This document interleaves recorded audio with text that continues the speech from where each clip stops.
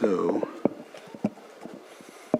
good morning, everybody, and welcome to the April 26th Board of Supervisors meeting. And I don't have the... And we'll call this meeting to order. I didn't see it. Bam. And open it up for a moment of silence. And we will just do a moment of silence for all the families who are dealing with, because it's National Victims Week, who are dealing with the problems that surround victimhood and whatnot, because there's a lot of trauma that descends from that after the fact, and if you're not helping people in that trauma, then it continues and perpetuates and puts people in a mode to where they have to deal with it a different way. So we'll have our moment of silence there.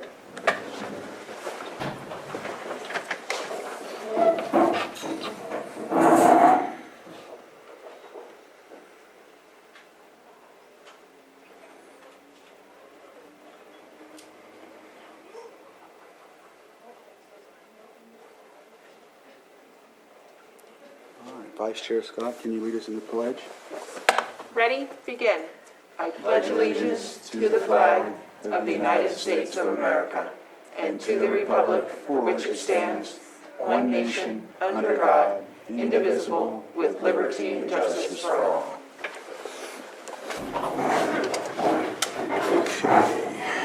With that, move on to item 4, consideration of extra items not appearing on the posted agenda. Does anybody have any of those to bring forward?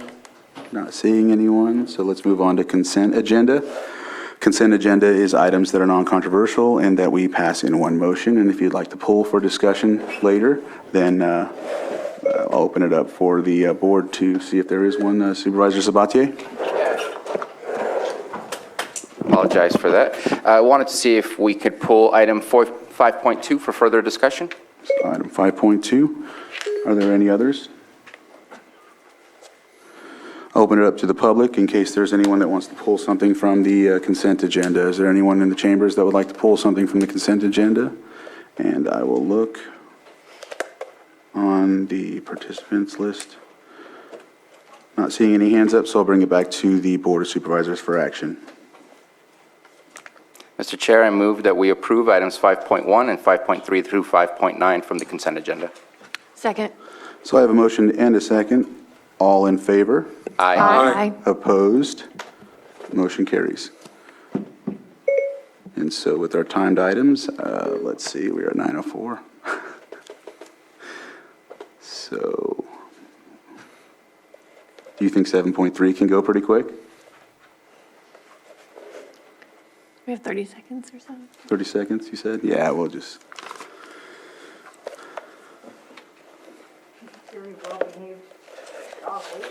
Oh, he's not going to last. It's not going to last.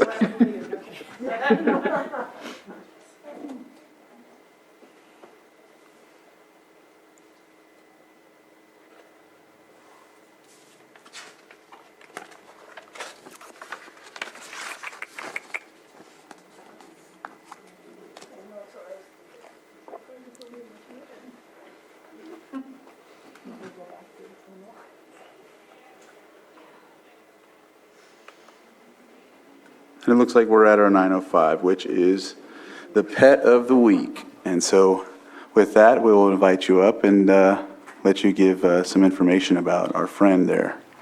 Good morning. My name is Haley Del Fiorentino. I'm an animal control officer for Lake County Animal Care and Control. With me today is Dozer. I named him that because he comes in like a wrecking ball. Yep. He's between 1 and 2 years old. He's a black pit mix, and he's a very sweet boy. Loves to play with just about any toy you can give him. I had him out in the play yard for about an hour this morning. He's still full of energy. We're recommending that he go to a very active family with older children.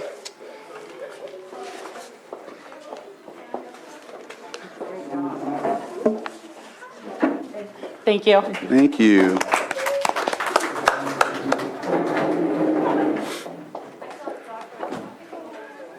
Yeah, he couldn't handle that. He couldn't handle another minute, I don't think.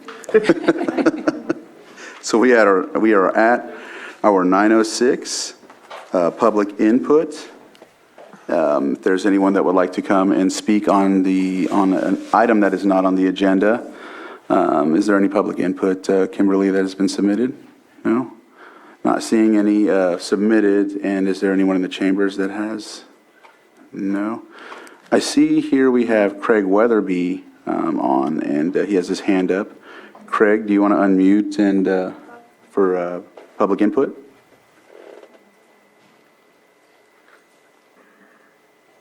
Thank you. Morning, Supervisors. I'd like to talk a little bit about Executive Order N-7-22, which was issued on March 28th. This is put in place for continuing drought conditions by Governor Newsom. There was a portion of that which had a direct impact on the county related to the issuing of well permits and has essentially stopped us from issuing well permits for the past 3 weeks. I've been working very closely with County Council to come up with a solution so we can move forward. Folks can get their wells drilled. We now have in place our solutions to this, and I wanted to update you this morning on what we're doing to make this work. So there are 3 specific things in the executive order which applied. Section 9A has to do with managed water basins. Here in Lake County, the Big Valley water basin is the only watershed that is currently managed, and therefore that makes it a little bit easier for folks. We will require signatures from the management team of that basin before any well can be drilled in that area. And then issues 9B, and this is the more difficult one for folks. This applies to all wells that are being issued, whether they're ag wells, industrial wells, and so forth. There is now the requirement that they must get a hydrologist or some sort of a California engineering professional to attest to the fact that their well will not impact the performance of a nearby well, and that their well is not likely to cause a subsidence. In Lake County, the likelihood of causing a subsidence is very minimal. However, the condition of likely interfering with the production of another well, that is something that has been ongoing, and many folks have been very concerned about this over time. So we will be moving forward with the issuing of permits under the following conditions. Domestic use wells, those are the wells that serve residences or businesses which use water incidental to their operations. Those wells will be granted an exemption per the executive order, provided that they do not take more than 2 acre-feet per year. So we will be moving forward on those with a certification from the property owner that they understand this limitation and that they will agree to abide by that limitation. The ag wells will be required to continue to provide the report that makes the statement that they will not likely affect the any other wells in the nearby area or cause the subsidence. So we are now issuing wells again with these works with County Council, and I'm very happy to be able to issue wells. We have a lot of folks whose wells are starting to run dry and they're looking to get work done. So we wanted to provide that update to you so you knew that we are back in the business of issuing wells. Thank you. Thank you. All right. This time, we'll go ahead and close public input and move forward on our agenda. And the first item, or the next item, is our 907, which is... Yes. Sorry about that. I was reading the mail. I did receive correspondence, and I'd just like to make sure that we do add this to the record from Janine Yanich. She is a Twin Lake resident, and she had written a letter. It's probably going to be longer than 3 minutes, but I'll do my best to kind of move through it. So this letter comes from Jean. It has to do with the illegal grows in the Twin Lakes area. We've had many contacted conversations about it, and I just want to make sure that this is in the record for Janine today. So I have the letter, and I'll provide that to staff. All right, thank you. You're not going to read it? I think it's going to be a lot longer than 3 minutes, Okay. so All right. that was my thought on it. You can Upload it to Okay. That was my thought. So we will upload that letter to Granicus. Just to get right to the specifics of it, is the illegal grows that are happening currently in Twin Lakes area and the water usage is their main concern. I don't have any answers for her yet, besides communicating with her and working on solutions at this point. Excellent. Thank you, Mo. I apologize about that timing. Oh, no, it's fine, it's fine. And so our 907 is a 6.3 presentation of proclamation commending County Administration Officer Carol J. Hutchinson for her 29 years of service in Lake County. I'll read the proclamation, and we also have Assembly Member Cecilia Aguilar Curry and Senator Mike McGuire here as well. And they will like to say some things after I read the proclamation, so. I think I have it on. Do you hear me? All right, there we go, Sam. Yep. And so I'll just stand right here because I don't need that no more. No, yeah. It's been pinned. Yeah, he put a chip in my, Thank you for coming up with me on this. And so this is a proclamation for Carol Hutchinson.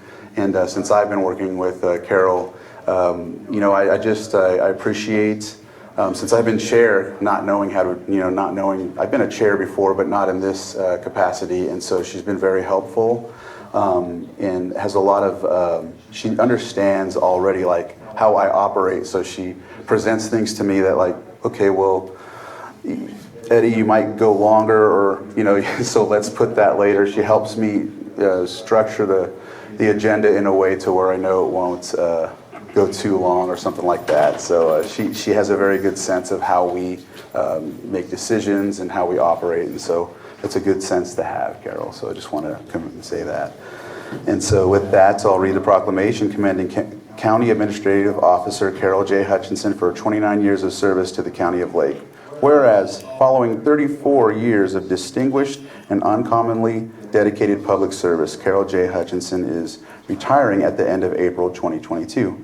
And whereas, over 22 years, beginning in 1994, Hutchinson transformed the county's Department of Social Services into an agile organization responding to the needs of the community members as individuals and efficiency, delivering essential services in times of disaster. And whereas in September of 2015, Hutchinson stepped up to serve as Valley Fire Recovery Coordinator, partnering with the Board of Supervisors, department heads, and other statewide and community leaders to lead an organized response under unprecedented conditions. And whereas on February 2nd, 2016, Hutchinson became the first woman in Lake County's then 155-year history to be appointed to the position of County Administrative Officer. And whereas in January of 2018, Hutchinson was the architect of a series of community visioning forums, culminating the board adoption of the community's priorities as Vision 2028 strategic plan. And whereas with Lake County facing an unparalleled 13 natural and investor-owned utility-informed disasters, Hutchinson rose to the occasion again and again, serving with distinction in critical leadership roles, most recently as incident commander for Lake County's COVID-19 pandemic response. And whereas determined the COVID-19 pandemic should be an opportunity to expand participation in local government, Hutchinson led a team that developed an award-winning innovative hybrid approach to the public meetings. In August of 2020, 6 Board of Supervisors and virtual community meetings averaged 12,000 participants and viewers, equivalent to 18% of the county's population.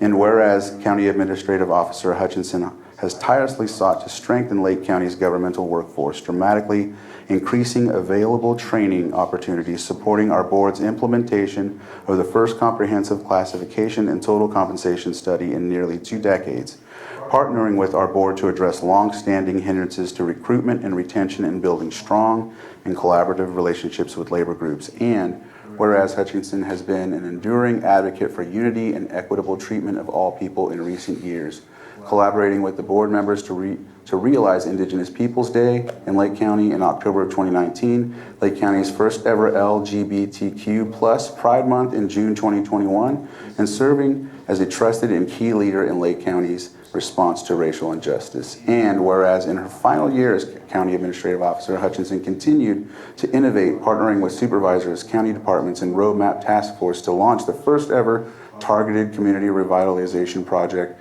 in Lake County, community of Clear Lake Oaks, and also collaborating with the chairman and co-chair of the board to lead development of the first comprehensive state of the county report, which she presented March 11th alongside county department heads. And whereas in nearly 3 decades serving with the County of Lake, Hutchinson has guided the careers of numerous people that have since assumed department head and crucial leadership roles in Lake County communities are more resilient as a direct result of her courageous, focused, and unrelenting efforts. Now, therefore, be it proclaimed, Carol J. Hutchinson is hereby commended for her dedicated service to all Lake County connected individuals, and we extend to our deeply valued collaborator and friend best wishes for good health, happiness, and great success in the years ahead. Issued this 26th day of April, 2022, and it's signed by all of us supervisors.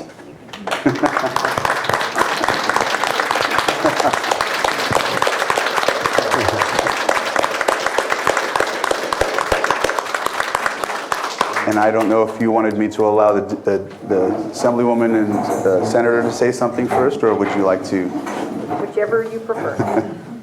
So I see Assembly Member Cecilia Aguilar Curry. Would you like to start first, and then we'll have Senator McGuire go after you? Sure, that would be great. Good morning, Chairman, as well as supervisors. Thank you for the opportunity to recognize Carol today. And Carol, I don't know how, I wish I was there to give you a big hug, because we've been through so much together in a short period of time, and your leadership has been astounding, working with the state of California. When I first met Carol, for all of you that are here, obviously and unfortunately, it was through all the fires. And Carol stepped up, picked up the phone, made sure the people and the constituents of Lake County were taken care of. She had many questions. We had many questions for her, but she had a really strong team around her to make sure that all of you were taken care of. Now, of course, would we like things to be taken care of faster? But you know, government sometimes moves slowly, but not with Carol. Carol just kept moving forward and trying to make sure things were done. Carol, from the bottom of my heart, I could read all my whereases, and I have a beautiful resolution that will be from both Senator McGuire and myself. But I know it takes somebody with really strong backbone to take that job. It's been a very difficult time. We have people that don't necessarily always agree with us, but we keep persevering forward to make sure that your people are taken care of. And whether it's water, whether it's fire, whether it's the health of the lake, whether it's economic development, I've been able to have a really good, honest conversation with you as well as the supervisors to make sure that the state of California is with you. And I think we've had a good partnership so far. And I know that your replacement's got big shoes to fill. I'm sure that person can do it. And I just wanted to assure the supervisors as well, as a state assembly member, I will continue to work with you to whoever fills these big shoes that need to be done. So Carol, God bless you. Thank you for everything. You know, everybody, we're going to miss her institutional knowledge. And that's going to be a really hard one. So I'm hoping your phone is available when we have that question, Carol. We'll find you because sometimes not everybody's going to know what you know. So again, to the Board of Supervisors, thank you for the opportunity to recognize Carol. Carol will get your resolution up there. I'll drive it up or find you. But again, thank you so much. And from the bottom of my heart, God bless you and have a wonderful retirement. All right, Senator McGuire, if you're present. And Chairman Crandall, Senator McGuire anticipates joining any moment, but he is not in Zoom at present. So I know there are many gathered here today who have some things to say and would like to join in celebrating Carol. So maybe we can take some comments from others. All right, well, I'll offer Carol an opportunity if she would like to say anything, and if not, I can. Okay. So, obviously, I've been here a long time, and the good news is my comments won't be anywhere near that long. My comments are going to be really brief. Showed up here in 1993 and could never have pictured what was going to come in the years ever since then. So what an extraordinary opportunity this has been. And in the proclamation, it talked a lot about people. And one of the most rewarding things that I've been able to do in my years here is help spin off the careers of many other people and watch other people grow and develop and lead. And I think Lake County is a better place for it. It really is all about people here in Lake County. That's the thing that is most unique about us, is that we pitch in as the human beings that drive the engine of the county of Lake. And so thinking of all those people that I have worked for and with over the past 29 years, I'll start with the 68,000 that we're all here to serve, of course move on to the 5 electeds, and then speak to the 800 or so county employees that we have on board. I give my heartfelt thanks to each and every one of you for joining me in this commitment to serve Lake County and make it a better place. These times that I've had here in Lake County have been wonderful. I think we have achieved great success in my years here. And as I look back, I'll be very proud of those efforts. In terms of the phases of my own career, starting my career and spending many years at DSS with my work family there, a long and heartwarming experience with those people there that I will never forget. And then moving on to serve our communities during the time of recovery when people were in complete crisis. Certainly another great rewarding experience in my career to be able to serve people during those horrible times. And then most recently in the CAO seat, when the board selected me to serve as CAO, I told them 3 to 5 years. If you weren't counting, you got 6 out of me, so that's the little bonus. So as I said, I'm really proud of what we've been able to achieve here in Lake County in recent years. I will not forget all the great experiences that I've had here. I believe that Lake County is on a wonderful path. We've accomplished so much, and we have so much before us that's just right around the corner in terms of all the great things that are about to happen in Lake County.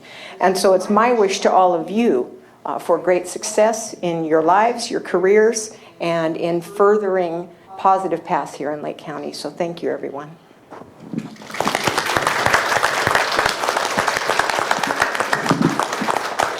Thank you for those wonderful words. Are there any board members that would like to say anything at this time? Sure.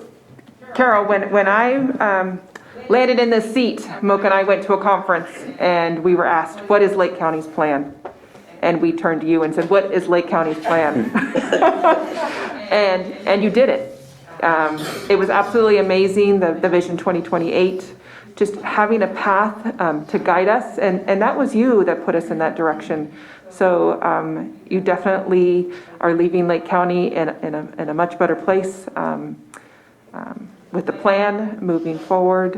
And I know we never know what's going to happen in the future, but at least we know we can always go back and reset and know we have a direction to follow. So thank you for all your years and your hard work, and happy retirement.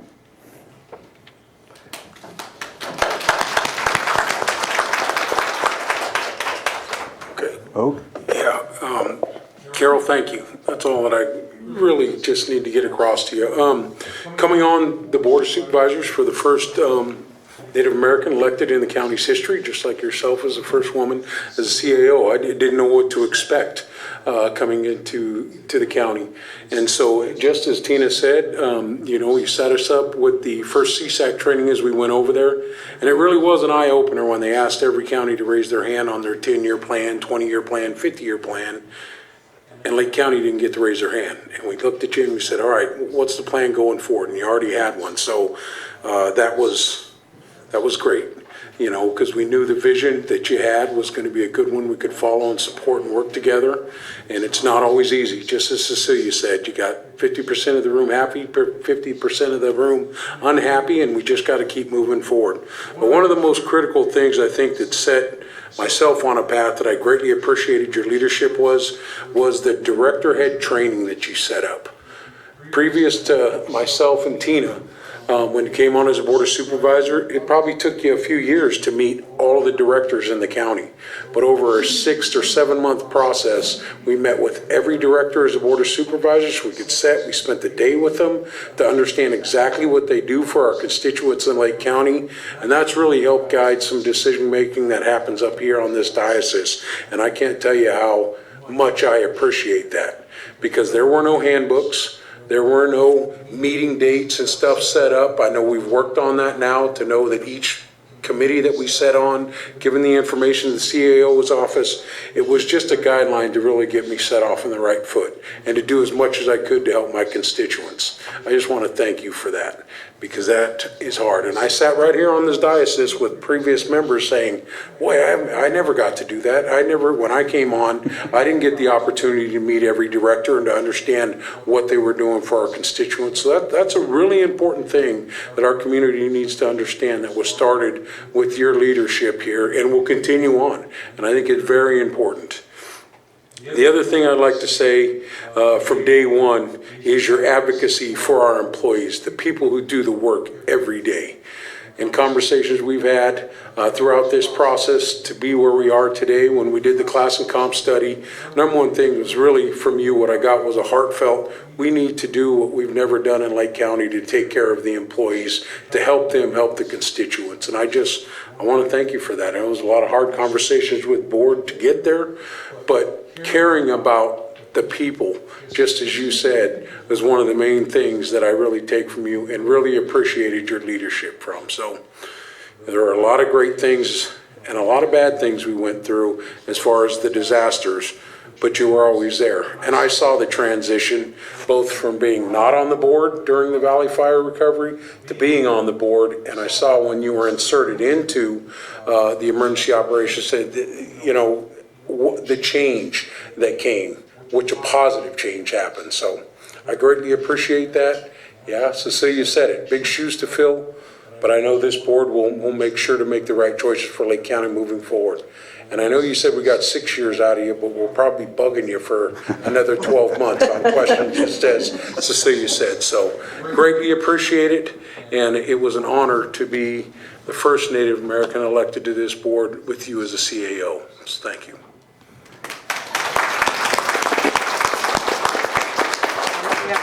And I see Senator McGuire has joined us, and so I'll pause the board's comments for now and allow our Senator Mike McGuire to give his comments.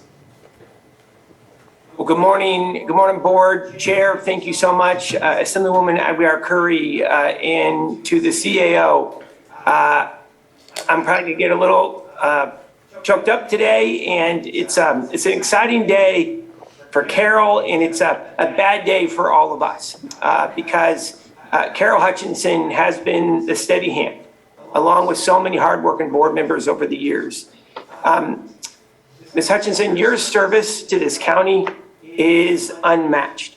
You truly have been the steady hand during some of the darkest days that we faced. And each year we say that it can't get worse, and every year it did. The County of Lake has faced incredible challenge with the devastating wildfires.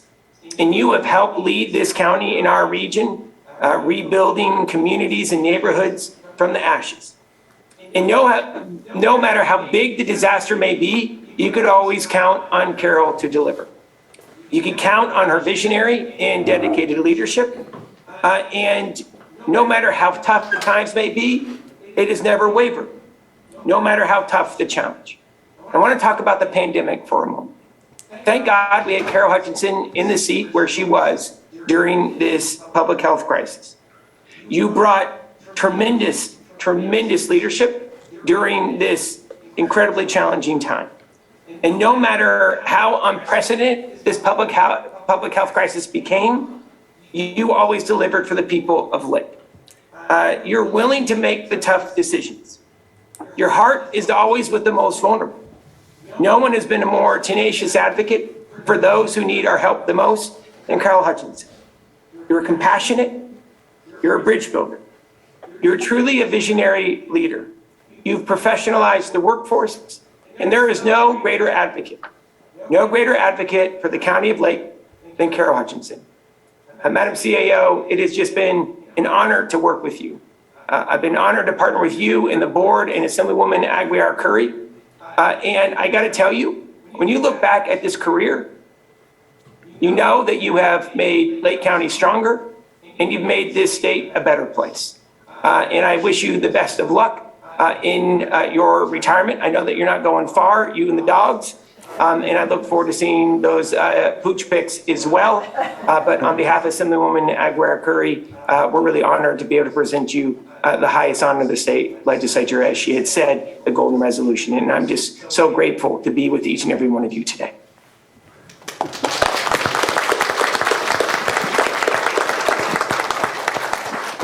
Thank you to both Assemblymember and Senator McGuire. I don't think you could hear me a moment ago because I wasn't mic'd, but I just have to say what a gift it has been to work with both of you over the years.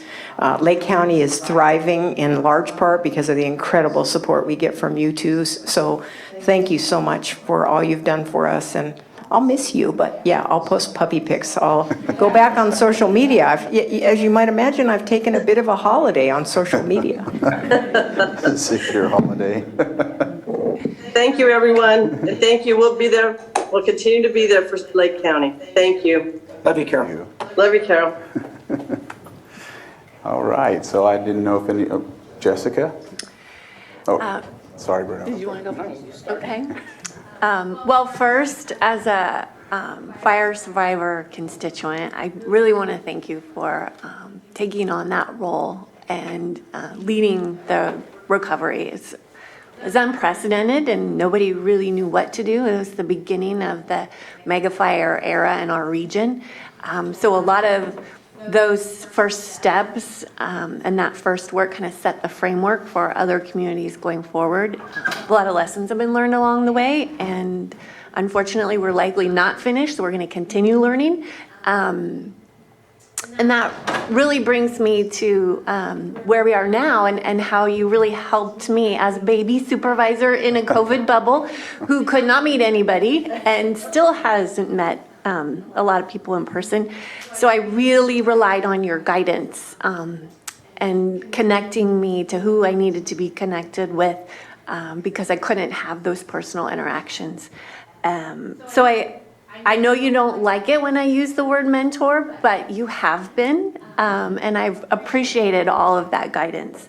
And you've always been a champion for whatever it is I set out to do to serve our constituents. And so if I have any ideas or plans or strategies, were there with me to help design that so we could achieve and implement all of those things. And we've done a lot in the short time that we've been together, and I'm really proud to have had the opportunity to work with you. And as Senator McGuire said, we are so much stronger because of your leadership. And I'm deeply appreciative that you've led us to this place, but you've also built the framework for us to continue. So thank you so much.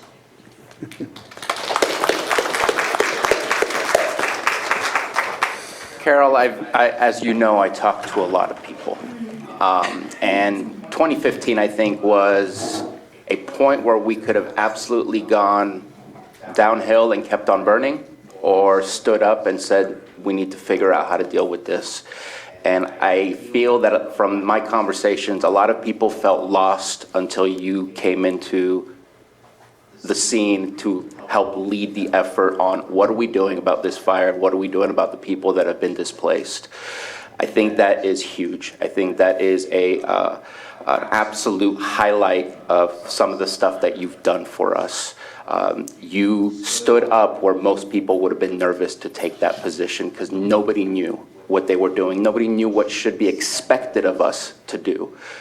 But you decided that you wanted to be in that position, and I think that everybody needed that leadership, and you were there for that. And I absolutely appreciate that. There are times where I email Carol and I don't get a response, but I know that between 4 and 5 a.m. is probably where I'm going to get my response. I do not meet this many people in my life that work as hard as Carol Hutchinson does. I at first because I didn't know enough. I always wondered, why does she leave almost exactly at 5 p.m.? Well, because she's been working for over 12 hours for this place already at 5 p.m. And people should probably go home by that point. And so after learning more and seeing more, I recognize the work ethic that you have, that you carry with you, and that it's a lead by example of what other people behind you are seeing and also are trying to attain. And I think that's one of the big the part of the big shoes that we talk about, is it takes a lot of work to do the work that you do. Your communication level, obviously, from the state as well as the federal. I don't think we have Brad Honorado or Thompson with us today, but I know that you have a very close relationship with our federal contacts, our federal representatives. But your communication with us is never hesitant, and it's never, you never feel ignored. I know that you and I, at times, will disagree on things, but as you know, I like to share. I don't hold back when I speak with you. But I see some of the stuff that I share with you pop up later on other agenda items or other concepts that maybe you figured out how to integrate something, and you're always listening. And I appreciate that. And during every disaster that we've been through, I'm not left wondering what's happening. Again, your communication has always been top-notch, whether for good or bad. We have to get the bad news if there's bad news to be said. But I absolutely appreciate the fact that you're approachable, you're there, and you always communicate when things are happening. 29 years of public service is nothing to ignore and sneer at. It is absolutely a huge highlight of your life and what you've done and accomplished, and I thank you so much for serving the people of Lake County and also taking on the role that you have for this county. And best of luck to happiness and great experiences in the future.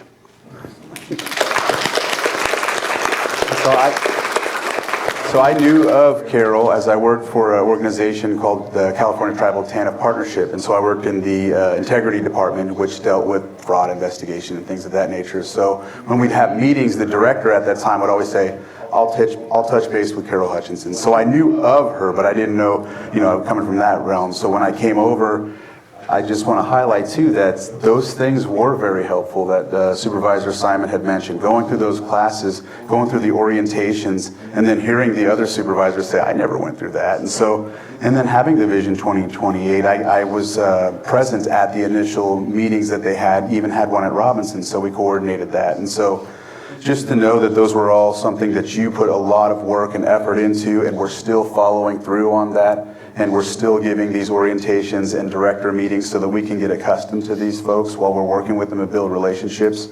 Thank you for that. That's something that, it goes a long ways. And so just establishing something that we can build from here forward is, you've done a lot to move this county in that direction. So thank you again. All right.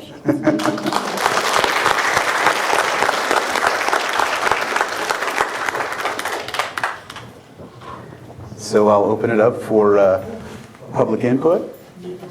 Photo. Oh, a photo. Oh, Sam. Yeah, let's all go down. Oh,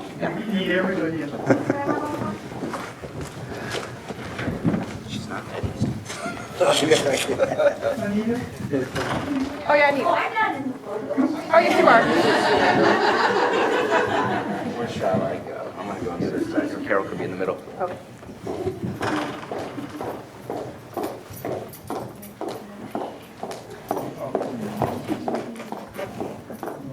All right. Great. All right, one more. Oh, two more. Great. All right. All right.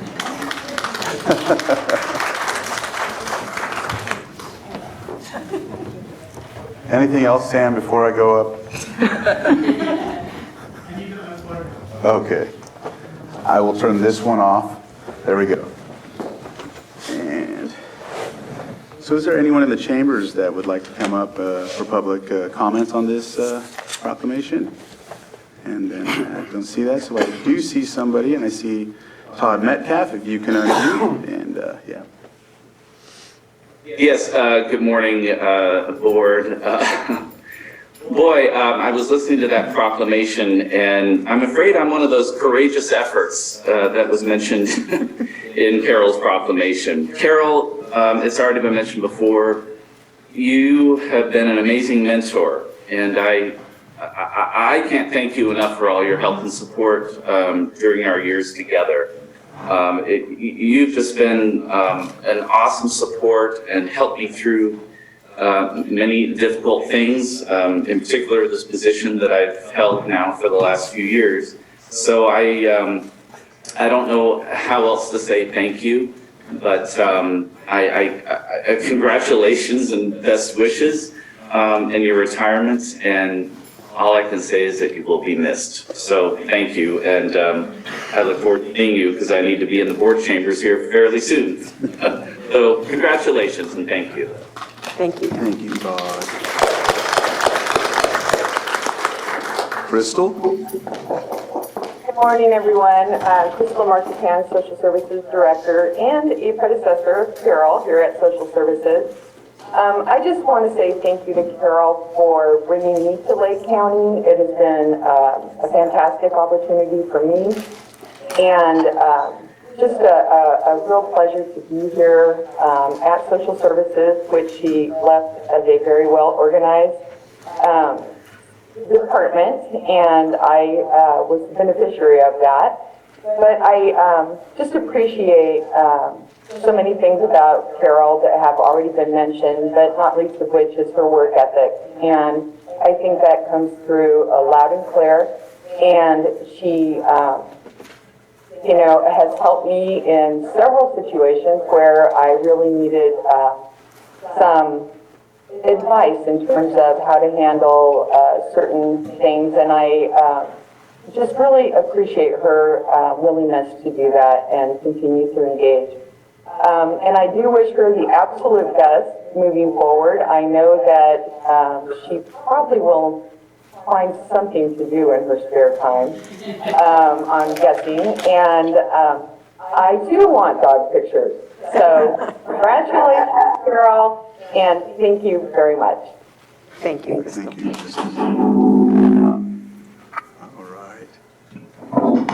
Anita Grant?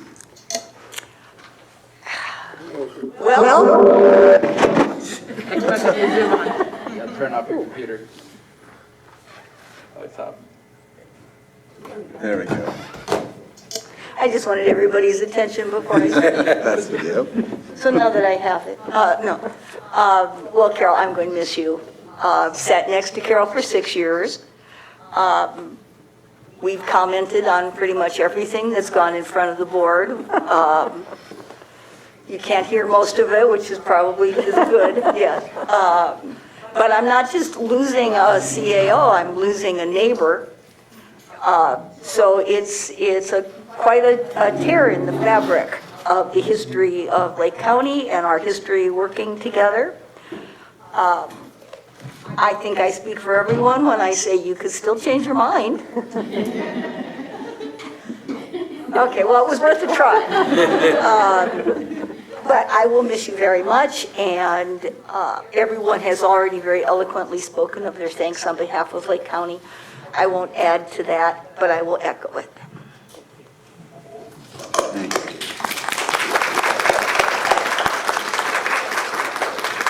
you. Matthew Rothstein? Oh, sorry. Pam, you're next.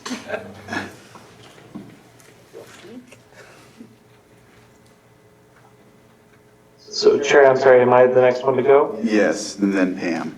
This is Matthew Rothstein, Deputy County Administrative Officer. And I just want to say thank you, Carol, for serving with uncommon focus and dedication, as so many have said. And moreover, doing it with a spirit of generosity that sustained your drive for more than 3 decades. Observing your unflinching support of the board's vision and the community's priorities has been a great education for me and a true privilege. Each board member that you've worked with, past and present, can point directly to projects they were able to realize through your collaboration. And those efforts have made a difference for the constituents and communities that we serve. Thank you for challenging all of us to uphold a high standard of public service. each of us that has worked with you closely has grown in ways that we truly couldn't have anticipated. And that was inspired in part by the sacrifices that we saw you make day after day, often starting before 4 a.m. With the leadership of interim county administrative officer Susan Parker, who originally came to Lake County as a result of an intensive nationwide search, the administrative office stands ready to continue supporting the public, the board, and county departments. And thank you, Carol, for your dedication to developing an effective team. Thank you also for choosing roles and projects throughout your career, not because they were easy or popular, but because they were important. As a result, you've made remarkable contributions and forged pathways that many people have already followed, and that will continue. You will be deeply missed, Carol, and I'm confident whatever form your next steps take, they'll be extraordinary and meaningful. May you dive into it with your whole self, as you've always done. Thank you. Pam?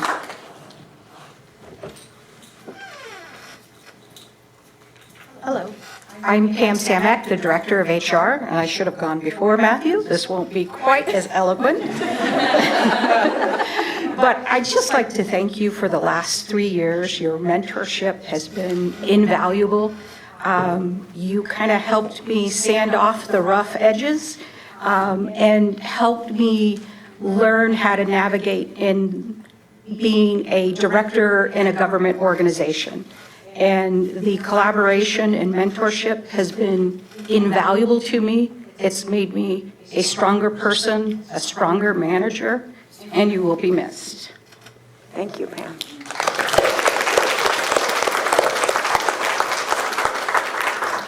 Jennifer Baker? Hi, Carol. Hey. I still can't figure out how to fit in the frame correctly. I just wanted to thank you very much for all of the support you've provided me through my journey over here at the health department, and just on behalf of the department, helping us all kind of muddle through this great unknown. Your support and your direction is invaluable. And I cannot confirm that I will not text you and still ask you copious amount of questions after Friday. I appreciate everything, and I just want. Thank you, Jen. Text me after 6 a.m. I'm going to try to learn to sleep. Thank you, Jennifer. With that, I'll go ahead and close public comments and bring it back to the board. And I'll just say also, thank you, Carol, for adopting one of the Robinson Rancheria Res dogs. That's a pretty cool thing, too. It was interesting to know when you introduced me to your dog that from Robinson. He's a fabulous animal. All right, we will move on to our 908, which is a presentation of proclamation designating the week of April 24th through 30th, 2022 as National Crime Victims' Rights Week. And Supervisor Pyska will read this proclamation. And if you're here on behalf of the proclamation, please come and join us.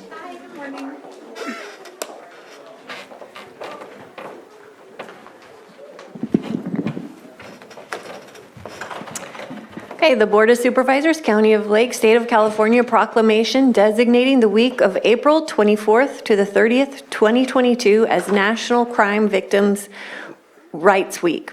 Whereas Americans are the victims of more than 20 million crimes each year, and crimes can touch the lives of anyone regardless of age, national origin, race, creed, religion, gender, sexual orientation, immigration, or economic status.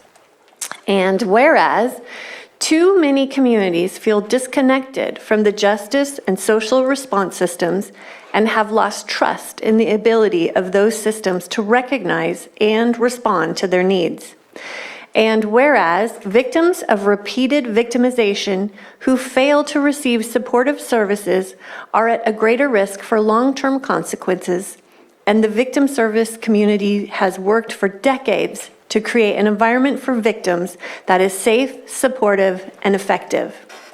And whereas the Victim Witness Division of the District Attorney's Office in Lake County serves crime victims daily, providing assistance and support for a variety of their needs.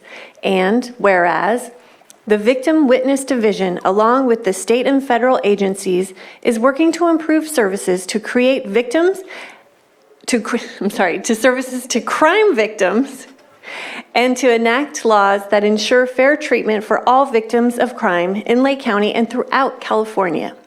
Now, therefore, be it proclaimed that the Lake County Board of Supervisors does hereby designate the week of April 24th through 30th, 2022 as National Crime Victims' Rights Week, and express their appreciation for those community members, victim service providers, and criminal justice professionals who are committed to improving our response to all victims of crime so they may find relevant assistance, support, justice, and peace. Passed and adopted this 26th day of April 2022.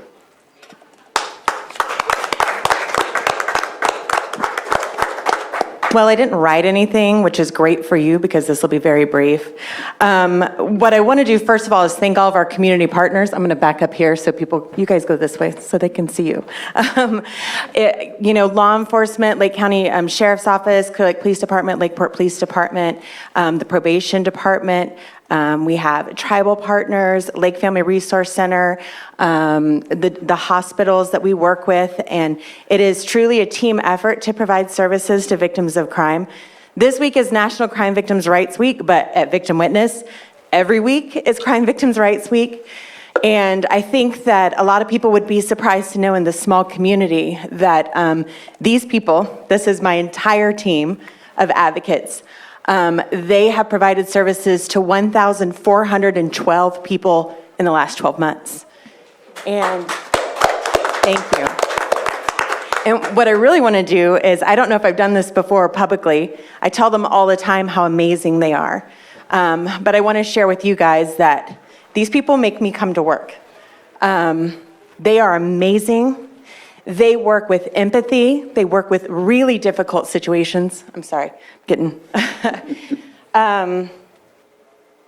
They are full of kindness and goodness and everything you want out of the people that serve Lake County. And I am so grateful for them. Lake County is so lucky to have them.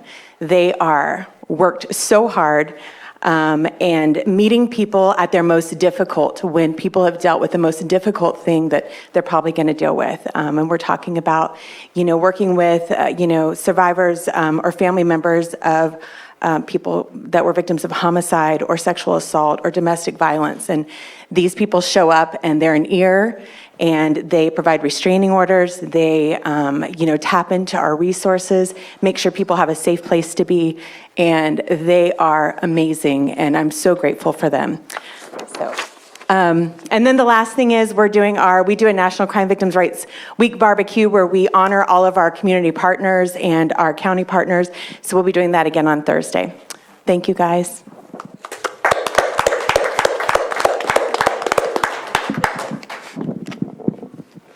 You won't let me talk. Yeah. Tues band. Come on. Come on.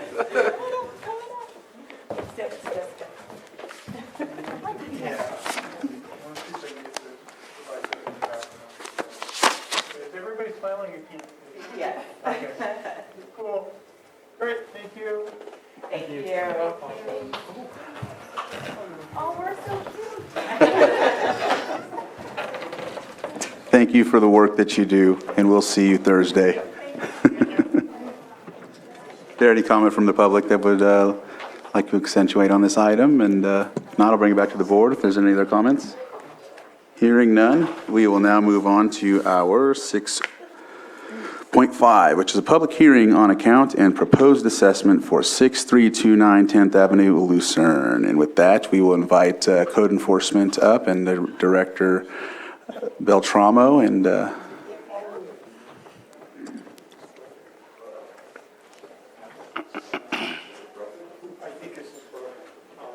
Bruno, you broke that one? I swear I didn't touch anything. No, it got broken yesterday. Fingers crossed. Yes, you can come up. Tina, right? Yes. Yes. Tina and Marcus. Fingers crossed. Yes. It worked.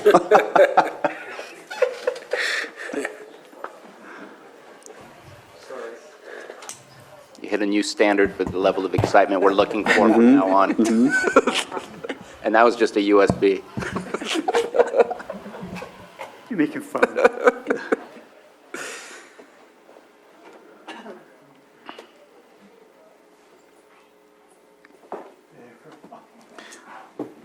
And so we would need, in case there's anyone also here in the Zoom room, if you are present on this item, we need to swear not only the officers in, but also any folks that are here on behalf of this item on the agenda. Okay. All right. With your right hand raised, do you solemnly swear that the testimony you're about to give will be the truth, the whole truth, and nothing but the truth, so help you God? Thank you. Thank you.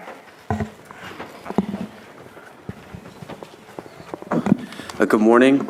My name is Marcus Beltramo. I'm the manager for the Code Enforcement Division for the Community Development Department.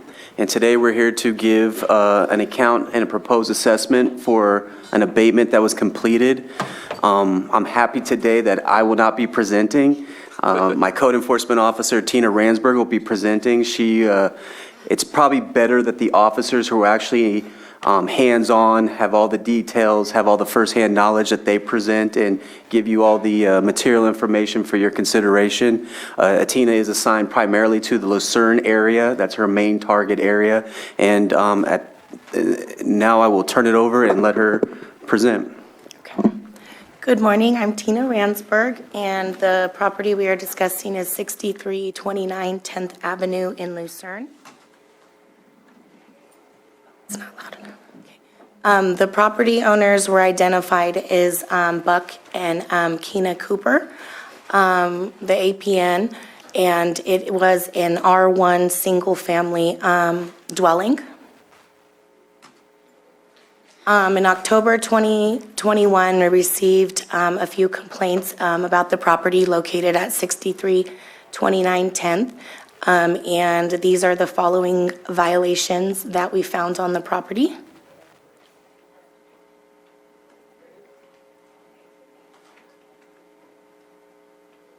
These are some site photos of the property when we went out there to do an initial assessment of the violations.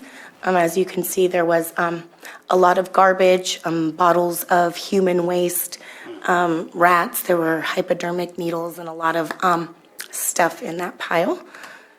Here are some more site photos of the property in the amount of trash. And here is some more.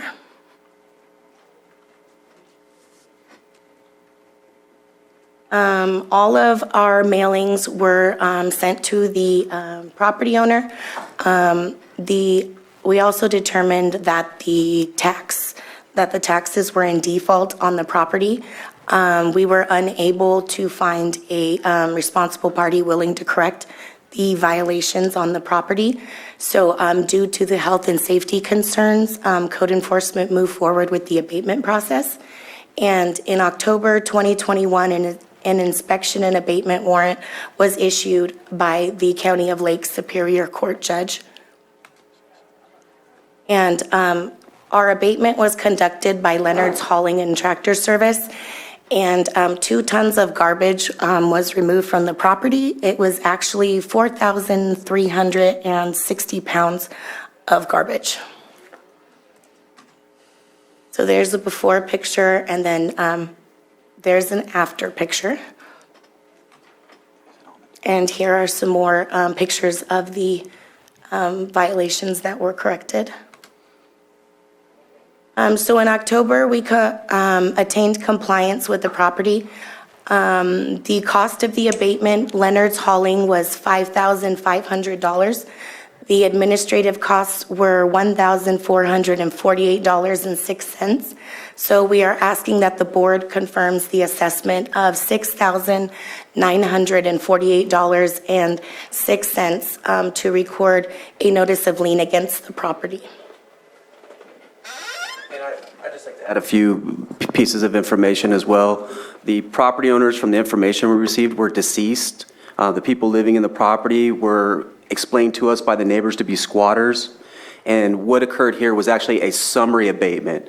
The conditions were at such an immediate issue that a summary abatement was requested, and so we had to go in immediately to remove the 4,000 plus amount of trash and garbage from the site there. And a power to sell has been recorded on the property, so at this point, it's the tax collector's responsibility to ensure that that's put on a list and this property is properly dealt with by their department, and hopefully some new owners will buy it, take it, make it special. Thank you for that. Supervisor Sabatier? Thank you very much for the presentation. Love seeing these. This is showing that we're proactively, well, not proactively, but we're actively cleaning up our community, and that's exactly what we want to see. I'm seeing that, and I apologize for only catching this today, that both the properties, they're both owned by the same people. It's weird, the one that you cleaned up is kind of landlocked by the first property in front of it that's on 10th Street, but they seem to be owned by the same people. Both those properties are on the tax auction that's happening in almost exactly 1 month from now. Now, I've had this happen before where somebody has purchased a property and then a lien shows up after the tax auction, where in the tax auction it says you're going to get this free and clear because all the liens and all of the other actions that are on the property are there. I just want to make sure we don't get in a situation where it's a bad surprise and somebody who could have been a participant landlord in the community suddenly feels like something wasn't clear to them. How do we approach that in a different way? Is there no choice? I'm just trying to figure out, the timeline makes it too close to change what the minimum bid would be. That's too late. So just kind of curious on how that might be affected. Other than that, I want to approve this, but I just want to make sure it doesn't have a negative impact on the process that we're seeing in the auction. And I understand your concerns, and those are valid concerns. Obviously, when someone buys a property, they want all the material information when they make an offer on a property. At this point, I really don't have an answer for that question. I would like maybe if council could maybe chime in and maybe opine on the matter and maybe provide some information, if that's possible.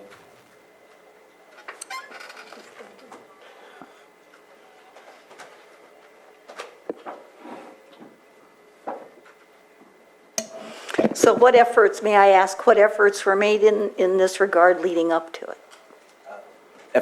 Efforts to contact the property owner? Yes.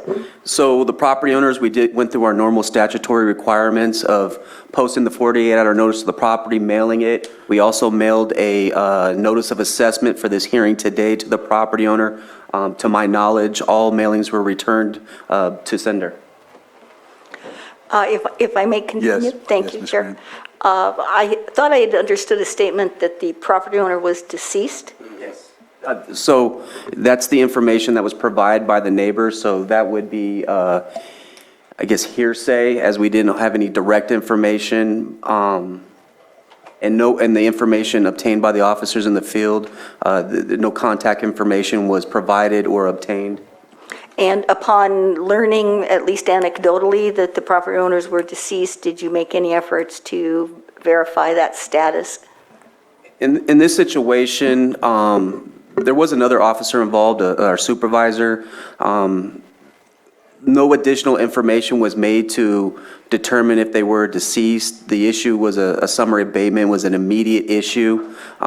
So time is of the essence in those type of situations. So we moved forward, we cleaned the lot, and we abated the health and safety issue. But no further information was obtained as to the actual status of the property owners. what I would recommend in these types of circumstances where you have indications that the property owner is deceased, that the department develop a policy, a procedure for this eventuality. I understand when something gives rise to an immediate threat of harm, and obviously a summary abatement is only appropriate when you truly don't have time to take the normal course of action because of the danger to public health, safety, and welfare. So a summary abatement creates a very high bar in terms of the circumstances that justify it. Nonetheless, then you will have cost hearings. The process does continue. So I would suggest that there be a protocol. My office is happy to help with that. When someone is deceased, there still is generally someone who's going to be responsible for the property, and it's important to give notice to and make contact with, or at least be able to make a clear evidentiary showing that all due diligence was employed to do so. So that's what I would suggest going forward here. I understand the circumstances of the summary abatement. For the action, that's certainly applicable. For these costs, it's not as applicable in terms of knowing the status of who's responsible. And I would like to comment, this was a special circumstance when we are dealing currently with several properties where we have received information that the property owners are no longer living. And what we do through that, we actually work with the civil coroner's office. We work with the recorder's office to see if there's a death certificate in Lake County. We do Google searches, those type of things. So this is an outlier, and there are processes in place, and there are properties that we are currently dealing with where the owners, where we have information to believe the owners are deceased.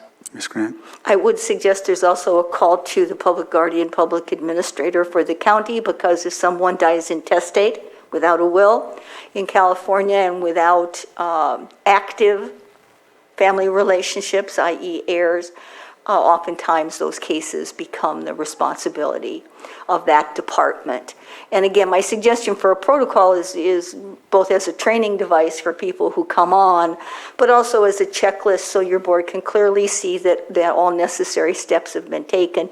It eases your decision-making and it informs the organizational presentation for the department.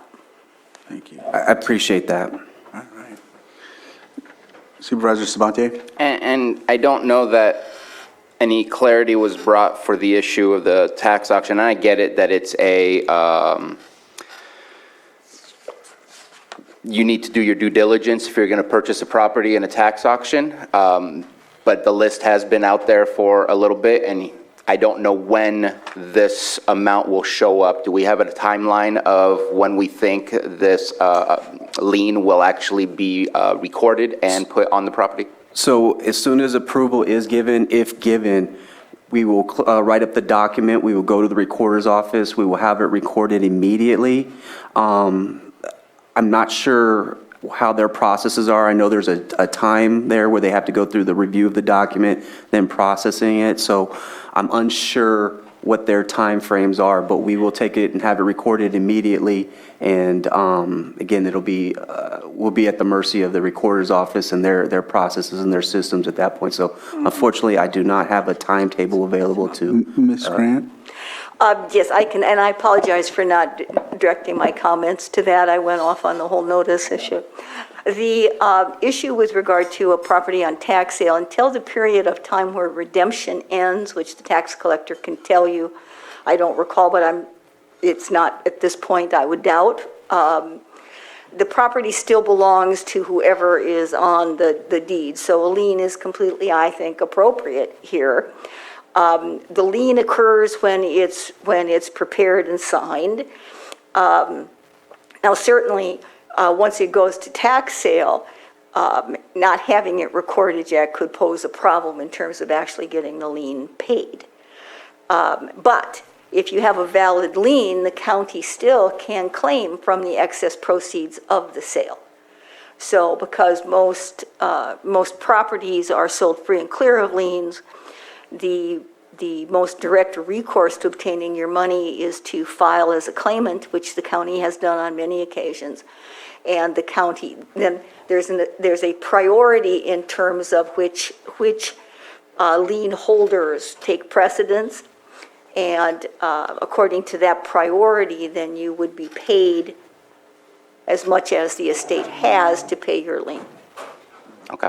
And I'd like to piggyback off that, usually when a buyer makes an offer, that offers for what they believe the value of the property's for, the exceeds or the money that's paid to the seller, that's where the lien is paid. That basically, the lien would affect the seller's money that they receive. So in this situation, just like Councilor Grant stated, there is a lien priority, and that money that's paid or received from the buyer will go to satisfy those liens in the statutory order by the law. So again, the lien shouldn't affect the buyer's offer, it'll affect the seller's profits. Ms. Grant? Well, at this moment. I'm sorry, excuse me. Ms. Grant? Go ahead. I was just going to clarify that the seller only gets any money if there's anything left. All the debtors come first, and frequently that's going to exhaust the estate. Certainly, properties often sell for more than the back taxes, even with penalty and interest. And so that overage from what a willing buyer pays for it, less what the tax collector is required to recoup, is the excess proceeds from which those claims can be made. And they're routinely made by all the mortgage holders, lien holders. And as Mr. Beltramo was stating, then the seller would recoup whatever, if anything, is left.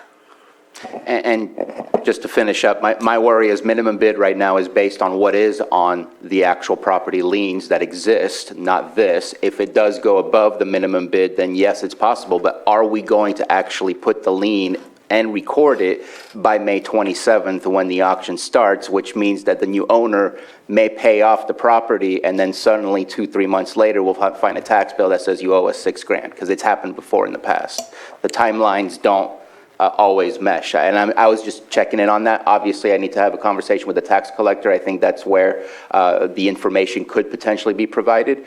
But I think at this moment in time, we just keep moving forward. Ms. Grant? Well, in that case, the bona fide purchaser for value would not have notice of the lien. So as I briefly alluded to, that would create complications legally if you're trying to do it after the fact. And even before the fact, although government liens may survive, I haven't checked to see if a loan for code enforcement will survive a tax sale. That's a question that we can look at certainly and respond to, because if it does not, however, as I said, any excess proceeds. But you're right, that's dependent upon there being excess proceeds for properties, and sometimes, as you know, it's difficult to even get the amount that's owed to the tax collector. Supervisor Pyska? And do you know what the amount that's owed is? $33,000 for both properties, the one that's landlocked and the one that's on 10th Street. For both of them, not separate? Yes, together. It's a combo deal. You can't get one without the other. It's an unusual situation, what's going on with this property. I was kind of surprised when I first saw it.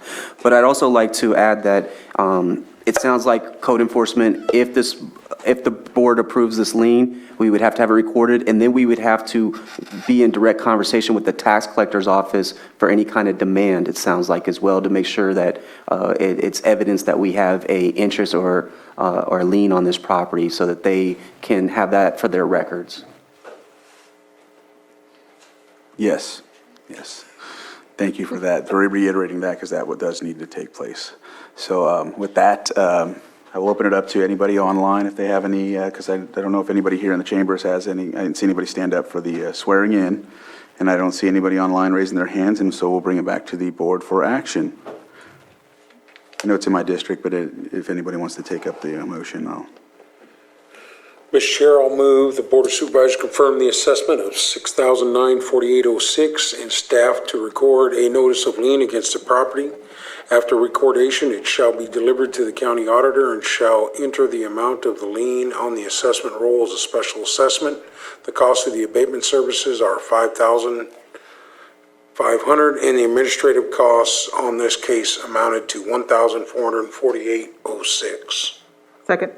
So I have a motion and a second. All in favor? Aye. Opposed?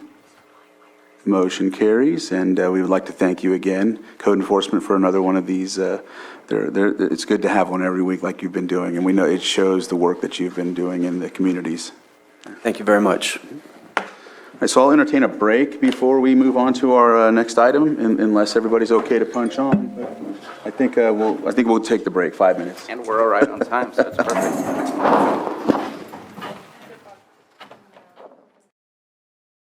You know what you do is you just storm the board meetings and demand stuff. You said that right when we started, so you heard it from the Supervisor Sabatier. We're back from our break. School board. Thank you for coming back with us and joining us for our next item on the agenda, which is 6.6, 10:15 a.m. item, consideration of presentation on the organized delivery system, 1115 demonstration and 1915B waiver for substance use disorder treatment services, and B, approve joining the organized delivery system. And with this, Director Metcalf will be presenting this item on behalf of Behavioral Health Services, along with others. All right.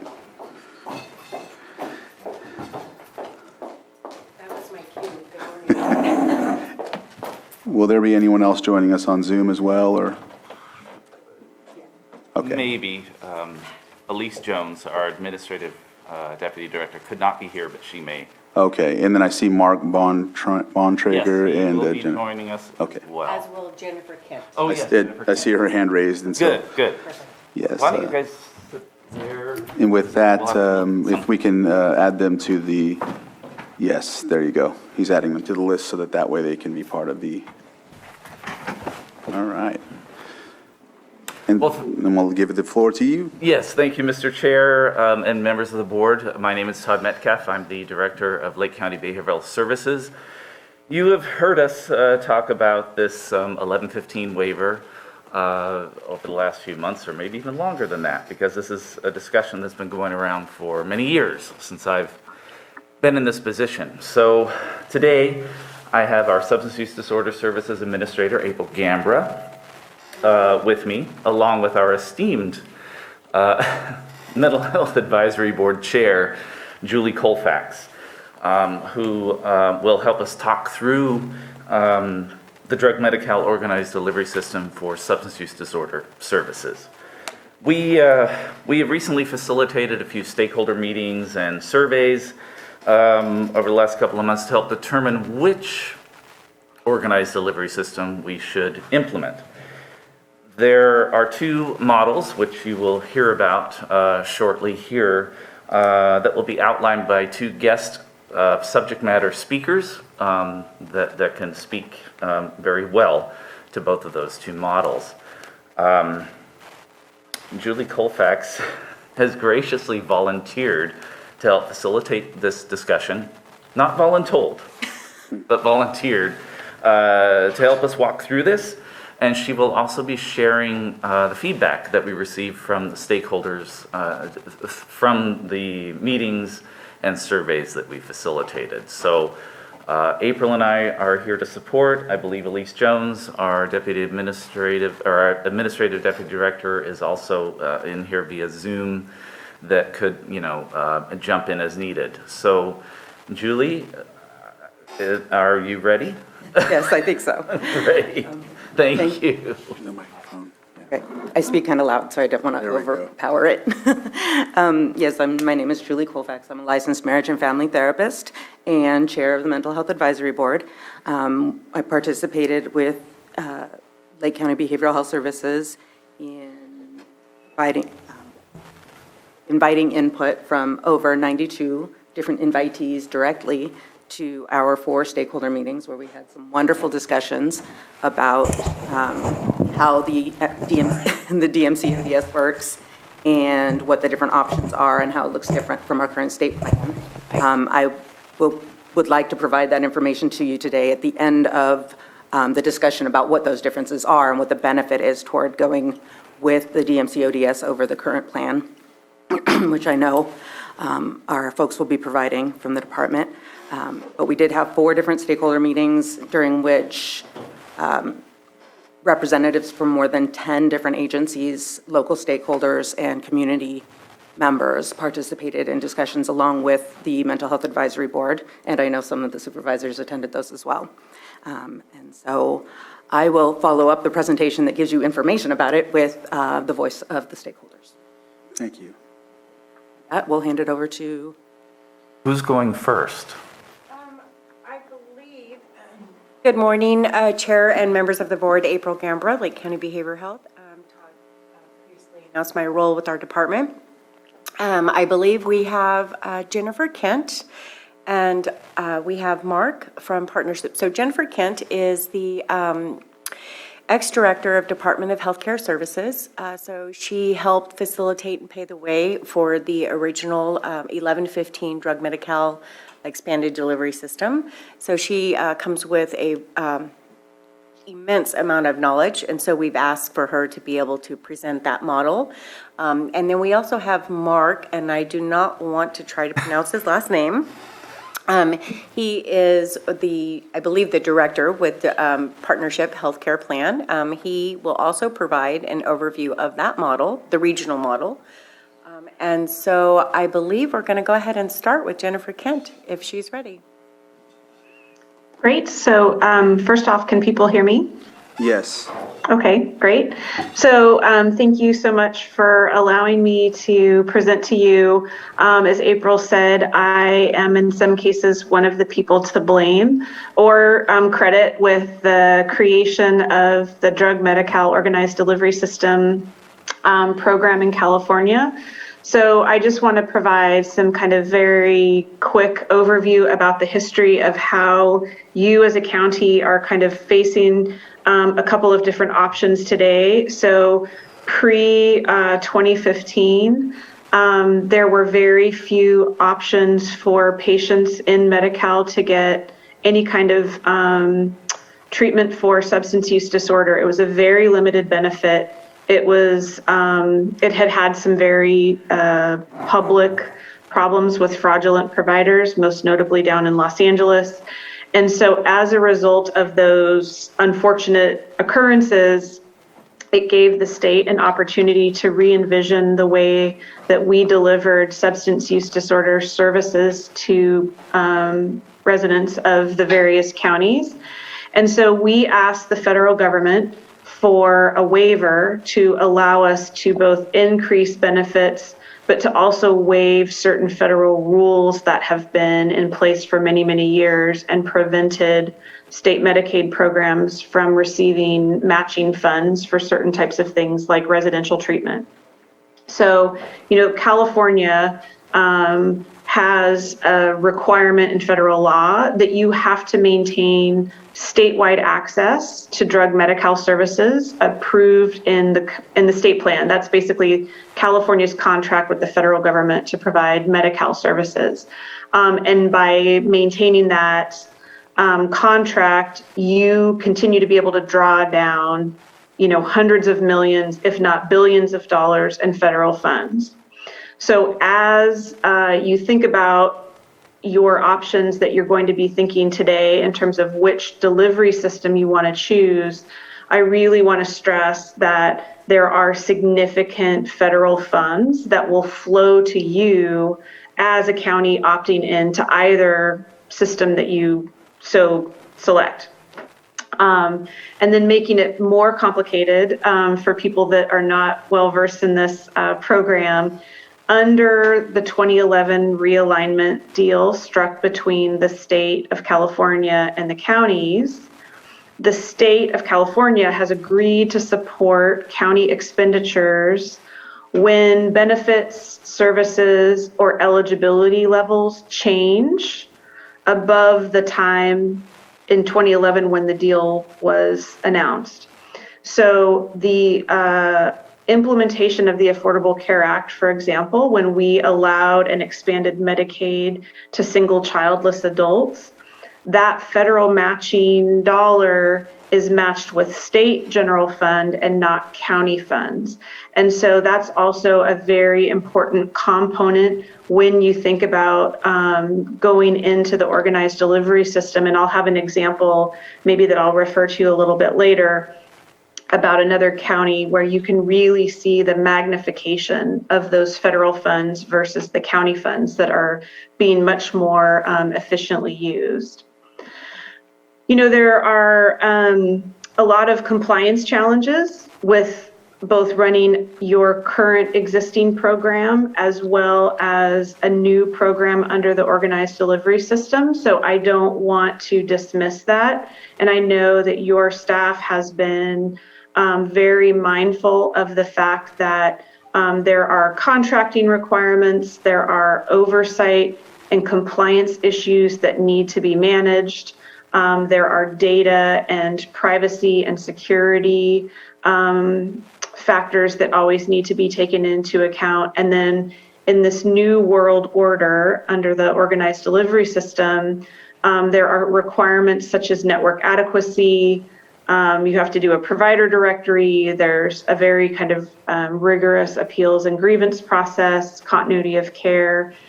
And so smaller counties are sometimes a little bit taken aback by the nature of these requirements because they are more than what you are doing now. I'm not saying that that's an impossibility or it makes it less likely to choose that option. I'm just saying that smaller counties, again, given sometimes smaller staff and less familiarity, are taken a little bit they're a little bit stunned by how much more compliance has to be followed. And I come from a small county by way of background. So I grew up in Mariposa. So I've got the small county experience working for me. The difference between what you provide now as a county and what you will provide under the drug organized delivery system is pretty significant. I mentioned the biggest one, which is residential.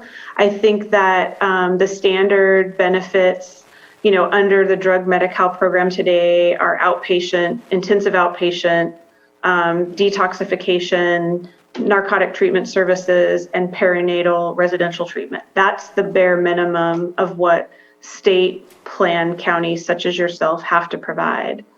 If you go into the drug Medi-Cal ODS system, you are not only doing all of those, but you are adding partial hospitalization, withdrawal management, recovery services, case management, physician consultation, additional medication-assisted treatment, and then residential treatment, which, as I said before, was really kind of one of the biggest changes that the ODS system brought to this benefit.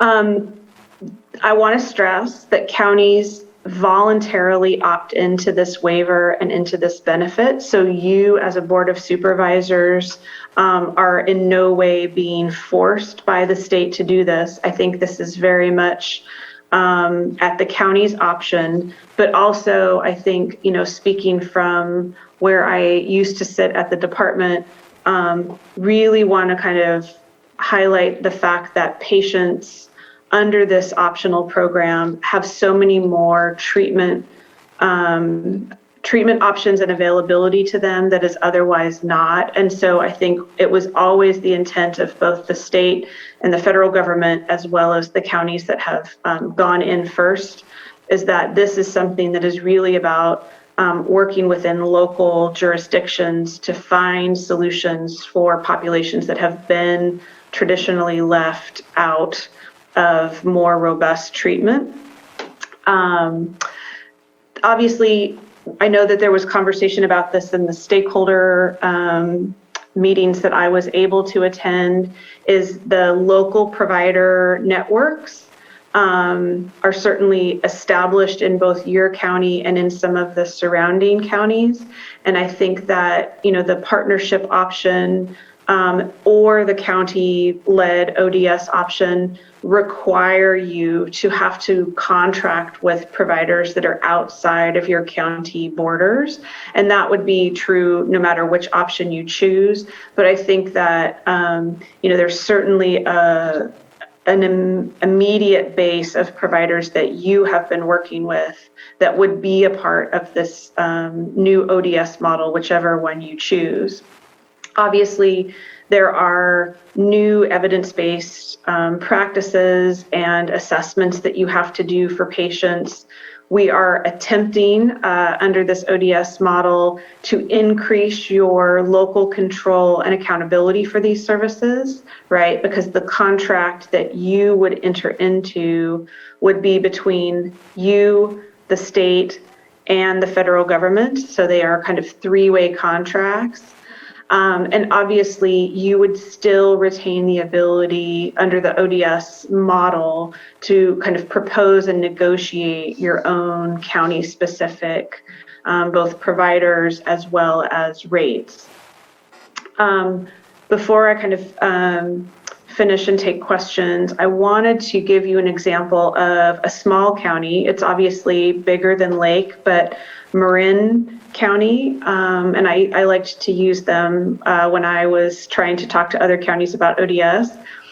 They, in the first year, they were one of the first counties to implement the ODS program on their own. And in their first year of operation, their total expenditures for services was $3.9 million total. So all services for those patients that they treated added up to $3.9 million. The federal funds that were drawn down for those services was $3.1 million. And the state general fund added another $395,000. So if you're really good at math, you're like, wow, it doesn't sound like Marin County put in that much. And you are correct. Marin put in about $457,000 and served 825 patients total who used $3.9 million worth of services, but the county's share was only $457,000. And so that is where I think the magic, right, of running a really kind of aggressive program that is built heavily leveraged on federal funds, using the state general fund to the advantage and preserving as much as possible the county funds for other obligations and other programs, other wraparound services. Really wanted to kind of just demonstrate that that is the kind of magnification that you would see that I talk about when you talk about federal funds. And then we get to the partnership model. So we implemented the ODS program in the state of California, and counties opted in. Some came in first phases, some came in second phases. And then there were a few counties, all small northern rural counties, that approached Partnership Health Plan and said, hey, we would like to have you, Partnership, operate this on our behalf. And so I left the state and the department before that was implemented. So I will obviously defer to Mark on the details, but essentially there was an interest and helping from Partnership, understanding that these smaller counties didn't want to recreate the wheel. 7 or at the original time, 8 different wheels didn't need to be created. And so Partnership stepped in and said, we will do this on your behalf and handle the compliance and the provider contracting in the network. I think what I would like to say as you kind of weigh the two different options, there are obviously compliance issues, right, that you need to be mindful of. Those are not insignificant. And corrective action plans from the state either come to the county directly to be handled, or in some cases under the partnership model, they go to Partnership, and then counties have to kind of work under that larger kind of structure that the plan has done. I think that you should always be mindful of the fact that no matter which option you choose, the county cannot shirk its fiscal obligations, right? You, under the realignment deal and under Proposition 30, as a county have agreed to pay for certain services for both pediatric and adult populations. And so those obligations do not go away under either model. And I think that, Mark can obviously, if if you have questions about the financing under the partnership model versus the financing under a county-led ODS model, ultimately, they do require you to be paying providers and being reconciled to cost, which is just how you are set up as a county today. I think that, there is something to be said about making sure that you don't break any of the existing either services or provider capacity that you currently have in your county. You have a rich set of providers, actually very well-established providers today, but you need to be mindful that in a change of any kind with new contracts, different financing arrangements, referral patterns, and making sure that your residents are not necessarily having to travel further than necessary. You just need to think about some of the downstream impacts that even if a patient goes into a residential placement, say down in Sacramento or down in the Bay Area, you want them to be able to, upon completion of their treatment down there and stepping out of that intensive treatment into more regular outpatient services, you need to make sure that they are being kind of repatriated back to their community where their support network or their family or their jobs are, and that they're not necessarily being placed out of county and having a hard time getting back. And so I would just say that those are some of the kind of operational policy issues that I wanted to make sure that you thought about. And then lastly, I will just open it up for questions. I know I tried to be very high level, but if you have questions, I'm happy to entertain them now or wait for the larger presentations to complete. Yeah, we'll continue forward and then ask questions. Okay. Yeah. So with that, is that the next person, is that Mark? Yes. All right, Mark. Thank you. I believe we submitted a PowerPoint. Can that be put up? Yes, well, I checked with Matthew. He said he always comes to the rescue. Okay, great. Well, thank you very much. First and foremost, I want to thank Todd and his staff in April and the Lake County Behavioral Health team. First of all, for endeavoring to take this on and to do it so thoughtfully. I know they've had a series of stakeholder groups. I can think of no better person to consult with than actually Jennifer Kent on this matter. So the thoughtfulness in which the behavioral health team has taken this on, I think is really excellent. So I would just want to start with that. And then can we go to the next slide? So just to level set real quickly, Partnership Health Plan is the managed care plan, Medi-Cal managed care plan for 14 Northern California counties. We're a nonprofit, a public nonprofit. We were created by each Board of Supervisors in those 14 counties where they voted to create a county organized health system in order to improve healthcare access by their Medi-Cal residents in their county and to create a stronger network of care. As it relates to Lake County, I believe it was about 2013 when you guys joined Partnership Health Plan. Next slide. I'm going to skip this slide because I think Jennifer did an excellent job describing what a drug Medi-Cal organized delivery system is. So let's go to the next slide. So what is the regional model? So as Jennifer indicated, counties can choose to opt into this enhanced drug treatment benefit. And in our 14 counties, 3 of them have on their own. That's Marin, Napa, and Yolo. And then these 7 counties here on this slide are the ones who decided to join the regional model with partnership. And what the regional model really is, it is a 3-way agreement between the state, the counties, and Partnership Health Plan. And that 3-way agreement really defines what our roles and responsibilities are. Next slide. So in this agreement, Partnership Health Plan really bears a lot of the administrative burdens for the provider contracting, the screening and enrollment, the credentialing, the network management, utilization management. We manage a 24/7 access line. We endeavor to do all the compliance-related activities, if there's corrective action plans or audits, EQRO audits. We create the grievance and appeal system that we manage, and then we do those annual financial reconciliations that Jennifer alluded to.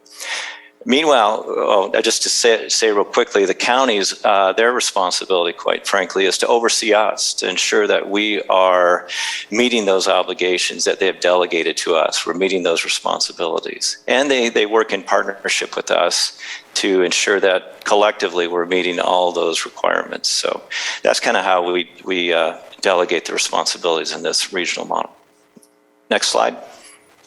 So Jennifer did describe the financial model, and when it comes to federal Medicaid land, it's not an easy one to describe, but she did an excellent job. What I want to do is just kind of briefly describe how it works within the regional model, and then on the next slide, when we get there, I'll actually show you an example of that, try to walk through one. But what we do for the regional model and how it works financially is we work with each county to look at their historic utilization and their anticipated utilization, and we come up with what we believe will be the average cost per user per month. This is just our best guess of what we think the costs will be. And then at the end of the year, we will reconcile to see how closely we hit it. It could be over, it could be under, but that's how we work with each county to ensure that we come up with what we think the actual costs will be on average per user per month. And so we invoice the county after we've received a claim from a Medi-Cal beneficiary from that county. We will then invoice the county. The counties will then pay that invoice, and then I'll describe that in further detail. But the invoices will include really three components. It's the per user per month cost, which is our expected actual costs. It will also include, if it is a residential treatment, it will include a room and board cost. And the reason why that is segregated out, I'll get to in a moment. And then lastly, a 6.7% admin and quality improvement line that we as Partnership Health Plan charge in order to cover our administration and participation costs, as well as some of our QI activities. So go to the next slide. Okay, so this is where I'm going to attempt to actually run through an example of this fiscal model. And if you're not already scared, I'm going to do my best to keep you locked in here. But let's just run through an example. So let's assume this is Lake County and you are part of the regional model. You have a member. Let's call her Wanda. She's been couch surfing for a few months, maybe doing crystal meth. She had a friend that she just saw overdose, and so she is now quite motivated to get treatment. And we want to really take advantage of folks when they're in that moment where they are motivated for treatment. So we have this no wrong door approach, where Wanda could call our access line 24 hours a day, 7 days a week, 365. Or she could walk into one of our county programs, or she could additionally walk right straight into the door of one of our providers. So there's no wrong door. If she's motivated and she wants to seek services, she can go any of those three ways. So let's just assume in this situation that she is choosing to walk into the door of a residential treatment provider, say there in Lake County. We'll call them Brighter Days Residential Treatment. They do a quick screen with her. They identify that she does indeed need residential treatment. And so she embarks upon treatment there at the Brighter Days Residential Treatment Facility. At the end of the month, that treatment facility sends a claim, submits a claim electronically to Partnership Health Plan. We, in turn, were obligated to pay that claim within 30 days. They're a contracted provider, so we pay it. At the same time, we at Partnership identify that Wanda is a Lake County Medi-Cal beneficiary. So we go forward and invoice Lake County that per user per month that we have already agreed to, plus the room and board cost, because this is residential treatment, and then that 6.7%. The county in turn then pays Partnership that money, and then Partnership we submit those claims to the state of California, their short boil Medi-Cal system, for review and approval, essentially. And basically, the state is looking to make sure that Wanda is an eligible beneficiary, that provider is a contracted eligible provider, and the service provided was an eligible service. And so once the state actually approves that, there's this thing that they call a certified public expenditure, where they ask Lake County, did you indeed pay this per user per month invoice? And Lake County says, we certify that we made a public expenditure. And so the state submits that claim to the federal government. And as Jennifer indicated, this is the beauty of it all. Depending on who Wanda is, and I'll give you a few examples. If Wanda is a Native American or a tribal member, the federal government will provide 100 cents of every dollar spent on that PUPM. If she is an expansion member under the Affordable Care Act, between the state and the feds, it's nearly 100 cents of every dollar of that PUPM. If she's a traditional Medi-Cal member, a mother with dependent kids, poor mother with dependent children, it might be 50 cents on the dollar. That money then returns back to Lake County. So what we've seen with our 7 counties in the regional model, on average, that per user per month, about 75 to 80 cents of the dollar spent are fronted by the county gets returned by the Fed and the state. And as Jennifer said, that's the secret sauce of trying to bring services in this arena, is really to lean on the federal participation rate. And just to say a few other things, that room and board rate, the federal government does not reimburse for room and board, so that's why we segregate that out in our invoicing, just for simplicity. If you can believe that this is actually simple, we tried to make it simple. So that is kind of the fiscal model and how it works in our regional model.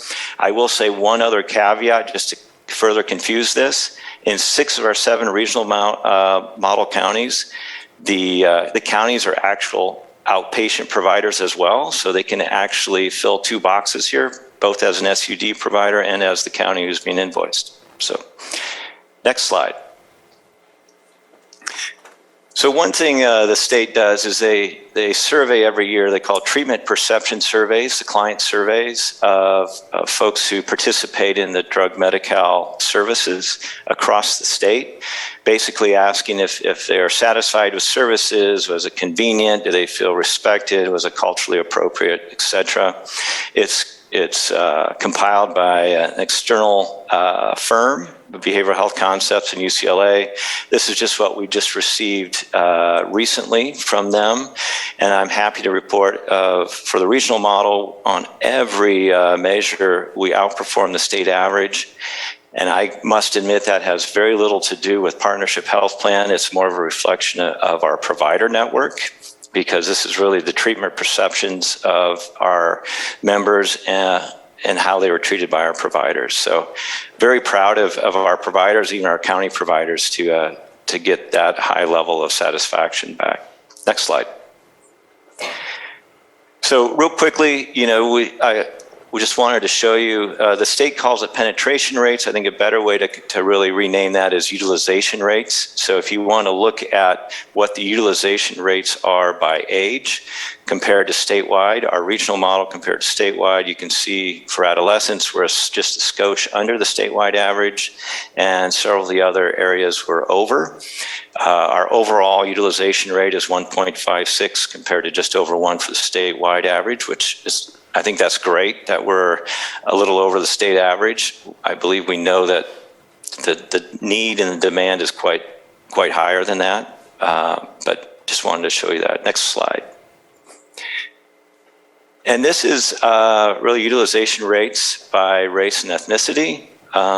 You can see that amongst whites, we have the highest utilization rates, then second to Native American.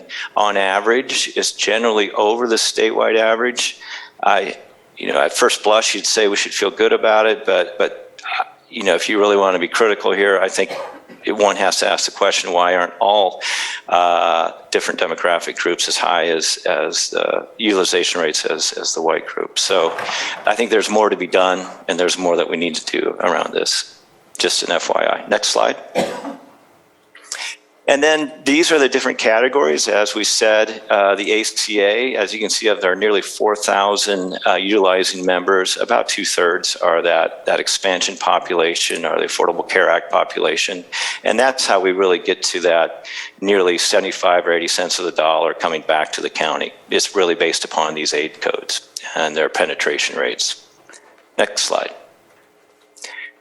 And then these are the types of services. As Jennifer indicated, there's a whole continuum of care from outpatient treatment to more significant and acute withdrawal management, residential, et cetera. And you can see that the regional utilization rates, our regional model, compares pretty similarly to the statewide average. And that's really how we can come up with a per user per month rate that pretty near hits the target, because we have expected utilization that we can go off of. Next slide. I guess just lastly, I want to say, at Partnership Health Plan, our goal here is that Lake County will take on the task to ensure that Medi-Cal members in Lake County will have access to the enhanced benefit under the ODS model. And we support it whether Lake County decides to do it on their own, like 3 of our counties, or if they choose to join partnership on the regional model. Our interest here is just to ensure that more of our Medi-Cal members are getting those enhanced access to those enhanced benefits. Thank you. Thank you, Mark. And is there a follow-up from, yep, there we go. If there's no questions for Mark, I'd like to report a little bit on the information that was provided by the stakeholders at the 4 meetings we've had. As I mentioned, we invited 92 participants directly via email to the various stakeholder meetings and asked them to participate in surveys that were distributed as well. I think it's really important to point out that this isn't an opinion of the Mental Health Advisory Board, but really just a reflection of the data that we collected and the input from the stakeholders. So what I'm offering to you today isn't our opinion about what should happen, but only to reflect the data that we collected and that the behavioral department collected, because they were the ones sending out the surveys as well. I participated in making sure the distribution was out there, but the information came back from them. And really in the final numbers, it comes down to our final survey with 28 participants responding to the survey. 90% were in favor of working with partnership in the expanded service model. One note that I found very important with all of the discussions we've had and all of the information, it was quite a bit to handle, and I think many of us are still a bit confused about some of the aspects. But one of the things I found was very important is that our people are being taken care of. They're getting services.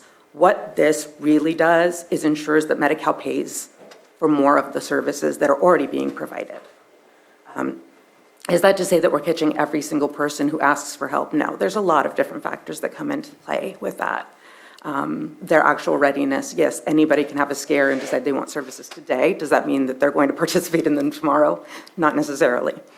But I think the really important point with the whole thing and the reason to really look at opting into the DMC ODS is actually the fact that the federal government and the state government will actually be reimbursing more of the services that we are already working so hard to provide to the clients and the people in our county. Which then, of course, allows us to provide more services with the funds that are available countywide.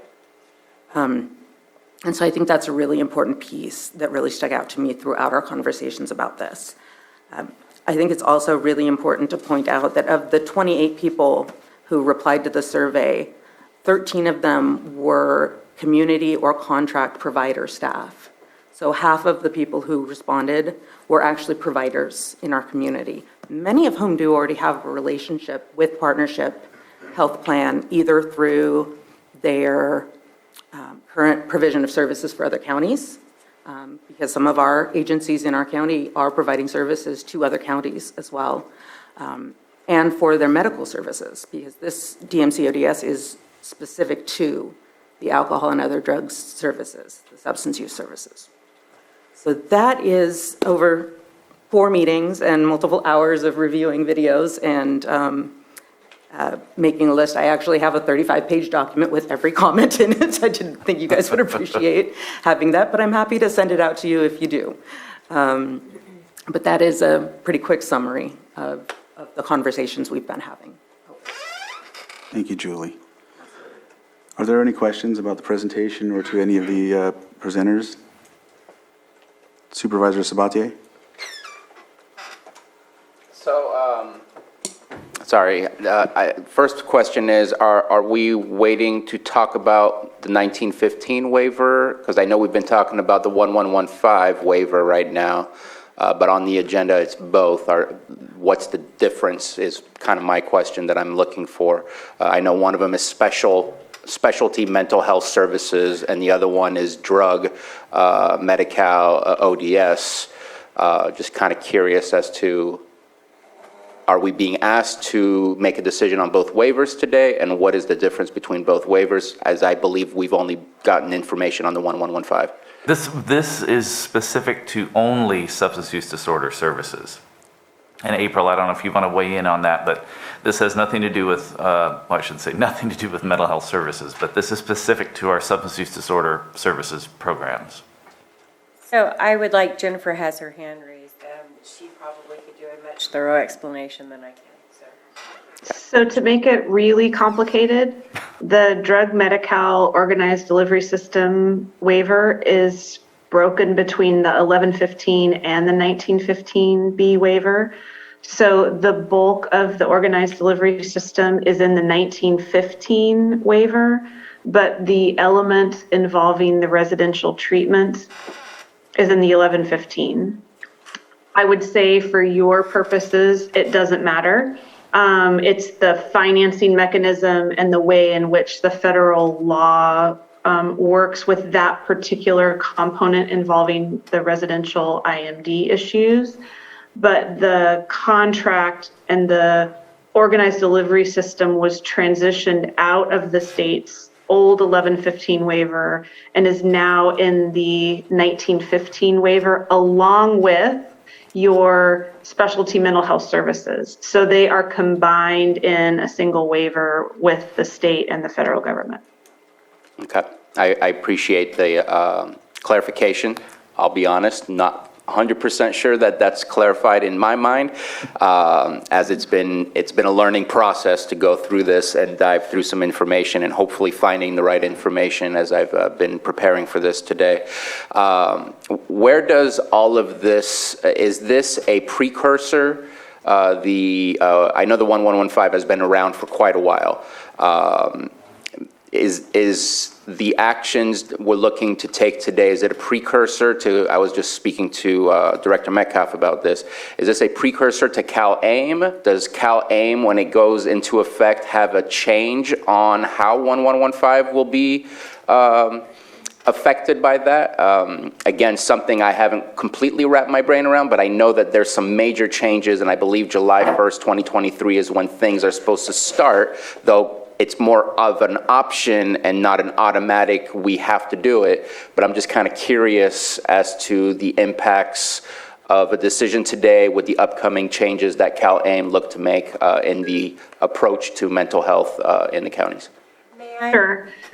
So the waiver authorities, both 1115 and 1915, refer to the sections of the Social Security Act at the federal level in which Medicaid programs are allowed to organize themselves. And 1115 waivers are known as demonstration waivers, which means that you go to the federal government as a state and you say, I'd like to show you something. And if you waive certain rules, our demonstration of that thing will save money and do some newfangled innovation things. And we've had a history of several 1115 waivers in the state of California. The ODS waiver was originally in that 1115 waiver. And then a few years ago, I was still at the department, and we were transitioning into thinking about our next waiver renewal. And we said, we're going to take all of the things out of the 1115 that we can, and we're going to put them in 1915. It is a less burdensome waiver, quite honestly, from a state perspective in terms of federal compliance. Think of a 1915 as more of a form, like where you're just checking boxes. Yes, I comply with this. Yes, I comply with that. Yes, here is my network, check, check, check. Whereas a demonstration waiver is much more intensive you have to continually show the federal government that you're doing what you said. And so CalAIM is the moniker that we gave the waiver renewal, and it actually went into effect in January of this year. But it is a multi-year series of initiatives and program changes. There will be significant changes in the specialty mental health county-based programs as a result of CalAIM. So there's financing changes, there's medical necessity changes, but the organized delivery system was essentially lifted and shifted from the old waiver into the new waiver, and there was just a couple of modifications, but it is in effect today. And the thing that you are considering as a board is whether you want to take that option and go from a state plan county into an ODS county, and then you would be working with the state and partnership, or doing county, preparedness, depending on which model you choose. You would be working to hit kind of an agreed upon implementation date, and that could be January.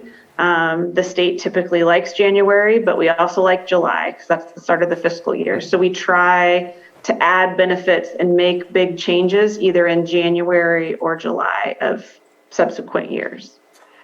If I may, I just wanted to add that it is in our best interest to look at July 2023 and looking at the 1915B waiver as the changes or what we're looking to adopt. Regardless of the model, the extensive work that has to be done in preparation, whether it be with partnership in regional or DMC ODS, would require about a year of approval. And so if we're really giving, it is a large, multi-level, deep system review of information that I myself get pretty lost in. But if we could focus on 1915B and look at July 2023, because that's when payment reform is due to take in effect, and some of the more significant changes with CalAIM. Okay, I appreciate it. Do you mind if I ask a couple more questions? Yeah. One of the highlights to me for the changes is the fact that, and I know Todd's going to look at me with very wide eyes, Director Metcalf, is that it does the contracting for you with the providers. And I think that's something that would help us a whole lot to be able to focus on the actual care of patients and the work that we're doing. Another thing that I'm thinking about is the last week we had a review from EQRO, I believe, Yes, that said that you're doing 75% of the work with the patients that we see, or our community members that need our services, and this looks like it might be helping to expand that direct access rather than having to go through you, who then brings them to the provider because you've created contracts and you created that pathway to get them there. Am I understanding that correctly, that it might alleviate some of the services that you are currently rendering by having that direct access to a provider rather than having to go through you, which then has your people working? regardless, we are still going to have to contract many of these services out. And April, correct me if I'm wrong. No. But because this will, whichever model we enter into will afford us expanded and enhanced services and allow us to bill the state to receive funds back, through Medi-Cal, we will still have to contract out. I mean, when I look at this, whichever way we go, I don't really see it changing much, at least from a provider perspective, other than we would be able to provide additional services. We, along with all of the providers. So if I may, yes, to answer your question, there is an administrative lift that partnership will take with doing the direct provider contracts. But there is also an addition for serving our indigent populations that partnership will not manage. So we will still have to carry separate contracts to provide those services. So in some sense, we will have the resources of partnership to do some of those tasks that we are doing independently now, if we chose the regional model. But it doesn't alleviate us of having to not have separate contracts for those providers or to go outside of the partnership network to meet those additional requirements. So as Jennifer alluded to, we don't get to negate or to not comply with the requirements. So we may have to carry a contract with someone in Southern California to meet the youth residential component. And so partnership, if they don't have that contract, we're still on the fence of making sure that we ensure that. So it would minimize the number of it would lower the number of contracts, but not negate the entirety of it. You would still have to do those things on your own if you needed to. And I think that still helps. My last thing is, between the two potential pathways of the waiver, while I see from Dr. Gardner's emails that we all received that there seems to be excitement to aim towards the partnership health, in my opinion, I don't have enough financial understanding on the difference and how it affects your budget. And I know that I'm going to attempt your last name, Mr. Bontrager. Hopefully I got that right.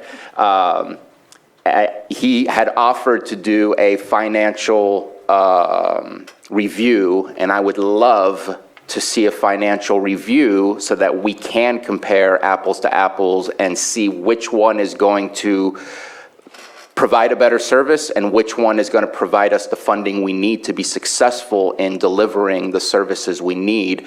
Because I hate to come back a year from now and have Director Metcalf come to us and say, can we please borrow some money? We're not able to provide the services. So that to me is a very sensitive point that I don't have enough information today to be able to say so. And I'd love to see if it's possible to still get that financial review. And and Mark, I hope, are you still here with us? Yes, I see you. Yep. I think one of the unknowns here is that because the partnership, the regional model is still somewhat new, that they haven't gone through a whole cost settlement process. So I don't, and Mark, please correct me if I'm wrong, I don't know if they have that information yet. Mark? Yeah, thank you. And it's Bontrager, but your pronunciation worked. It was fine. Quite honestly, I don't even know how material the financial piece is, because as Jennifer explained, I think the net, the final result is pretty similar regardless of which way you go. The federal and state participation or reimbursement is going to look similar regardless of model you choose. So I don't see this being a financial decision necessarily. I think it's one of is it significant enough to lower the administrative burdens to choose the regional model, or there's also the loss of some control too doing it that way. And if you have the internal capacity and the wherewithal, then maybe you go to loan. But as far as financing, and I'll defer to Jennifer, I believe what you can pull down from federal and state is going to look similar regardless of model. But I'll defer to Jennifer. Yeah, I think what I was trying to make clear is that whichever model you choose, be it if you were to do the ODS on your own as a standalone county, you would incur the costs associated with the services for sure. But obviously, as I said, with the Marin example, you can really see how much federal money is made available. But the trade-off is that you may need to have more infrastructure within your county to do those administrative activities, right? So there's going to be some more contracting. You know, there is the 24-hour kind of line in which beneficiaries can get access. You know, there are some administrative things that you would incur, and those come with matching funds, right? Because you as a subsidiary of the state doing Medicaid work would be allowed to have those costs covered by a portion of those by the federal government. But some counties, in choosing the partnership model, have said, we don't want to create that county administrative infrastructure, and we would prefer to have partnership do it on our behalf. You know, as Mark said, there is a cost associated with partnership administering that for you, but that really gets down into the very, very fine pieces of your county financing for what you pay for and support now versus what you would pay partnership to do that. I think generally they probably tend to be the same, but it also just depends on you as a county making a choice as to whether you want to really kind of own your own infrastructure and your own way of administering the program versus letting partnership do it on your behalf. And to be fair, it's partnership in partnership with their own vendor, right? Because I think Beacon does a lot of the actual contracting and provider management issues. Mark's shaking his head. Yeah, the only role Beacon plays for us is to manage the 24-hour access line. We do the own contracting and that sort of thing. Thank you for that clarification.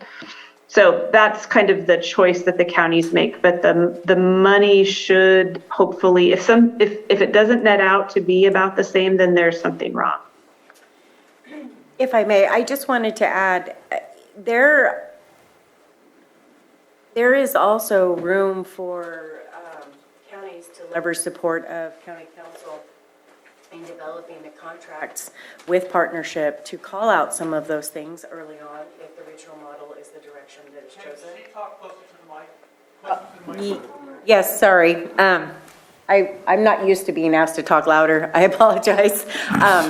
So there is an opportunity for each individual county inside of the regional model to leverage county council to negotiate those contract terms going into partnership in the regional, right? So what that means is when we talk about giving up local control, or we talk about the negotiated rates, or we talk about how counties are involved, right? There is room in the regional model to be able to negotiate those terms and conditions, but it will rely heavily upon each county and their council to really go into this contract negotiation.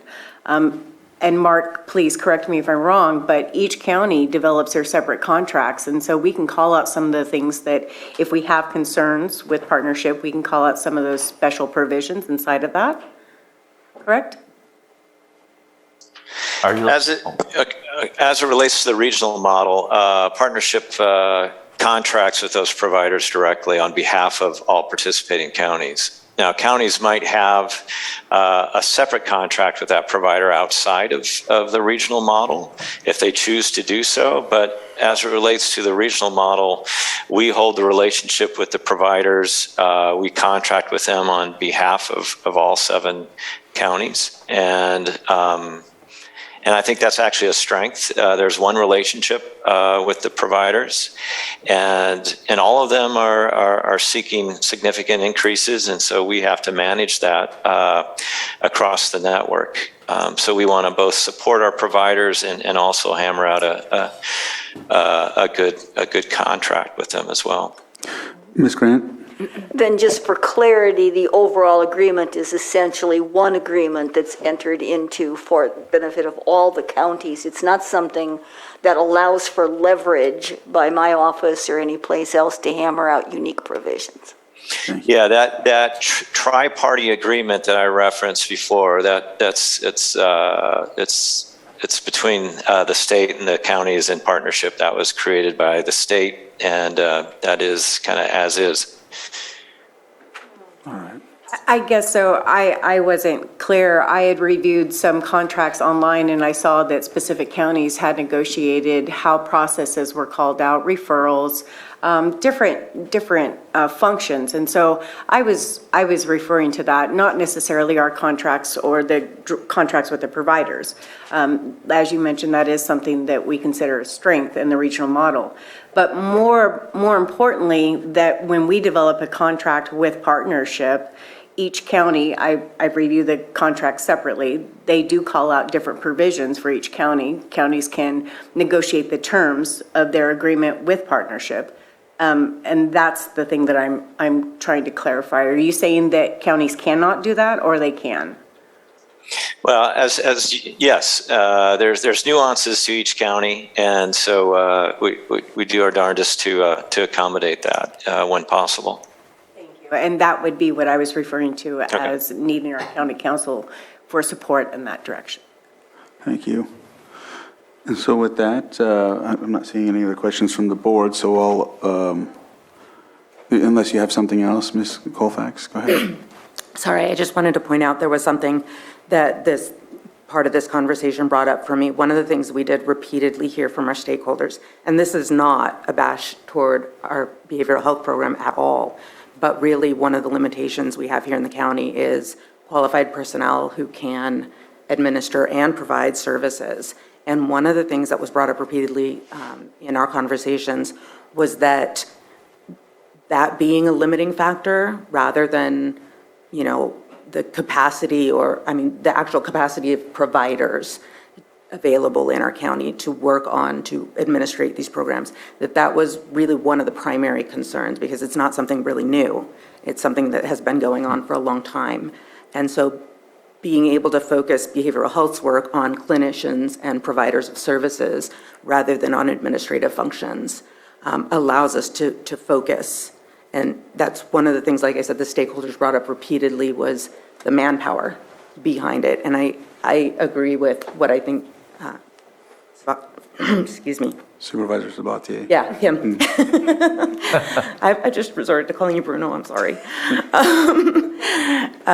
Referred to was that ability of our manpower to focus on where the needs are for our folks here versus being able to have the administrative support of partnership and having them take on the things that can be met elsewhere. Thank you.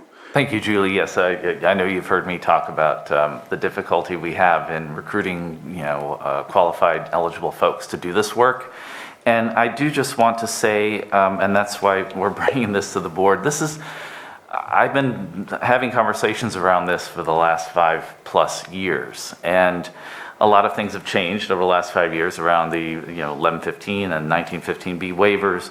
And this is not about behavioral services having control over anything. This is about ensuring that we are providing the best services we can and maximizing whatever funding is available to provide those services. And so we are not attached to any particular model. We just want to make sure we're making an informed decision and to ensure that our community gets the services and programs that they need and deserve. Because as we all know, substance use disorders are a major issue in this county. And so we're looking at this as an opportunity, whichever way we go, to be able to expand and enhance the services that we are already providing and hopefully adding more.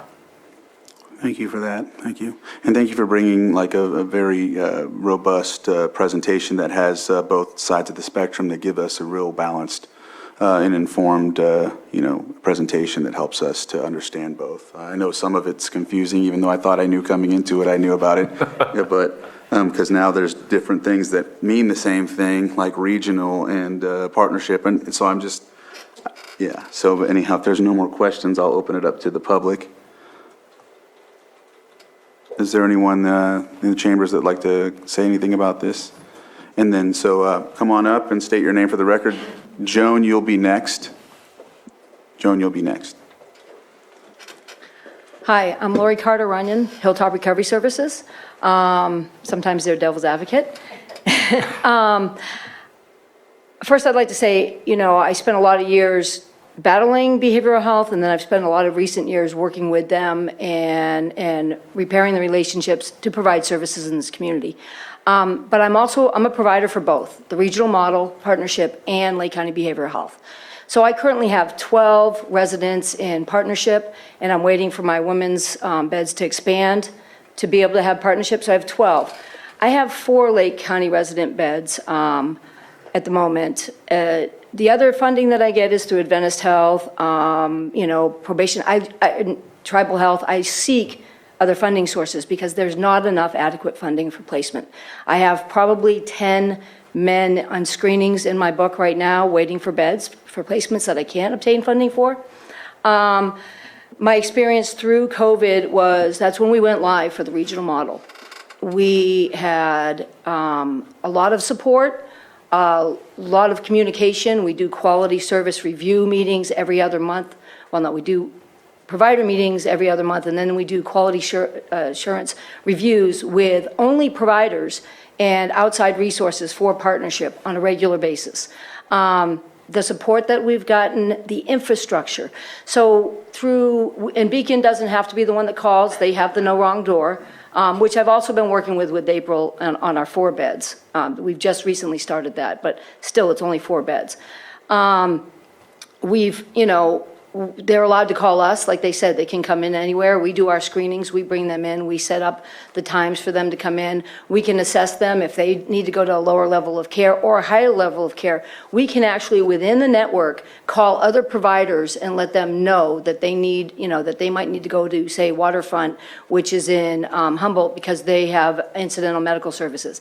This is all a part of the existing infrastructure that Partnership has in place with their contracts for the 7 counties. So right now, anybody that calls that's in the 7 counties can go to any of those providers in the 7 counties. It doesn't limit it. Lake County joining the waiver under regional model means that the existing contract providers they have are accessible for anybody in Lake County. Now, again, regional model or ODS, it doesn't affect Hilltop personally. And I've been, again, like their devil's advocate. It's about services. And the thing is, without a Lake County contract before, I've survived. Hilltop has survived. It really is the fact that we don't capture the services that we need for Lake County residents in the residential, in residential care. Our intensive outpatient, unfortunately, it's too small right now since COVID. We used to have a lot more, access to services there in the continuum. Having the residential care for Lake County residents, being able to have them in the intensive outpatient and outpatient to follow through the continuum is going to increase success rates. That's not available in this community right now, except for a limited number. And that's what going regional model, who has the existing infrastructure, I feel would best provide for our community. And again, it doesn't affect, I contract with them, I contract with regional model, I contract with other providers. I can contract with Marin County. They've offered, other counties have offered. It's really about what our county needs. And I personally feel that the regional model has shown that they have the existing infrastructure and the network that they've helped. They do their quality assurance. They come in for their, for the visits, and when we struggle with something, they communicate with us, and they're on top of it. They did have a recent situation where their network system went down, and they stayed in contact with us the whole time. They worked through it. They were calling us regularly to see how things were. They provided technical assistance when we didn't know how to do things, and it's been really good because they have a large network. We're working with a smaller county agency that doesn't have enough people to address it. They do their best to provide the services, but it's not big enough. And the need is bigger and greater than what we have available. Even for us as providers, we don't have the need. We don't have the services. We don't have enough to meet the need of our community. And so having the option to go to other counties, and again, the contracts already exist. That network, that structure already exists. They have the detox programs, they have the incidental medical services, they have the withdrawal management. We work with other providers we actually work with other providers to address the methadone when they're tapering for methadone or coming into this community on methadone, which we don't have a provider in Lake County for methadone. So the providers we work from in Solano County actually assist us in getting the methadone for the month for the individuals that are in treatment. It's all part of that existing network that exists, along with the fact that Partnership has partnership transport services, which is amazing. You call up anywhere that you're in those 7 counties and you schedule a ride, you let them know that it is necessary to get them to the appointment or they will lose their bed placement, and they will make it happen quickly. It's all part of that existing infrastructure they have. And that's actually an expanded service that doesn't even have to do with the 1115 waiver. That's something Partnership does. So again, I mean, I work with Lake County Behavioral Health. We have good working relationships. I work with Partnership, and my concern is the need of the community, and that's why I support the regional model. So, Thank you. thank you. Thank you. Joan, did you want to come up? I seen you got up earlier.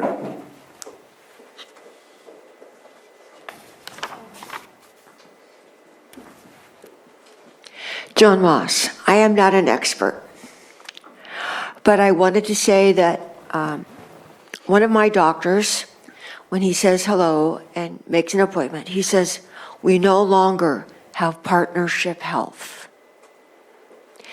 And I was in his office and I said, "Why have you disconnected from Partnership Health?" He said, "Simply, they take too long." I mean, he didn't really go into it.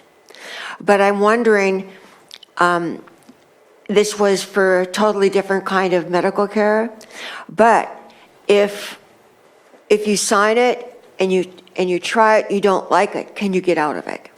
That was my question, because you just never know what might happen. Thank you, Joan. Go ahead, April. I would like to ask Mark to respond to that because it's been my understanding that counties can negotiate a term date if they were to go into the regional model. So an example would be that they could try it out for 2 years. And I would like for Mark to provide feedback. Yeah, I mean, it's my understanding that if a county would choose to opt out, they can do so. We haven't had that yet since we've gone live, but that's certainly possible. This is not a till death do us part kind of an arrangement. So there are some opportunities there, but I would imagine that one requirement would be that it's a full fiscal year or so we can go through a full reconciliation if someone would choose to opt out. Thank you. But of course, our contract boilerplate language does have a termination clause, which I would advocate that we would incorporate into a contract with Partnership Health Plan. And Ms. Grant, correct me if I'm wrong. Ms. Grant. Yes, the county tends to favor several of its own standard contract provisions. Thank you. All right, if there's anyone else that has public comment, yes, come on up. And then, Zach, you can follow Dr. Gardner. Good morning, supervisors and staff. Bob Gardner from Lucerne. I would just encourage the board to support and participate in ODS. The enhanced services are critical. They're going to save lives. They're going to help our economy. That part is hopefully a no-brainer. The part about who does the administration, the Partnership Health comment, I've served on their board as an appointed representative from our county. These guys are the most professional, well-organized, efficient group I've ever been in partnership with, I've ever worked with. They take 2/3 of the people in our county, 2 out of 3 people, they're in charge of the physical and mental part. It just seems sensible they would be in charge of the substance abuse part. Hard to separate people. As Jennifer Kent said about recreating the wheel, this is a lot of work. We're not Marin County where we have people from the city, we have this incredibly sophisticated labor pool. We have people, we're a sequestered little county. It's hard, I forget the percentage of jobs in behavioral health that are empty now. We don't have the pool to draw from. This is something that's, and not that I don't love you guys, you do a good job. This is way over the heads of a small local government agency. And I think it's important to trust the opinions of the local health professionals. The statistics you said, I had the same, I had a open survey. I got about 30 back. They were the health professionals. I didn't have anybody who wanted local government controlling this waiver. Everybody wanted partnership. They had good experiences with partnership.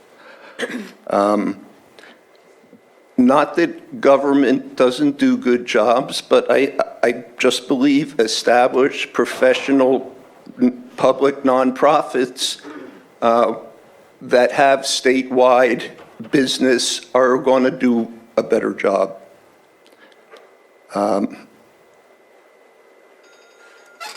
Sure, 3 minutes. Thank you. Thank you. Next.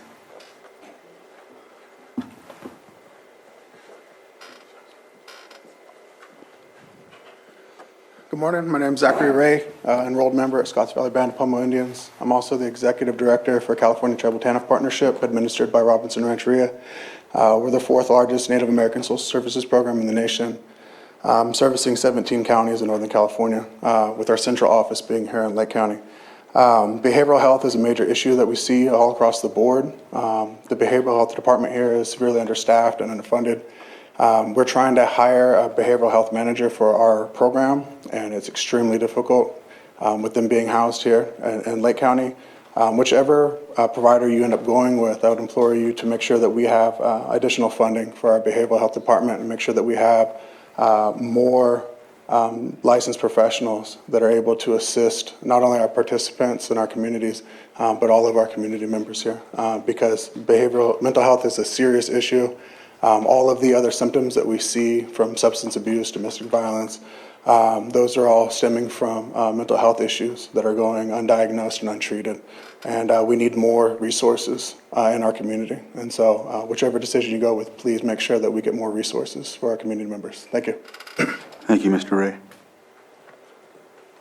Anyone else in the chambers that has any comments on this? And I'll bring it to the Zoom room. Attendees, Victoria Kelly. You can unmute. You have 3 minutes.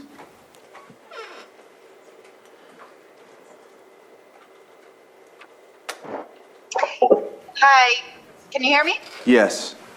Okay. Good morning, Victoria Kelly with Redwood Community Services. I first want to start and say thank you to Todd and April and the team at Lake County Behavioral Health. This stakeholder process and the individual meetings with providers, I know have been intense and difficult at times, but also much needed. There was some needed repairing and communication that occurred that I really just appreciate your willingness to forge through with us.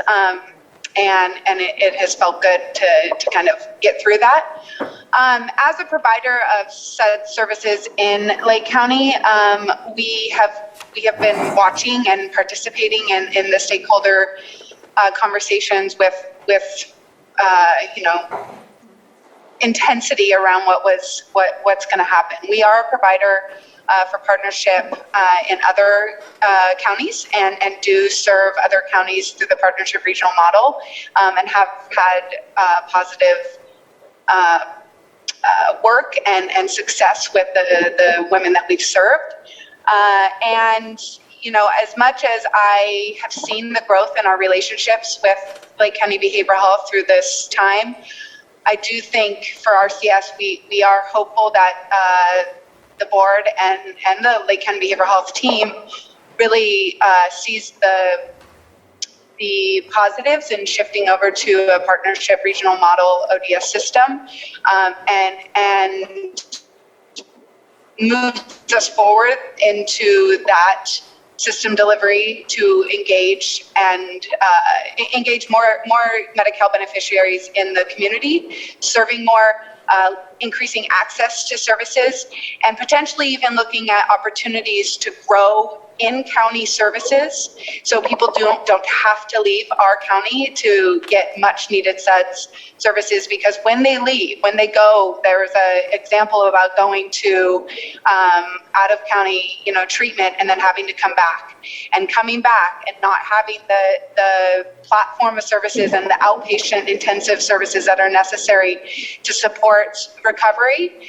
It's not a model that's sustainable for our community, and so I hope that with moving into the partnership ODS waiver, we can then look at shifting the focus off administrative processes and looking at opportunities to actually grow services in county that are needed for our community. So thank you. Thank you, Victoria. I'm not seeing any other hands up in the Zoom room, so I'll close public input and bring it back to the board for action and either further discussion or action. Supervisors, I'll have Vice Chair Scott go, and then since you've talked already. Well, with everything we've heard and everything we know about behavioral health, we need to definitely be looking at ways to increase access for our community members. We know behavioral health is the keystone that's going to be solving lots of issues that we have here in our community. We do know we have a capacity issue with behavioral health here in Lake County, and I think we need to be looking at ways to broaden our resources. So I'm in support of going for the regional model. Supervisor Sabatier. Thank you. So quick question. Got the answer that there's not much of a financial difference between one way or another, but the difference between where we are today and what resources we're drawing from federal and state, it almost sounded like there will be a new influx of potential resources. Is it the same resources? Is it just that we lose a little bit of the control of those resources by working with Partnership Health and providing them that percentage? Can you describe the difference between what we're doing right now and what the changes would be for you? Again, I want to make sure that financially we're making the right decision, because it sounds to me like the services would definitely potentially benefit from working in a regional way and having access to the network that Partnership has and the administrative asset that Partnership would offer us. But I want to make sure financially where we're coming from and where we're going, what the difference would be. I'm hoping that Mark and Jennifer, I see they're still here. I believe if we move into the regional model, we will lose some control. I know most notably around rate setting that it'd be more of a burden to collaboratively among the regional counties negotiate higher rates. The way we're doing it now, we would, if we contracted directly with the state, we would have a little more flexibility around that, but I'm hoping that Jennifer and Mark might help me out there. Sure. I don't want to misquote or misspeak. Sure. So the services that we both talked about, both Mark and I, in terms of the additional benefits that are available under the ODS system, notably residential, but there's also recovery services, additional MAT, physician consultation, intensive outpatient treatment. Those are services today that if you provide them, you do not get federal matching funds for those. To the extent that you move into ODS, the state has said that they will pay for the costs associated with residential and IoT. The only thing that you have to pay for in the new model is the room and board, right? Medicaid funds cannot be used for that. So you actually are in a potential place in which things that you have been paying for today using your substance abuse block grant or other lines of funding, those can be freed up because the federal government will be providing those in support. I think that the concern around contracts, as Director Metcalf referenced, partnership would be taking that on. And this is where it really is a local decision. Do you want to have someone negotiating those contracts and those rates on your behalf because you think that is administratively easier? Or do you really want to retain that control as a local county function? And so I can say that there are pluses and minuses to both options. I know that 7 counties have chosen within the partnership model to have partnership administer that on their behalf, but other counties, so Napa, Marin, and Yolo have said, nope, we're good, we want to do it anyway, even though we're in the partnership, we want to run our own thing. And so this really is a, how much of it do you want to be owned and controlled by your local county and by your staff, versus how much do you want to cede to partnership? And I don't mean that in a bad way. It's just a choice that you are being asked to make. And I'd like to clarify my question again. The resources that we're currently obtaining from the state and federal, do we get a new influx by waiving this, is what I'm hearing? Okay, so it's just a change of operations, but also another benefit is that you get to access some extra funds. Okay. Correct. One last question. It was brought up by, I believe, the Hilltop Recovery public comment that we received about the transport. I know that we've been dealing with transports a whole lot and that we do not get repaid. There is no code to submit for repayment of the transports. Will that help us in that, or is that completely separate? Well, they're actually one and the same. Again, this is just speaking to our substance use disorder services clients. Those interfacility transfers to which you're referring mostly pertain to our mental health clients. But you are correct, and you've heard me say before, we do not get reimbursed for staff time to transport clients. But if you happen to transport substance abuse folks today, you would struggle to get repaid, but through this, there may be that extra added benefit. Yes, in the I regional think is model, an awesome add-on in comparison to right now what we have. So oh yeah, I wanted to ask that question, and thank you for the answer. Supervisor Pyska? So I think it's a wonderful opportunity for us to be leveraging our resources and having the access with the regional approach. But can you, Director Metcalf, just speak on how that will affect the capacity in your department? Well, I'm hoping it will allow us at least more access to more services amongst the other counties that are part of this model. Right, but with your staff that you have currently and their workload. We don't see, and April, correct me if I'm wrong, we don't see that it would be a major impact to us. Okay. No, may I comment? Yes. So, something that wasn't mentioned as far as the entitlement and services that become available to counties, regardless of the model, is case management. And case management is something about collaboration and really coordination of care, right? So one of the perspectives is that we now get paid for our time in communicating and coordinating placements as they transition through what is referenced as a golden thread. So when they move in and out through levels of care, right? So when it comes to capacity issues within our department, I don't see it having a negative impact on our ability to retain the staff that we have. I see it as expanding resources and leveraging other resources with others providing case management services. So partnership can provide case management and their case management frameworks, or counties can locally develop case management. So there is a potential to increase capacity within our department to expand on case management or outpatient services.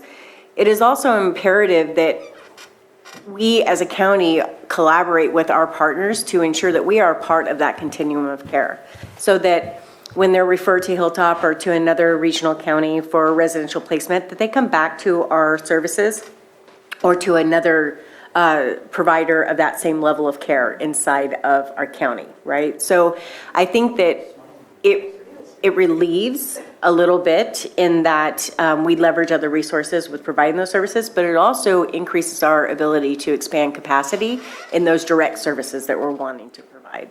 Great, thank you. And Elise had her hand up, Elise Jones, and I know Director Metcalf, you had mentioned she might have some input. So Elise, if you can unmute and give your insight. Thank you, Chair, and I apologize in advance for any background noise. I'm actually supposed to be off sick today. I was up all night with my son. However, I wanted to make a couple of points, and last week when we presented on the external quality review report, I want to clarify that that was specifically for a mental health program.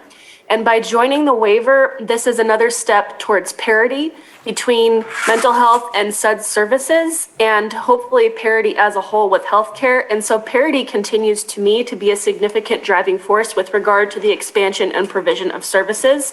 My dream, I guess I'll digress a little bit, is that behavioral health, it has the same reimbursable rate and the same clout, for lack of a better way of putting it, as any other type of healthcare. Now, mental health is subject to network adequacy standards, which means that we must maintain a certain level of full-time equivalent employees to meet what the federal government has determined to be the needs of our community. Now, the ways by which they conduct that assessment are somewhat arcane and unknown to me, I'll be honest. However, they do come down and they say, this is what you must have, and they evaluate and they prescribe the FTE of psychiatry and other staff that we have to meet those network adequacy standards, and we are held liable by the federal government if we don't meet that. By joining the ODS waiver, we are also now subject to the EQRO requirement and also to these network adequacy standards. So that would be true regardless of the model into which we went. And therefore, regardless, we would still be held to the same standard of NACT of having so many FTE for various levels of care. Regardless, we would be obligated to maintain that and to provide that. Again, the only significant difference here, as has been iterated, is that we maintain local control of those resources and have more of a hand in developing and growing those local resources. And I am incredibly proud of our department for having been able to provide uncovered services under the traditional DMC plan through creative use of our grant funds.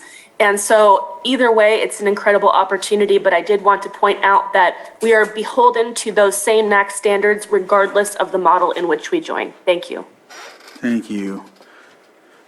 Any other comments?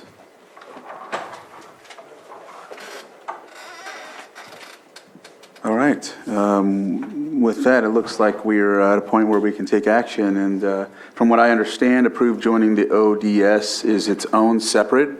And then following that would be which model we go with following. So, yeah. Mr. Chair, I move to approve joining the organized delivery system. Second.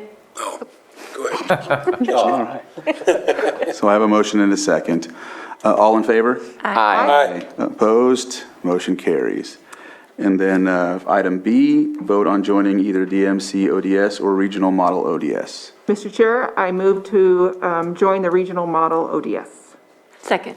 So I have a motion and a second. All in favor? Aye. Opposed? Motion carries. And so that means we're now going in the direction with the regional model, and we'll look forward to seeing how that goes. And thank you for your presentation. Thank you for everything. Thank you. I know this is very complicated. It's been equally complicated for us as well. So we appreciate your support in this. And yes, there will be updates to come. Thank you. Thank you. So it looks like the 11:30 is a little pushed back. We are at a point where we can take a lunch break and come back at noon. Are we? One. Or you want to take one at 1? Actually, in the note I just passed you, I misstated. The Public Works Director is perfectly good with coming back in the afternoon if you want to take a break now, as are the 11:30 and noon items, because those are with staff, so. Okay. But it's up to you. you're running quite a bit behind, so. Yeah, I was just helping you with time. You said take a break and come back at noon. Oh, I'm It's like- sorry, I didn't mean that. It's like, that's 5 minutes. I meant, I'm been a still long thinking morning. ODS and all that. Vending machine. Yeah. All these acronyms kind of confuse me, sorry. So what we'll do is we will take a lunch break, because it's 12, come back at 1, and continue on with our 1045 6.7 item. Yes, Mr. Chair, if we could just clarify with Matthew listening, he can post a note so that any public that lands in Zoom would see it. And so would you like the note to say that the board will resume at 1 and take up the 6.7 agenda item? Would that be what you plan to do next? That would be great. Okay.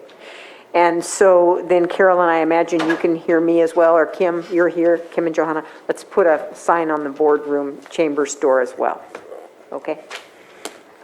All right, with that, we will take our lunch break and see you back at 1 p.m. to continue on. And so it looks like we are hitting 1 o'clock, and we are back from our lunch break. And we will move on to our item 6.7, consideration of update by the Public Works Director on the status of the 5-year pavement rehabilitation plan, and B, direction to staff for next steps in completing the plan. And with this, we have Public Works Director Scott DeLeon here with us, and he'll go ahead, I'll give the reins to him so he can move forward and give us a wonderful presentation on these roads. Wow, wonderful. Okay, you set the bar for me. I'm just going to get started. We'll start with just this. Despite the appearance to the contrary, Supervisor Sabate and I did not call each other this morning and coordinate, but just want to get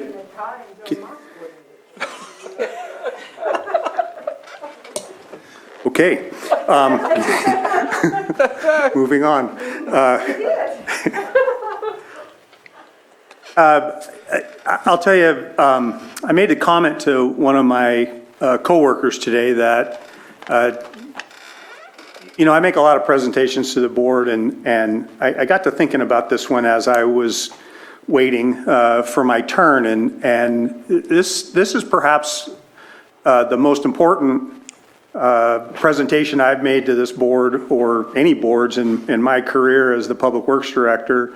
And I'm excited to be here. This is certainly something that's a long time coming, and I hope my goal is that it begins a step towards change. And some of the things you're going to get from this is this is going to be pretty expensive and proposition. We're going to do our best to accommodate all of this. And I think it's important to give you a little bit of history. The Public Works Department maintains over 600 miles of road, a couple hundred bridges and thousands of culverts. And historically, we've been reactionary.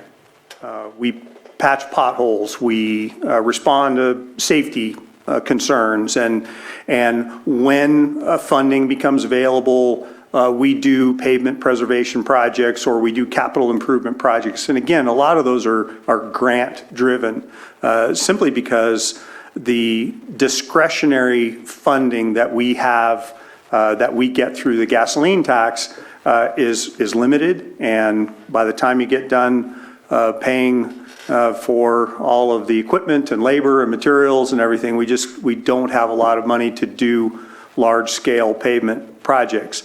With SB1, we have seen an increase in that, and I know that's not a very popular topic, especially right now, but the bottom line is the department is receiving additional funding, and I really felt that it was time to start looking ahead and being less reactionary and start planning for the future. And so I came to your board last year, October-ish, and asked you to approve a contract with NCE Consulting Engineers. They are the preeminent pavement management firm in the state of California.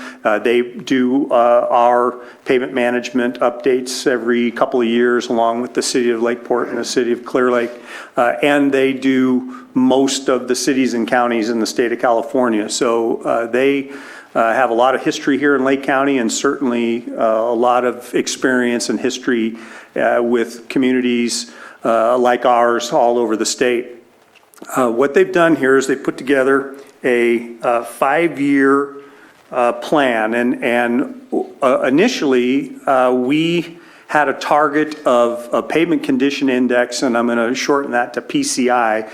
We had a PCI target of 70 in 5 years, and recognizing that that was going to be extremely ambitious, NCE went about looking at that as the goal. They did not get too far into their study when they called and said, you know, we really don't think that 70 in 5 years is financially attainable. They estimated the need at about $174 million to reach 70 in 5 years, and that's just not really an option. So what we did is we lowered the target to 50, which is still good. It's certainly better than where we're at right now, which is hovering in the mid-30s. And the objective was to create a plan that we could develop projects for the future. One of the goals of this effort is, and it's kind of a two-prong approach, and it's something that will be coming to your board in the near future, and that is the development. I want to hire a consultant to develop plans and specs using this list to begin putting those plans and specs together for construction projects, so that we are, number one, can start the preliminary environmental work on those projects, and then also, number two, if funding sources become available, we'd be in a place to be able to jump on that and put projects out to bid. The plan that you see before you has estimates, and then the map shows projects per year. The Public Works Department is, and I'm going to get to funding here in a minute, but the Public Works Department is, we're very close to being able to handle the first year of this plan with some reserves that we've developed over the last couple of years, and kind of saving our SB1 funds. And so we're going to be pretty close to being able to fund year one, although several of the projects that are identified in year two, we're actually performing with our local crews this summer. So some of the projects in the Clear Lake, Sulphur Bank area, New Long Valley Road, we're repairing those, and in fact, I have an item later today that we're going to talk about those. Some of the characteristics, or some of the considerations the NCE used when establishing this list is they wanted to group neighborhoods and treatment types together. And the other thing that they did is they roughly allocated 50% of the available funding for local streets and roads, and then the other 50% to arterials. Typically, with the limited funds that we have, we focus on arterials and major collectors. And this effort, as I directed, was to include a lot of our local streets and roads. So when you see little clusters of color there, those are our communities. And you know, if you look up here in Nice and Lucerne, and we can go through these slides here in a minute. You know, these are they're community focused. So that was something that we wanted to do. The other thing that they did is they included roads that have a PCI of less than 25, which basically the roads failed. historically, we have not done that. We've just said, well, the roads failed and we're going to focus on other roads. And we've changed that approach and we included roads that had the PCI of less than 25. So I'll just briefly go through a couple of these slides, kind of focus on the first year. I should note that there are a number of roads in this plan that don't see a lot of traffic. We're going to probably swap a few of these out and replace them with roads that have a higher average daily traffic. And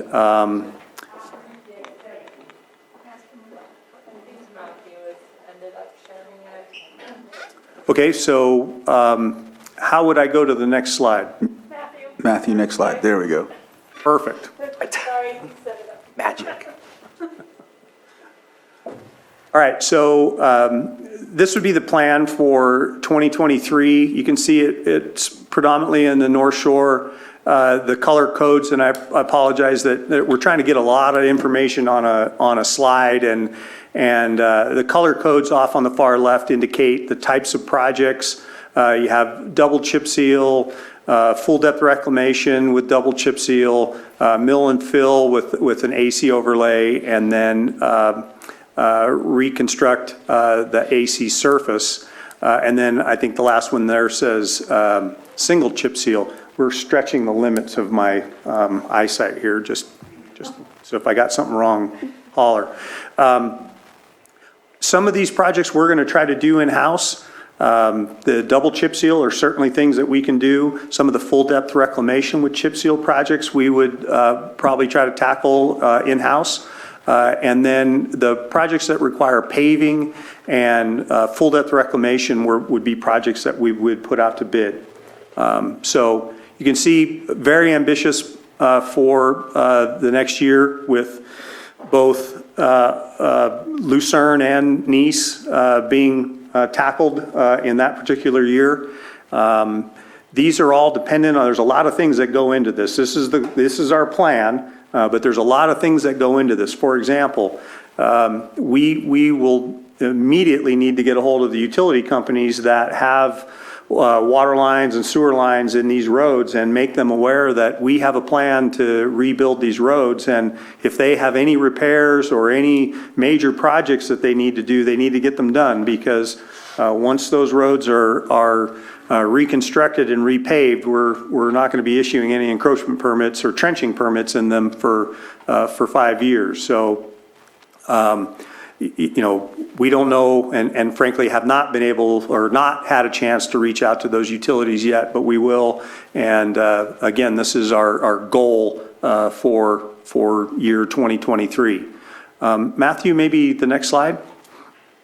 And the next series of slides are just kind of a closer in view of this would be the town of Upper Lake. And you can see there's some roads out in the Rancheria that, the average daily traffic for that road is pretty small. We would do some work there, but I'm not sure we would do all of the things that they're planning on doing there. I think they are calling for full depth reclamation and chip seal. We might... I know we have some issues in the community of Nice, for example, on Lakeshore. That road is in pretty bad shape and gets a lot more traffic. So we may be moving some projects around, but again, in general, this is the type of work that we would be doing. Matthew, next slide, please. Close-up of the community of Lucerne. You're seeing quite a few of the roads there, and a pretty broad. It's Nice. Oh, I'm sorry, that's Nice. Thank you.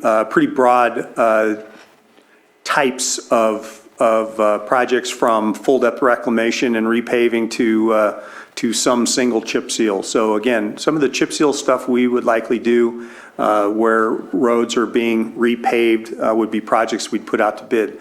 And next slide, please. There's Lucerne. And again, a lot of the roads off of Highway 20 slated for repair. I know we have a lot of utility crossings on that road. Currently, they act as traffic calming and speed reduction, but we're going to need to work with our utility partners to make sure that they're prepared and their utilities are all in shape before we can go in there and rebuild those roads. I didn't plan on going through every slide of the draft plan. Again, there's some things that we're going to juggle. We're going to work with the consultant to modify. I wanted to give you just kind of a high-level overview and just look at the first year that we're planning, and then answer any questions. I know funding, and perhaps we can get to that in a second, but perhaps now if you had any questions with regard to how the maps were developed, how the projects were chosen, I'll be happy to try to answer any of those. Again, the consultant focused on communities and lumping communities together and repair types. So the strategies for the roads and how they're going to be repaired were a couple of the objectives on their strategy. So anybody have any particular questions? Supervisor Sabatier? Yes, thank you so much for the 5-year plan. I know that I believe we've had conversations. I'm not sure if those were private or if they were part of a committee, but we had talked about Cobb at one point. And I see I'm trying to bring it up. I apologize, I don't have it right on my computer, but I believe Cobb looked like it was either year 4 or year 5. And due to the fact that Cobb has been, I'm sure that Supervisor Pyska could speak better to it, has been the longest standing after the fire disaster that has not necessarily seen a reclamation of their roads. Wondering if that might be able to be maneuvered so that it's not year 5 and that we can get that a little bit more up front. But I'm sure that I've triggered something for Supervisor Pyska to say. So later today, I have another item where we're going to talk about funding. And one of my objectives is to get some plans and specifications developed for the reconstruction of the roads on Cobb. And having those plans and specs in place is going to be, it's going to have a number of positive effects. Number one, we can get the environmental work started. We can be ready to go with those plans if a funding source becomes available. We can absolutely move things around with respect to the timing. And this is a draft, and we can certainly work with the consultant to move some things around. But I agree with you, and I understand that, and with respect to the roads on Cobb being the longest damaged roads as a result of the Valley Fire, and which is why I really would like to get a consultant on board to get those plans and specs put together for the reconstruction of those roads. Supervisor Pyska? Yeah, and actually a lot of the burn roads aren't on the map. Some of them are, but a lot of them aren't. And so that was obviously one of my questions to Scott earlier this week or yesterday. So that'll be covered on the next agenda item. But I do appreciate that Bottle Rock Road is put in year 3. That wasn't an old road before the fire, and it got thoroughly abused. So that is an arterial road, an important arterial road. So I appreciate that is moved up. And I know my friends in the Rivieras are going to be delighted to know that they're in year 3, I think, because that's, we get a lot of complaints from that area. So happy to see that. Some of the questions I also asked you earlier, let's see, we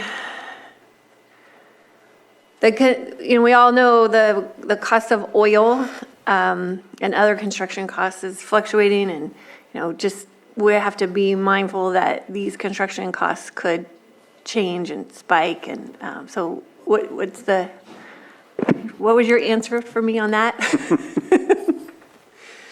Well, I don't recall my specific answer, but those are those are factors that we deal with every construction season, and the issue that we all are going to face here, and we're going to probably start talking about funding here pretty soon, is there's only so many funds to go around. And it's going to be a challenge, especially if construction costs escalate. The consultant has built in, some escalation of costs. They've used current bid numbers from the city of Clear Lake. They were gracious enough to share all of their construction costs with us on some of their recent projects. So they're using some, fairly current data, but things can change. And this is a plan. This is what we'd like to do. This is what we plan to do. But utility conflicts, potential environmental conflicts, costs increases, things of that nature are things that are frankly out of our control. We'll do the best we can. Yeah. And if we have to scale down projects, or one option is to extend this. Instead of 5 years, it's a 10-year plan. That's something that needs to happen, then that's, we can only do so much with the funding, which is frustrating because now we finally have a plan to do something. But I think this is a great step forward. Yeah. And then you mentioned utilities, and we're hearing from PG&E about undergrounding projects. And I know that's new, and this plan is new, and so there's some coordination that's going to have to happen there. Yes, and we've had a couple of meetings already with PG&E, and the last meeting we had, their plans are still new. They're still trying to figure out what they're going to do. And so we didn't have this plan. We didn't have the draft. So we couldn't really share with them some of the things that we wanted to do, and vice versa, as they're still developing their stuff. So I think as we move forward, as they develop more information, as we can certainly share this plan with them and say this is where things are headed. We've asked them to please work with us. I don't want to get in a situation where we've rebuilt a road and now they want to do and the project they want to do is a very worthwhile project, but I don't want to get into that situation. I really want to try to coordinate and work those things out and get those things done, get those undergrounding projects done first. Yeah, and collaborating and coordinating is so much easier when both sides have a set of plans, and we can move, shift things around if we have to make sure that we're not going to get into a situation where we regret. But then there's also the potential of the full circle work, and I know that this is year 3 and 4 in that area, and we're looking at our feasibility study now for full circle, and if we're looking at a 5-year moratorium on that pavement, there could be some potential issues there, but you had some thoughts? I did. I had some thoughts on that.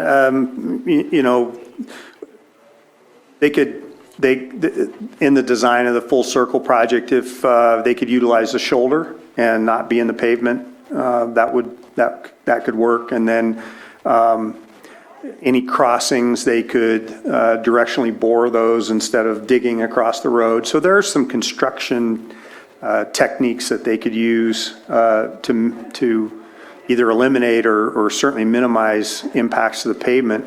Alternatively, that's going to be a big project and it's going to be an expensive project, and they could just plan on doing pavement rehabilitation when they're done. And they could factor that into the cost of the project, and any roads that had been rebuilt, if they needed to get into those, they could just plan on rebuilding that. Yeah, those are my questions. Thank you. Supervisor Simon? Yeah, obviously, having a vision is always the most important thing. So, appreciate the working through the whole process, the 170 million, but at least you get to focus on it. So when we're going and we're working as our federal partners, state partners, hey, here's our budget, this is what we're looking to do over the next few years. So that helps us out big time, at least in the conversation aspect of things.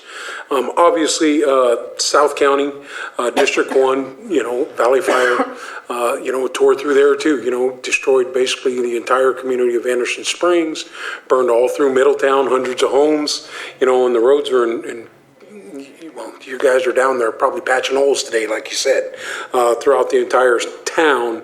And then obviously Southtown, East Road, West Road, Hildebrand, all through there are in pretty bad shape. Probably in your levels is failed. I was just on there yesterday, driving around, looking at them, just checking on some of the things. So, just looking at those opportunities too, as we go forward. Are going to jockey for position when things happen. I know you got projects. You did Harbin last year, the double chip seal, which really changed that environment down there on that road by the high school. So those are great projects to see. I'm glad we have the plan. And like I said, I won't push too hard, but South County, that's the first place you see when you come over the mountain from the Bay Area. We're the gateway.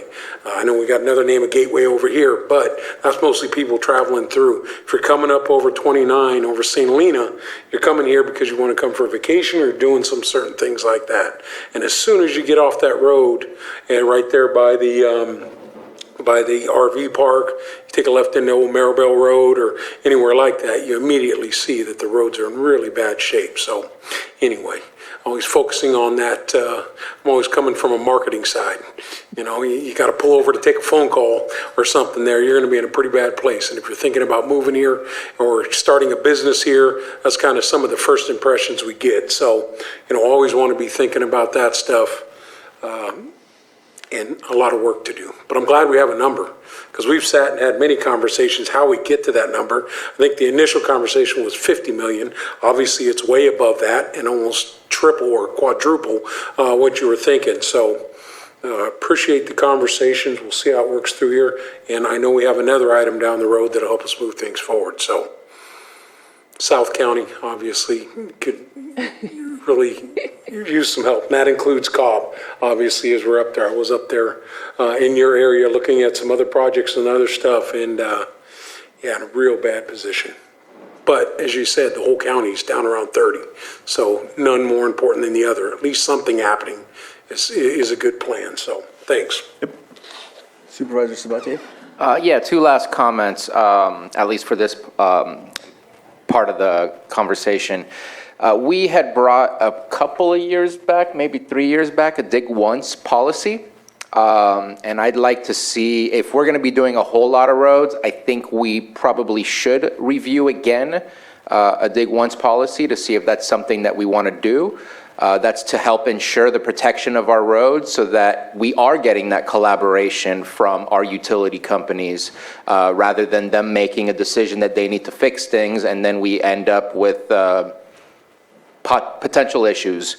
So I'd love to see if the board would be interested in revisiting that, and so we'll have that discussion later. The other one is, and I just spoke to you about this, I know that I've heard Supervisor Simon, and I'm sure that there's many others. I've heard from Fire Chief Cepeda, the need for safety for roads during fires where the egress and ingress is very limited. And I know that that just adds more dollar signs into the whole equation, but I'd love to look at a way to implement one road here or there from time to time. I know we can't do it annually or else that pretty much negates the entire projects that you're offering us, but I want to make sure that we also include the idea of fire safety into some of these plans and recognizing that if a fire is coming from a specific location, we have people who might be trapped and not be able to get out, and that creating, even if it's as simple as just an ingress rather than a full-bore road, at least providing another exit strategy. And I can't speak to it as much, but I know I've heard about it before, and it's a concern. And I don't know how it would be implemented into this plan, but it's just something I feel I need to mention because it's still an issue. We're still going to have fires, and I think part of infrastructure rebuild and maintenance is also to create a safety corridor for people to be able to utilize in order to get out of harrowing situations. Ed, certainly following the Valley Fire, there was lots of discussion about Anderson Valley or Anderson Springs and a road that's just one way in and one way out. There's a lot of communities like that. Riviera West is one that comes to mind. A lot of roads, a lot of homes up there, and they have one way in and one way out. So the strategy that I think I would recommend for that would be not so much as part of this effort, but parallel to it, to develop a plan. You have to have the plan. That's why I'm so excited about this, is now this gives us a visual, it gives us a map of these are the things that we need to, where we need to be spending our money. Having a plan for those communities, because you've got right-of-way acquisition, you've got a lot of issues, environmental and others, to develop those secondary means. But those types of projects, in my opinion, are perfect projects for hazard mitigation. And every time there's an emergency in this state, typically the state of California puts hazard mitigation funds available, makes hazard mitigation funds available. And you don't have to have the emergency in your county to be eligible for those funds. So I think having a plan for some of these areas and having some preliminary plans and specs and some cost estimates and be working on rights of entry and or easements, whatever it's going to take, and having things ready to go so when a funding opportunity presents itself that you can throw your hat in the ring. I think that's going to be better than where we are right now. So that'd be my approach. No, I appreciate that. I am unsure how to implement. I appreciate the option, and I think that might be a good way to go, but it's just something I want to make sure that we continue to see. And I know we can't make all roads be 4290 road safe, as Chief Cepeda would probably appreciate seeing, but I think the more that we can slowly chip away at that, from the fact that all this was built 100 years ago, 50 years ago, without these rules and regulations, but we're living in a different time right now. Right. And my last thing, and I apologize, I said that already, but my last thing is I'd love to make sure that we have when we formalize this plan, to say that at the fourth year, between the third and fourth year, that we go ahead and review and make sure we have another 5-year plan set to go and ready to go for continuity purposes. Okay. I don't think NCE would be opposed to that, and I think that's a good idea. It'd be a good time to review what we have accomplished, and then start setting out a plan for the next 5 years. I completely agree with that. And I'm thinking of it from an investor perspective. If you can see that the plans have already been done, if we only have 1 year left, that's not enough predictability for investors. But if we have another 5-year plan, then that's very much predictability for investors to see that you have accomplished these things and now you have another 5 years ahead. Okay. Just taking a couple of notes. Thanks. I think talking about funding, as I mentioned, the road department's been setting aside some funds and reserves in anticipation of needing a sizable amount of money for a big project. And so that 2023 project and the 15 million, we're going to be real close to having the available funding to put that project together. It's the years after that are going to be the challenge. And so we've got a little time to try to figure out how we're going to do that, but we are estimating that the road department will have approximately 5 million of discretionary funding that we can put towards projects. as you saw on the map, our projects per year are in the 15 to 17 million. So we've got a shortfall there. We're going to need to find some other ways of funding and absolutely go after every grant that's available.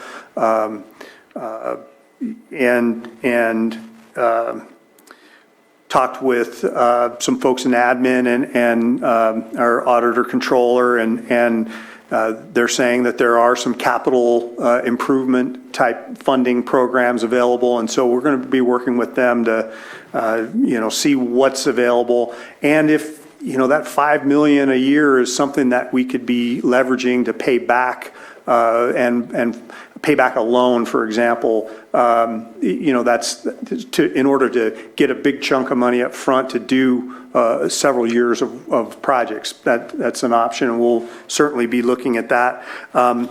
I promised I wouldn't lead with this one, but I'm going to bring up a potential sales tax increase. The county has some room, and I asked for some numbers from Patrick, and he gave me some numbers based on local sales tax over the years and what a projected half-cent sales tax would generate. And based on the numbers that he gave me, a half-cent sales tax could generate as much as $2 million. So that would be additional that could go to the road projects. We've worked with our friends at APC to do outreach and polling and different things of that nature for these types of projects. City of Clear Lake was very successful in doing that outreach and that polling in their recent sales tax increases for roads. So that's something that we can certainly come back and talk about, but it is an option. Again, I didn't want to lead with it, but I think it's something that merits some discussion. And then I mentioned it already once, and that was increasing the time frame of the projects and moving them from, and I'll pick an easy number for ease of math. Instead of a 5-year, it's a 10-year. So instead of $15 million a year, it's 7.5. Well, that's a little more palatable when if we were to perhaps do a half-cent sales tax and then use the money that the discretionary funding that we have in the road department. Now you're in the ballpark of being able to do a series of projects for the next 10 years. So those are some options we're looking at. Didn't expect any answers or anything today. I just really wanted to get this draft plan in front of you. Take your comments and your concerns and keep moving forward. So with that, I'll be happy to answer any other questions. No, I just think all those strategies you talked about, I know we had a presentation from, I think it was a California bank or someone here a couple years ago, from CSAC. They came and sat right here and talked about big projects, borrowing up to $25 million. Really like the idea we're going to be talking about leveraging that $5 million on payments back to that. Also, too, I think the other thing which we just experienced here just last week was getting projects in that can be done in 1 year. This plan will now have, for the federal earmarks, we'll have projects. We can say, hey, we got $3 million worth of paving that we're going to do next year. Here it is. Hopefully we can throw that on top of it. And we didn't have the plans. Now we're going to have the plans, which will really help us out, like I said, as we move forward. So, we're talking the right language. I'll be happy when we see the first projects rolling out in the next year. That'll be the main thing. I know we're doing what we can, but once again, you got to have the plan. And to follow up on the feasibility study plan for ingress and egress, it does need to tie to this eventually as we move forward. But I know there's going to be other opportunities coming down the pipe through conversations with the Risk Reduction Authority and everything else that's happening, Scott. So we'll continue those conversations. Great. All right. Thank you for the presentation. I really I like the plan moving forward. I do agree with Supervisor Simon about one thing that I'll add is just noticing that some of the differentiations in the projects when you looked further into what projects took. So, for example, some of them are going to need a more it'll take longer to get done, and it might have to be delayed. Where the other ones that you're department can handle, those will obviously be handled, and maybe some of the others can be done in the other districts to fill or something of that nature, so we get more done. And also, in some instances, hitting the points that some of the other supervisors made. I, of course, appreciate that a lot of my districts in the first phase. I'm not going to deny that.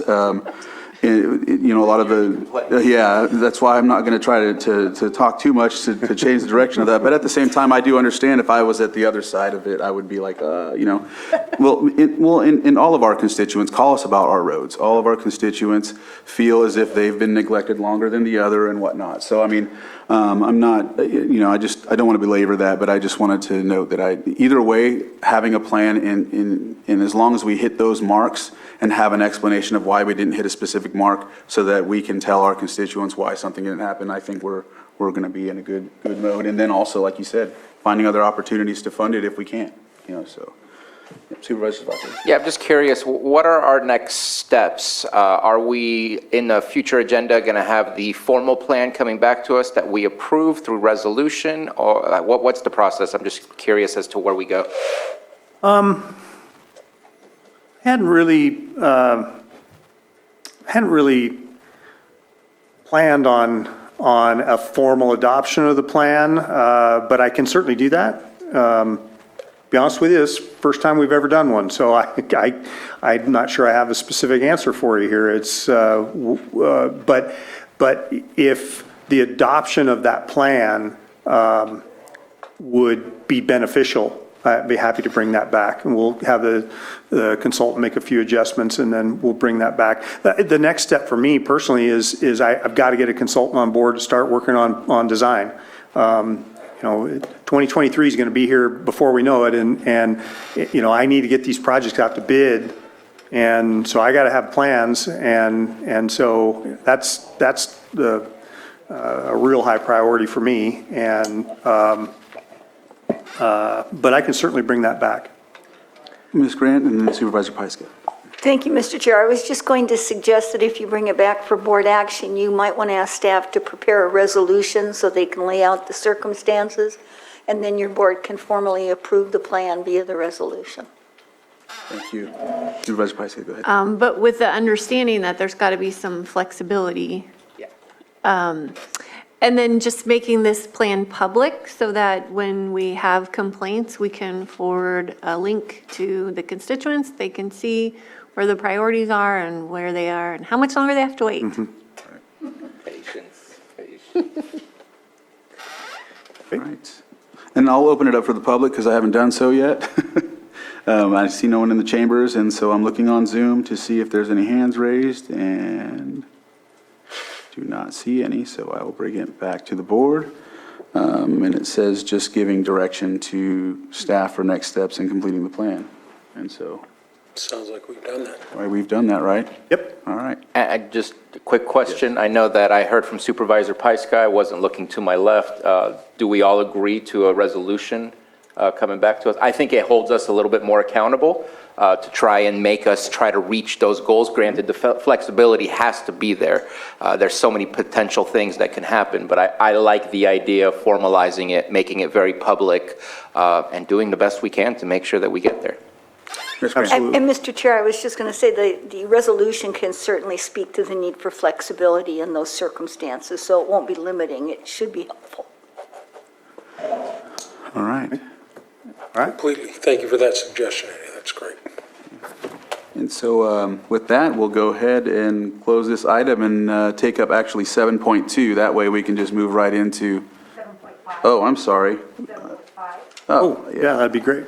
Dyslexia was kicking in, sorry. 7.5. And then we'll have 6.8 after that, Mr. Chair. I'll just make sure people are ready to roll if Thank you. that is your preference. So 7.5 is a consideration of use of PG&E settlement funds for various road projects and authorize the Public Works Department to include appropriations in the FY 22-23 budget. And this is also, we'll give the floor to you too. Thank you.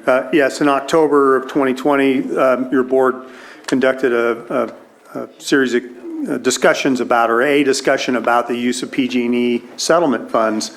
And there were a number of projects, number of ideas, a number of things, and I took away a couple of projects to do, and I've been planning on them, and we were preparing our budget and kind of planning on these revenues, and it was suggested by the administrative office that, perhaps we need to come back to your board and get some specifics and get your board to concur with those expenditures. And so the two projects that we planned on using a portion of the PG&E settlement funds, one was the pavement rehabilitation for roads that were affected by that sulfur fire, which include Lakeshore, North Drive, Sulphur Bank Drive in the Clear Lake area, Clear Lake Park area, and then out to Clear Lake Oaks there on Sulphur Bank. Crews have been working most of the winter on vegetation removal, culvert repairs, and getting the prep work done, dig outs, asphalt placement, different things, in anticipation of a double chip seal project on all those roads. So we were hoping to use $1 million of the portion of that PG&E settlement for that project. We're going to be using that money on materials and equipment, and the road department will be paying for the labor for all the work associated with that. We're going to be doing that within in-house forces. So that was the first project. The second project, we talked about this a little bit ago, was the hiring of a consultant to prepare plans and specs for the reconstruction of the roads on Cobb Mountain. And we're actually hoping to work with the city of Clear Lake. They have a project out, or a request for quotes, or request for proposals, or request for qualifications out right now for consultants to prepare plans and specs for road projects. And we're hoping to kind of piggyback on their process, and they're going to establish a list of qualified consultants, and we're planning on utilizing that to select a consultant to do that work. So we're estimating $400,000 for that project. So the total amount of the PG&E settlement funds was $1.4 million. Again, $1 million going to the road rehabilitation and $400,000 to the design of roads on Cobb. And I think that keeps me within the target amount that your board had hoped to spend on road projects. That was my recollection, that was the number we were shooting for, was 1.4. And I just wanted to say, I believe we got 3.5 total, and in our conversation that we had in our committee, we said let's try to utilize approximately half of it. So that's where that 1.4 million came from. Okay. Yeah, and I'm not exactly sure, the roads that I sent you yesterday, are they in, because I don't have the subdivision maps. So the Lakewood Pines, I think that's the Giffords Loop. And then I just wanted to make sure that. They're all in there. Oh, they all are? Okay, great. Yep. I thought they were, but I want to make sure. All right, I don't hear anything else from the board, so I will open it up for public input. Not seeing anyone on Zoom yet put their hand up, but I will wait and count down. Okay, looks like we don't have anyone from the public that want to comment on this, so I'll bring it back to the board for, is this just a report? We need action on this. Action, okay. So what for action? That we're spending on what we didn't. Thank you. Mr. Chair, I move that we approve the use of PG&E settlement funds for various road projects as presented, and authorize Public Works Department to include appropriations for the projects in the fiscal year 2022-2023 budget. Second. So I have a motion and a second. All in favor? Aye. Opposed? Motion carries. And so we are now finished with 7.5. Thank you, Director De Leon, for your presentations. Thank you very much. All right. With that, we will move back to our timed items. Thank you. And we will hit 6.8, discussion of potential transient occupancy tax ordinance revision and voluntary collection agreements. And I'll turn this over to CAO Hutchinson. Thank you, Mr. Chair. Patrick Sullivan is here in the Zoom, and it's the last time I get to introduce Patrick to you in a board meeting, but he is here to present this request from the Tourism Improvement District that we look at possible changes to the TOT ordinance. Thank you, Patrick. Good afternoon. Patrick Sullivan, County Tax Administrator. I want to provide some background again on just how we got to this point. Your board has previously supported efforts to identify unlicensed vacation rentals and bring them into compliance. For the past few years, the county's been using the host compliance software to try to identify those rentals. Once we've identified them, we've worked with the Treasury Tax Collector's Office to get them on the books and paying their taxes. What the Tourism Improvement District has brought up is they're hoping that we can explore some of the other options that are out there. There's two things they would like to accomplish. One is requiring that all vacation rentals display their license, and that would require a revision to one of our ordinances. We've seen that some counties and cities have done that through a zoning ordinance, some have amended their TOT ordinance, but through those mechanisms, they've basically required that all businesses that are working as a vacation rental have to display that ID number. And what has come up through the TID is that would help level the playing field, because right now it's putting business owners in a difficult position that unlicensed properties are listing at a lower rate. The licensed properties are basically having to work the tax rate into their listed price. So properties that are licensed show up online like they're charging more than the unregistered properties. And this led to their second point, which was that they're hoping the county would be willing to consider voluntary collection agreements.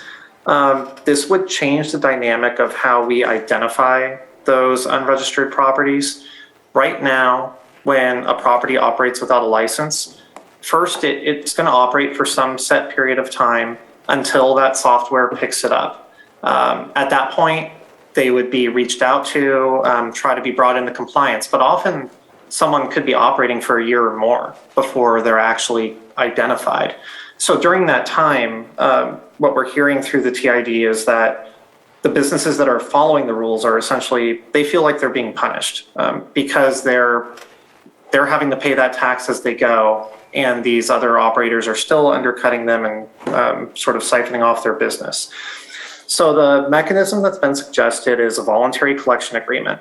About half the counties in the state, or a little less than half, have done these. They're generally done with Airbnb and Vrbo, which are the larger companies involved in this. They make up the vast majority of the short-term rental market. If the county were to enter into one of these agreements, instead of using that software to identify the unregistered operators, the online platforms like Airbnb would actually collect the tax for the operator up front at the time of booking, and every quarter they would remit it to the county. So instead of the operators collecting that tax or paying it out of their revenues, it would be Airbnb or Vrbo that would pay it. This is the request through the TID. Unfortunately, Brian Fisher, the executive director for the TID, is not able to be here today. This item was originally scheduled for a previous board date, and when it was moved to today, he wasn't able to attend. But I think that's the gist of what they're hoping we can consider. There are certain things for your board to consider if we were to move forward with one of these voluntary collection agreements. One of the drawbacks that's been weighed in all the jurisdictions that look at them is you're often forced to give up some of your rights. There's certain concessions the counties have had to make, and the ability to audit and the identification of anonymous data, even delinquencies. A lot of times in these agreements, they're insisting that they will not collect back tax that's owed.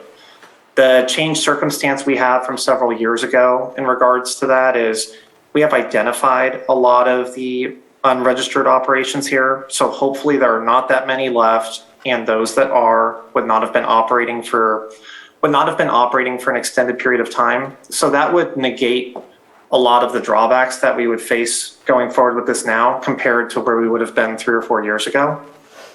But it is important for your board to be aware of that, and that is what has given many jurisdictions pause when they've thought about going forward.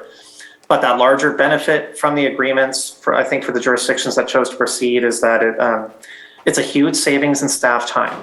And because you no longer, the number of investigations staff has to perform is very limited comparatively if you have these agreements in place. But I think the bigger piece is that the local lodging industry has really appreciated it and sort of clamored for it in these other jurisdictions because it leveled that playing field. In order to be on the platforms, they have to be identified as a licensed operator, and that Airbnb or Vrbo is paying the county the tax. So that sums up where we're at. And essentially what we're asking your board is to provide direction on how you want staff to proceed. We've had some initial meetings with the TID to better understand their position and what they're looking for. But we would need to do some further research, and then we'd have to explore how to go about revising an ordinance to get that requirement to be licensed on there and to display it in advertising. And we would need to work with county council for that. And the second part is for staff, whether you would want us to pursue these voluntary collection agreements and ultimately return to your board for further consideration. And I'm available to answer any questions. Thank you, Patrick. Supervisor Pyska? Yeah. So this has been a conversation in many TID meetings. I think Patrick's point about reducing the staff time is an important one because it's all going to be automated.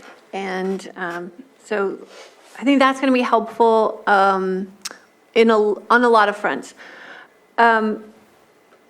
Patrick, how many hours do you think it's going to take to do this research and update the ordinance and get it back to us? Oh, that's a tough question. Fortunately, it looks like because so many other jurisdictions have done them, especially since we first started looking into this, we have a lot more examples, and I think we could probably find some applicable ones in other counties. So I think that could trim a lot of time. I don't know. I've heard the process with Airbnb, and for instance, in Vrbo can be fairly long, and it's taken other counties several months to get through it because there's a lot of back and forth before it seems like a product is ready to be brought before the board. But I guess my hope, even compared to when we last talked in December or January, is with so many other jurisdictions doing them, it should be more streamlined. I would think maybe 20 to 30 hours total. Some of this would depend on county council's availability, though. Now that we better understand what the TID is looking for, when we first talked, the TID was looking for some broader changes to our ordinance, which would have been a lot more expansive. Now that we understand it's more limited in scope to just making it a requirement to display your license, I think that may narrow the work there, but I defer to Ms. Grant. Ms. Grant? Thank you. I don't foresee any real obstacles with the display of license issue. I think that can be done relatively readily.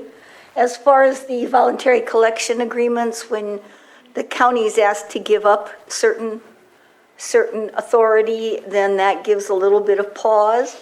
And I can tell you, I appreciate that other jurisdictions have done an ordinance or done something. I can also tell you that I can't go to court and say, well, Your Honor, Ventura County did it this way, and expect to get very far. So we'd have to look at that particular thing, the fashion of an ordinance, and the type of county that did the ordinance too, because obviously a charter county has much more authority to do things than a general law. But I don't think if it's in draft, it would take us probably over a couple of weeks. Sure, a couple of weeks to review it and put it together. But again, we'll have to check the law on it because it would be a disservice to you and to the county to just rely on someone else's rendition. And then if we were to go down this road and do this research and start preparing this, it would give us time to perform another audit and catch any new property owners who may have joined the platforms and are not participating. How long does that audit process take, Patrick? So I was actually going to provide an update on that. Thank you, Supervisor Pyska. Our agreement with host compliance came up for renewal just a few months ago when this was initially scheduled. We've held on the renewal because we wanted your board's input on that. We wanted to know which direction we were going. Because if we are going down this path, we're not sure about staff capacity, that we actually have the real staff capacity to do a significant audit during this time. So I guess we'd have to make the decision of whether your board would want us to basically relicense that software, go through the audit process, which likely would delay moving on this. Because that audit process would probably take several months itself. And then we would probably have to go forward with this after that. And how much is it to relicense the audit software, host compliance? It depends on how many properties are there when they actually look at the contract. It was around $11,000. So it's not a great amount of money compared to other services. But what we just have to figure is whether our staff is going to be able to actually take advantage of it. And that was the concern, especially with Treasury Tax Collector. They've lost some additional staff, and we would need support in that office to go forward. I think it would be important to do one last audit because we can't go after any back taxes if we were to make this revision to the ordinance. So I would feel comfortable doing that, but I don't know how all of you feel. I guess my question would be, when was the last time that we did the audit? 2020, 2000. So we've done a few rounds over the last, about 2.5 years. And I think we closed out everything that we were working on last summer. So there could be operations that have been up for a year or I guess potentially more. There's also the issue of people take listings on and off. And there's efforts made to evade this software. People have a better understanding of how it works. So I don't know that there's any way we'll really know if we got everyone, but certainly every time we do one of these sweeps, we're going to pick up more of the unregistered operations. And we have a lot of new vacation rentals since in the last year and last 2 years. So I'm just wondering how many new operators we have. I know when we look at the financials, there's some holes around the county where we know that there are operators, but we're not showing any income from those areas. So that software can help identify some of those. It is time consuming because especially as people change their listings, sometimes what appears to be an unregistered operation, we do actually have on the books, but the name has changed. So without essentially going through that audit process, I don't know that we could effectively answer what's out there right now. It would take some work to get those numbers. Okay. Supervisor Spatier? I think that I agree with Supervisor Pyska about the importance of staff time being spent on this. If we can automate something, I think that is a really good way to go, especially this is not a one-time, this is a very annual rinse, repeat, recycle type of thing, or quarterly. But yes, we repeat it very often, so let's make it as simple as possible. I have a couple questions. One is I'd be very interested if we give direction to yes, let's go ahead and do a revision so that we can make those things possible. I'm very interested in knowing what is our Airbnb look like in comparison to the last 2 or 3 years. I think that's an important number to look at as we're dealing with housing crisis here in Lake County, how many houses are being shut down and only used as Airbnb versus not. And it's not to say that we would go in any specific direction, but just to at least have a level of understanding of what are our houses being used for, because our housing stock is not growing at a rapid pace. I think that the audit is an important part that I think that we should probably take a look at that before engaging in a change that doesn't allow us to do the back taxes. But then again, my last question is, what teeth do we have for those that aren't following the rules? Like in my mind, this conversation very much parallels the conversation of illegal grows and legal grows. We want people to follow the rules, and if you're not following the rules, we need to build teeth into whatever our ordinance is. What happens to those that we find that are not paying TOT? Are there any penalties? What is the incentive to actually do the right thing? So your board did pass that resolution previously when we began this process of identifying the unregistered operators. And that was if an unlicensed operator cooperated with the county and either paid off their back tax that was owed or entered into a payment plan and remained in compliance with it, those penalties could be waived. So normally there's late penalties involved with this. If it was a first-time operator, they have the opportunity to not incur those penalties. The treasurer tax collector, or I believe it may have actually been the county administrative officer, has the authority to waive them based off the board's resolution. So if people cooperate and come forward on their own or respond if they are identified, there is an opportunity to save in those costs. So there is an incentive for people to cooperate. But that incentive is only if you get caught. Well, yes, to a certain extent, although if you brought yourself in and identified it, you would also be allowed to get those penalties waived. Your board didn't have a sunset on that provision, I believe, so it still stands as of now. Appreciate the answer. All right, any other comments from the board? Supervisor Simon. I appreciate the conversation. Obviously, a couple of years back when we decided to really go into this, I did know that there were a lot of folks out there that wanted to do the right thing. So I know they did come forward. I don't know about other districts who were contacted by folks that, hey, I want to do the right thing here. I want to, move in that direction. I think what's being requested, I'm okay with moving forward with changing the ordinance and looking into the VCA, the voluntary collection agreement moving forward, because it's only going to grow. I know we have a housing crisis here, but every year, as you said, it's growing. Airbnb is the largest hotel in the world, and it's just going to continue growing, especially now with construction costs. Why build a 30-unit, hotel when you can go out and buy, 30 homes, and it'd be a lot cheaper to do it that way because it's already done. So the transition's happening. It's being forced in the economy at this point, and I think anything we continue establishing to help our folks that are already in the program and picking up the TOT is real important. So I'm in favor of moving forward with this, coming back to make these two changes that were requested.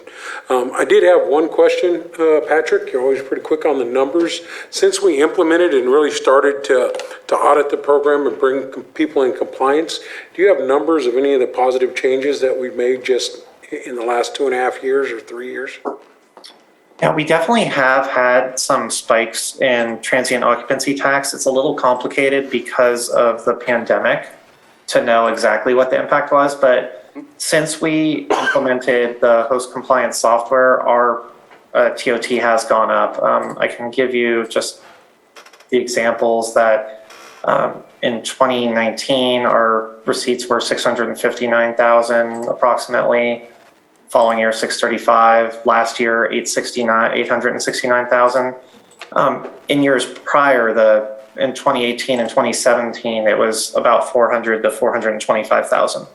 So we've had some major gains in terms of getting people registered, but not all of that is just due to registration. But certainly since we implemented this program, we've had major gains. Okay, thank you. All right, so I'll open it up to the public for any comments. You see anybody on Zoom? Not seeing anybody on Zoom, I'll bring it back to the board.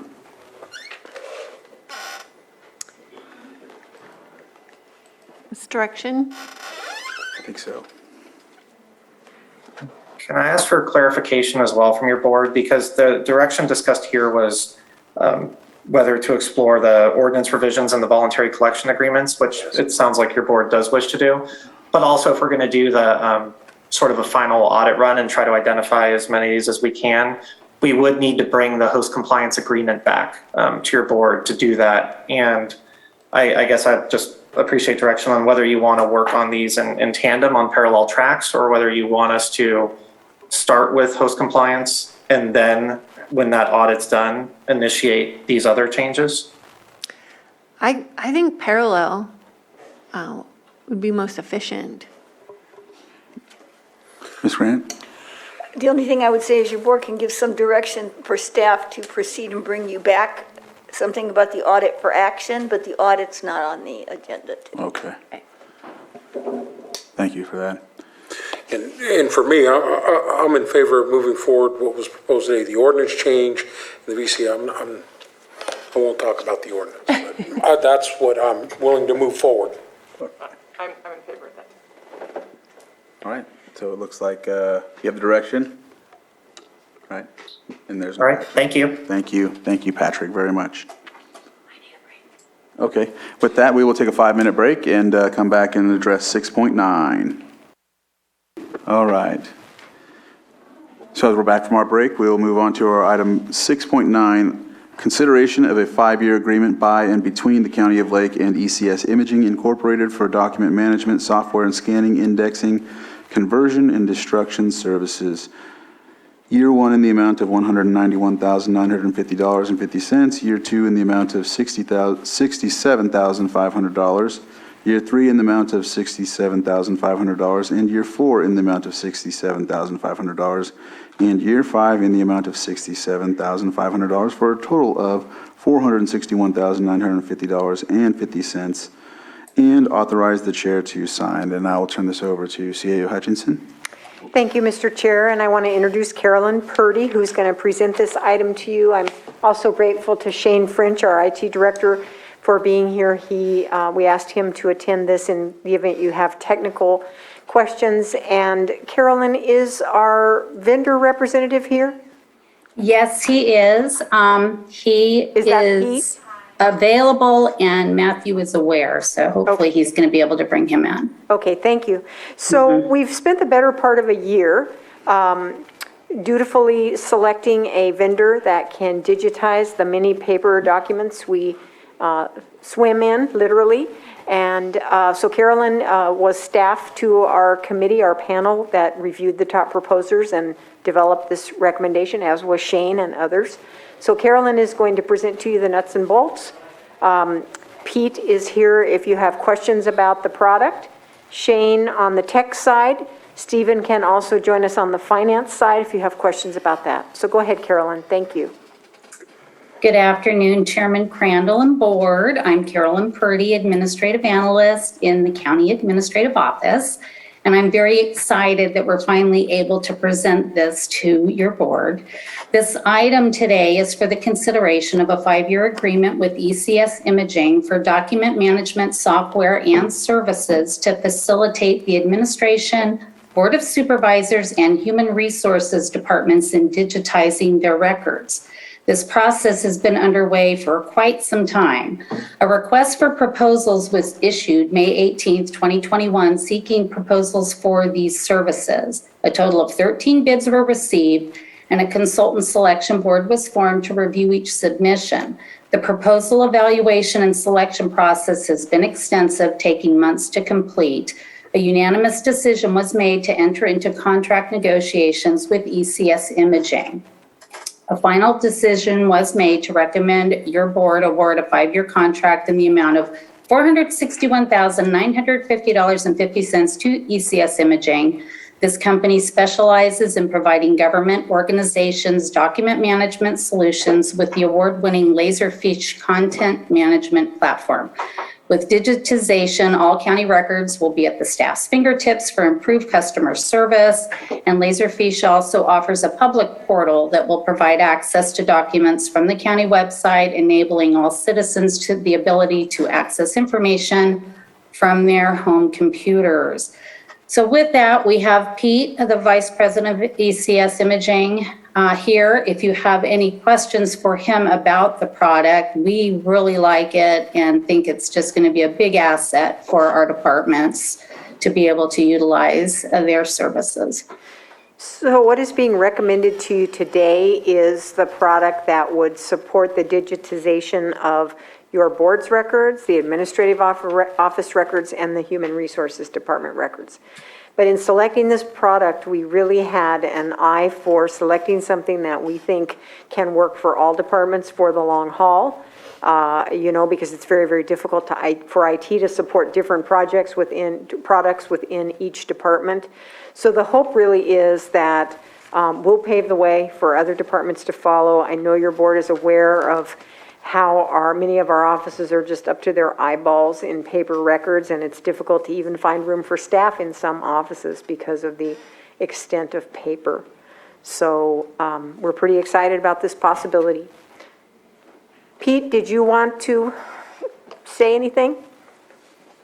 I just thank you for the opportunity to come before the board and offer any answers to questions you may have. What's effectively being purchased is a cloud-based system that would allow expansion to other departments as needed, as well as the ones that are targeted here for this particular number of user licenses that are being proposed. All right, Supervisor Sabatier?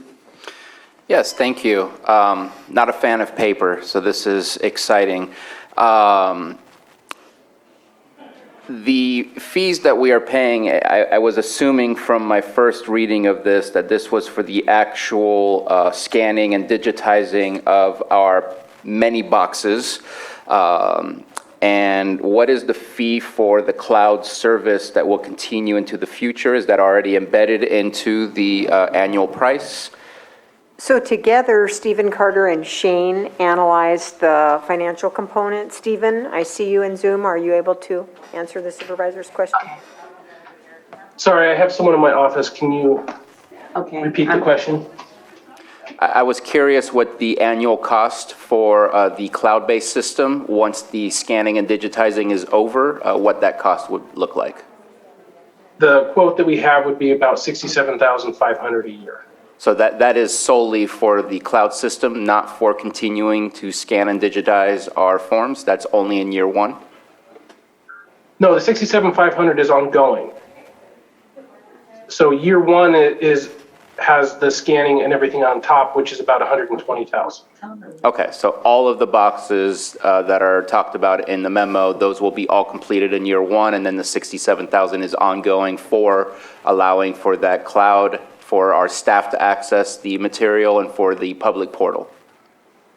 And to digitize everything as we go along the way as well. I mean, I heard him, but I didn't. And this has user licenses for eventually the whole county. Okay, I appreciate that, and I also appreciate the cloud base. That way we don't have to talk about where are we storing this stuff ourselves, and how are we backing it up to ensure safety and so on. I think that makes life so much easier.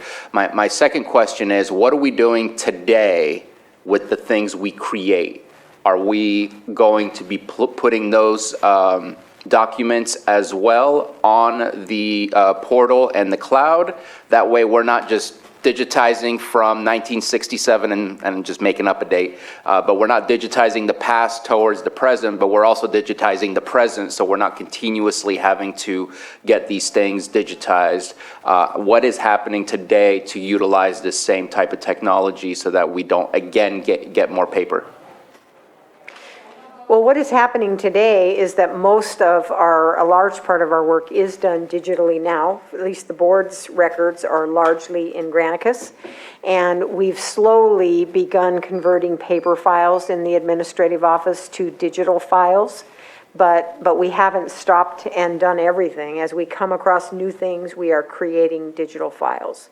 But they're just in our G drive. They're not organized in the manner that all of this will be organized for searching. And that was my reason for asking is I'm looking for stuff that we recently passed and I can't find it. I have to go to the specific agenda item in order to find it. And if there were changes made to it before we approved, I only see the original stuff. So for example, I'm looking for our administrative fines that we approved of last October, and I can't find that anywhere. And I'm hopeful that with this new product, if we agree with this, that we can start putting all the stuff that has been approved so that it's available both to staff and the public, because I think especially the public, it's important to be able to find those things, or else what you find is old, and then you start thinking you're reading what's current law when it's not. Exactly, and things often change a number of times before they're finalized or after they're finalized even. They're changed over and over. A document like the one you just described, I believe you'd find it in the clerk folder of the G drive, is that right, Johanna? But, if you're a member of the public, no, where would you find it? Well, that's where you would find it, only our office. Yeah. Yes, that's what I was going to go on to say. It's not accessible to anybody outside the county network, and in fact, our office within the county network. So what we propose to do is really get it all out there. Nice. Any other comments from the board? Open it up to public input. I believe that Mr. Shane, Carter had anything? his hand up. Oh, Anything? Stephen, go ahead. Well, it's kind of irrelevant now, but what I was going to say is on an ongoing basis, we would upload into this database. And it's very easy to search and find it very quickly. And that would be on an ongoing basis from not necessarily day one, but very quickly after everything would go into there as well as our G drive, and we'd be able to find it far easier. As responding to Supervisor Spatier. Thank you, Stephen. So are you able to do keyword searches on the uploaded documents? Yes. All right. If I may, the answer would be yes, you'd have the ability to OCR everything, which we would do as a part of the backfile scanning. Keyword search OCR capability is very effective on items that have clean font. Handwriting would be a little sketchy because OCR may have a difficulty reading different handwriting from different individuals. As well, there will be folder structure browsing. There will also be the opportunity based on how the county directs us to index individual documents with unique metadata. So multiple ways to search as opposed to only key search or only folder browsing. Great, thank you. Thank you. So I'm not seeing anybody in the chambers that has come up. Do you see anybody on Zoom that has raised their hand? No. Not seeing anyone on Zoom? All right, I'll close public input and bring it back to the board. Just one final comment. I just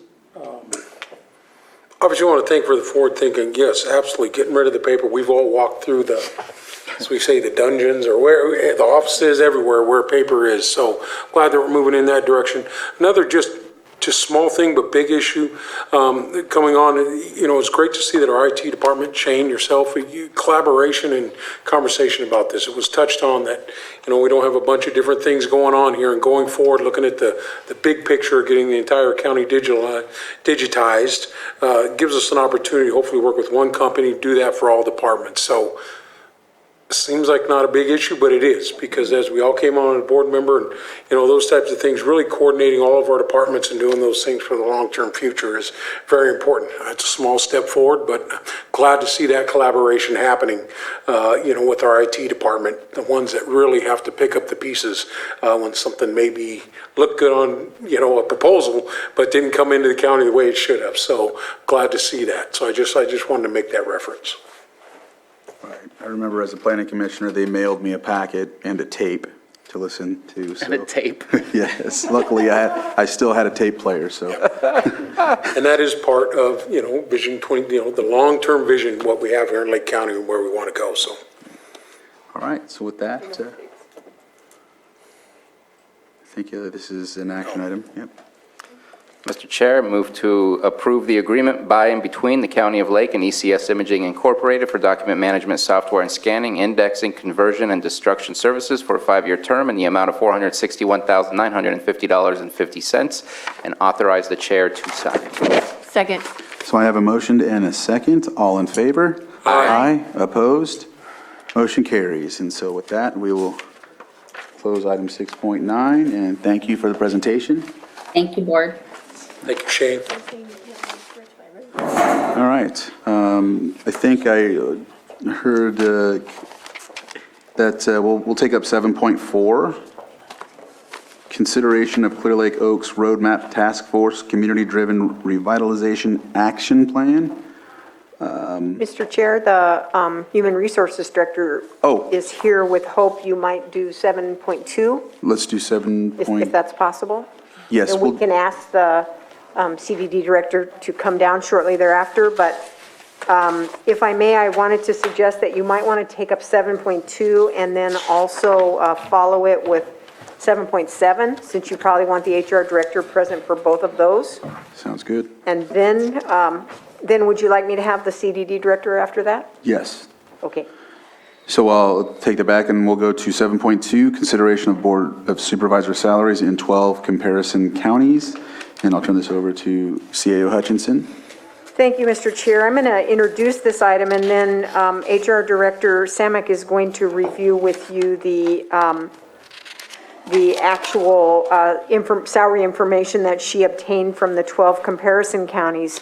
As you know, from the time you implemented the first round of the 2019 class and compensation study, you froze Board of Supervisor salaries, so no adjustment was given at the time the study implementation occurred. And so the salary is presently frozen at $63,714 per year.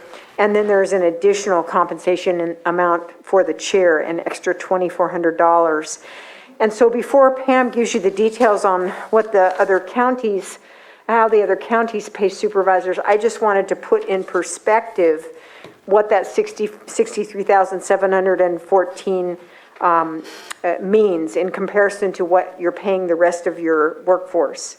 So at present, at that level, there are only 2 different classifications out of 91 that are in the management resolution that are paid less than that amount. So in other words, the vast majority of management employees earn more than what is the base Board of Supervisors salary, given that it's frozen at that level. And then there are a lot of employees in our other units that are more comparable to that. And typically, the people that earn at that rate are generally people that supervise other people, various kinds of analysts, a whole host of different analysts and such, and then various coordinator positions. And so we felt that this discussion would be timely to have, given that your board are the leaders of our county, and you have a very different role than staff, and every county job and employee in it is of great value, but it certainly would appear that the compensation is a bit off as it is presently frozen. So I will turn it over to the director to give you the details on what she learned from the other counties.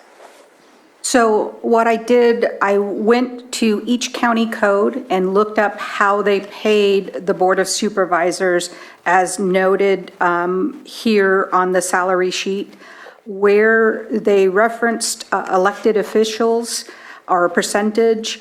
I went to the state controller's report to verify the information. I used 2020 data, which is close to the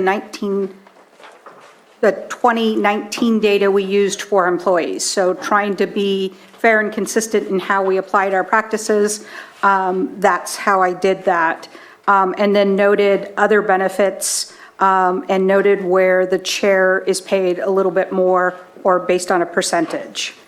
And so if we went back to the method of 60% of elected, then your salary would change from $63,714 to $85,855.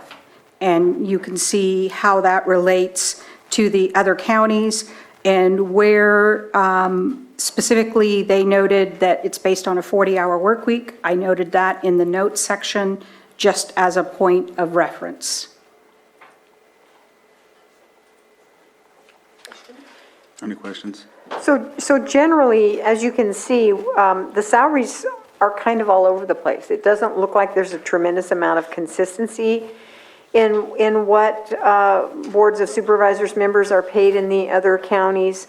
It would appear that in some counties, the pay may be based on the expectation that board members only work Tuesdays. And there may have been a time in the past when there was truth to that, but I don't see that happening now. I know the long hours your board members work. And again, as Pam noted, a few of these comparison counties, perhaps others that we didn't look at, base compensation on a percent of the Superior Court judge salaries. And if you look at the other attachment to your packet, if you wanted to look at something like that, it's highlighted in the yellow if you selected a percentage, what it would look like. And so we don't have any kind of action before you today, but we're seeking your direction if you have any on what you would like us to prepare. In addition, as noted, a lot of the other counties also have an auto allowance in addition to the pay that's noted here. An auto meaning like mileage or something like that? Mileage or a stipend. A monthly vehicle allowance. And because I remember at one time we had decided to not even entertain that. I think it's still there, we just don't use it. Yeah. Yeah, nobody has submitted a mileage claim in several years. Right. So I've just noted that because I remember it being specified in one of our meetings that, so just highlighting that. Any comments from the board or questions? Supervisor Sabatier? I wanted to speak on if we agree to take a look and move forward with some salary increases. I was having a conversation with CAO Hutchinson and also Director Samick, and they sent me something from LA, and it wasn't anything of, it wasn't an innovative thing, but I feel like it's a good idea to follow what they did. They have Board of Supervisors responsibilities. Of course, there's no consequences for not taking on those responsibilities, but we don't have any documentation that says what our responsibilities are. We have a process and procedures on how we do things, but I think it's not a bad idea, especially if we do this, to basically say this is what's expected of somebody in these seats and these positions, because we know from past history that that's not always the case, that we can get somebody who just shows up on Tuesday, says yes or no, has not read anything, and goes back home, and there's no difference in how they're being treated financially for that work level that they've done. And so I think that having some sort of document like that to kind of set an expectation or a standard, I think would be great. Again, this came from LA County. I appreciated the sharing of that. And it really had nothing of you shall. It's just the simple things that we expect of one another here on this dais.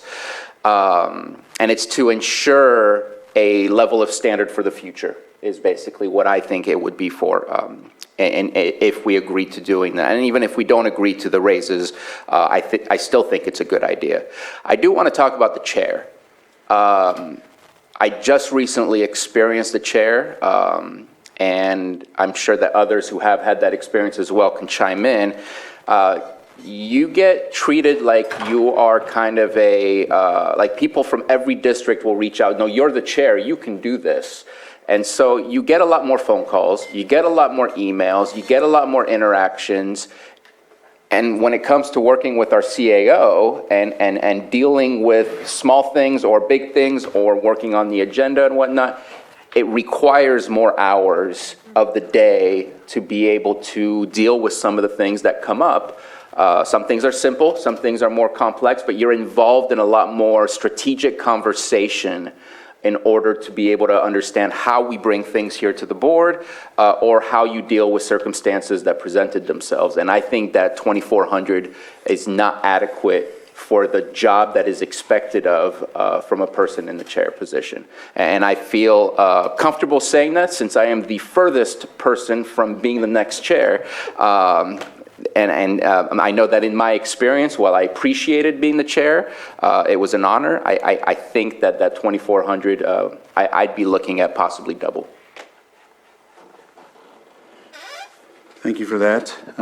One of the things I'd like to add before I open it up to public input is that I do appreciate one of the statements made before by county council and even on this agenda talking about attaching it to judge salaries and a percentage of that. And the reason I say that is once we do that, now anyone that takes our positions don't have to go before voting on this. It's so controversial. It's so, it brings a lot of just negative attention for someone to vote on their own salary.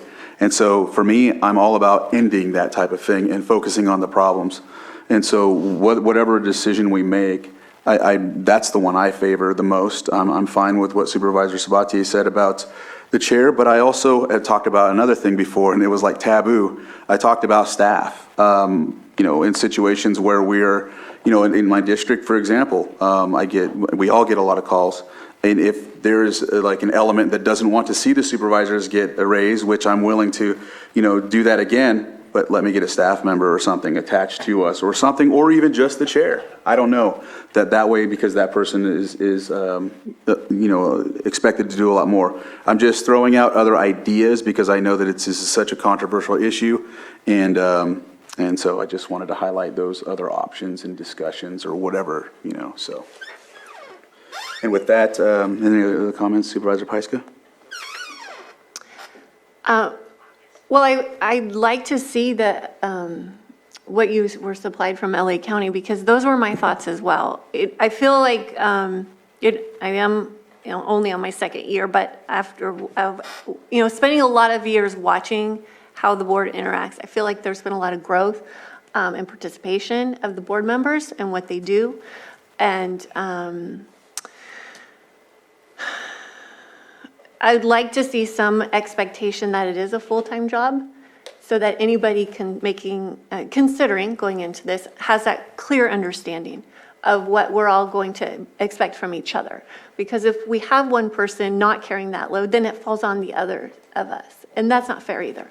So we have committees, we have commitments. I would really like to see that clearly laid out for us to sign up for, and also for anybody that's considering stepping into this role, they really truly understand what the responsibility is going to be.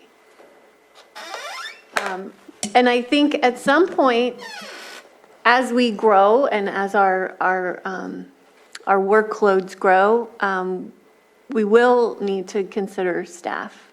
I don't know if we're quite there yet. I feel like we work a lot. All of us really work a lot, and we're able to handle it. But I think as our county grows and as we grow, that's going to be the next step that we will have to consider some time down the road. My only comment to that was if we don't want to entertain a raise, then let's get a staff member and pay someone else to help us with some of the things. That's all. I wasn't saying we need that, and I'm just throwing options out to.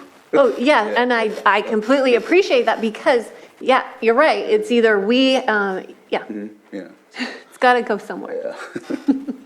Vice Chair Scott. And I would definitely agree that in the last 5 years, our workload is definitely different than now than it was 5 years ago. I think, 6 years ago, you could come in here as somebody that was retired and was just looking for something to do. But now with our committee assignments and everything that we're expected to do, it is definitely has turned into from a part-time to a full-time position. And I think I like the idea of having, what we should be doing. I know I heard many times when I got into the seat that they were excited to see a supervisor at committee meetings because one hadn't been there for years. And we signed up for these committees. We should be expected to show up to these committees and do our job. So I would love to see some sort of document that lays out, this is what we're expecting for you to do. Because it does. If one supervisor doesn't do the work, it does trickle down onto the other ones. If one supervisor is not answering their phone, they're going to reach out to another supervisor to try to get their questions answered. So I really would like to see that. And the raises, I would like to see that also. In my position now, I've been trying to find somebody that would fill my position, willing to step in. And the qualified people I found that could do this job are unwilling to do that because of the pay. They'd be taking a pay cut to be able to get into this position. And I'll just add to that, we have 2 members who are running unopposed. And why is that? I'm not trying to change that. I'm just saying we have a healthy democracy, and it would be healthy to have opponents. Yeah. And clearly, anybody that's, qualified and they have a better job than this. So it's difficult. I think that says something. Yeah. Supervisor Simon? And then, So, heard a lot of the comments and completely agree. I do like Supervisor Crandall, like he was saying, that if we're going to do something or look at something, that it be tied to the judges' salaries as you move forward, then it's kind of set going forward. Coming in, what we're going to be looking at as you do that. Obviously, preparing people for this job is a challenge because nobody saw a pandemic coming. I knew I was running for office, disasters, natural disasters, where we need to go, support changes for our employees here in the county. But the disaster was something that was unbelievable, and I was lucky enough to be the chair when all that happened. And, it's a real challenge. So I like the conversations that have been had. If there's not a raise, we talk about increasing the amount for the chair as it goes through, because I've been able to go through it, like I said, in the world, a pandemic that the world had never seen. So challenges definitely come along that you don't see. So be willing to look at it at this point, though. But had my conversation when we did the budgets and stuff last year that, for me personally, I can't talk about someone else who wants to run for this office or when I'm not here, but you're definitely going to have to look at that. When we look at recruitment strategies where people want to do something, you got to be able to take care of your family completely to really fully commit. So, yeah, I agree. We'll see more conversations to be had. Appreciate the information. But at this point, I'm not pushing for a raise, obviously, just the conversation. And as far as something from LA or a setup for someone to look at when they come into the office, which would be great. Like I said, when I came in, there was, hey, you're on all these committees. Well, when do they meet? Well, we don't know. Okay, well, great. So all these things, you tell us once you go. It is, I think all those guidelines are good. But ultimately, every 4 years, the voters get to say, yeah, you're doing a good job or you're not doing a good job. And, it's a great part about what we do. So either you do your job or you won't be here. It's that simple. CEO Hutchinson and then Yeah, Supervisor. just real quickly, the 2 supervisors on this end of the dais mentioned that they'd like to see the LA County example that I found. And there are other examples. If you do a search of Board of Supervisors responsibilities in California, you will find more along these lines than just LA counties. But this is it that I did a share screen with that illustrates for you what LA County has written up. They're a charter county, so if you were going to have something like this, it might be a little bit different than this, but it basically outlines what you do. I don't believe counties generally have job descriptions for boards of supervisors. They, pretty much cite what the code says about your duties. So that's what it is, what LA County had. It just seemed like a good example as a starting point. Supervisor Spatier? I just wanted to mention I know that Supervisor Scott was talking about making it to committees and others have to pull the weight if you don't. And I think it's even worse than that. I think that if you don't go to committees, you miss out on a lot of good information that you can hand out to your colleagues. I think that some decisions are made that if you're not there, it might not be the decision that your colleagues were hoping that you would make. And so I think that we're being asked to do things, not just to do things, we're being asked to do things because there's importance behind what we're doing. So I think it's very important to, at the very least, show up, right? So I think those are the types of things that I would love to see just written down, just why what we're asking you to do is important and why you need to do it well. I know that for me, this is not something that today I want to push for any specific thing, but I do agree with the judges being connected. I know that in the past it was connected to other elected officials, but yet we control what our elected officials get paid. And so if we give them a raise, then we would automatically be getting a raise too. And so I think that's the wrong connection to make. I'd like to separate it as much as possible. So I agree that if we do make a change, that it would be connected to the judges, and that no decision needs to be made until we know that we have a balanced budget. I know that for mid-year, we borrowed quite a bit already from our cannabis taxes in order to ensure that the increases in our salaries were taken care of. I have no idea what that looks like currently for our budget, and I want to make sure that everything is covered before we start taking a look at this. So reviewing this again during the budget time, I think would be the appropriate time. I'll open it up for public input. Does anybody in the chambers want to say anything, or if there's anyone on Zoom? No hands. All right, and so I'll bring it back to the board, and I think it's just direction, right? Providing direction, because it's just discussion. Just discussion. Yeah. Right. And so with that, thank you for the presentation. Thank you for the discussion. And Ms. Grant, is there anything I missed? No, we're good? All right. Thank you again. All right. And so with that, we'll move on to 7.7. We were hoping.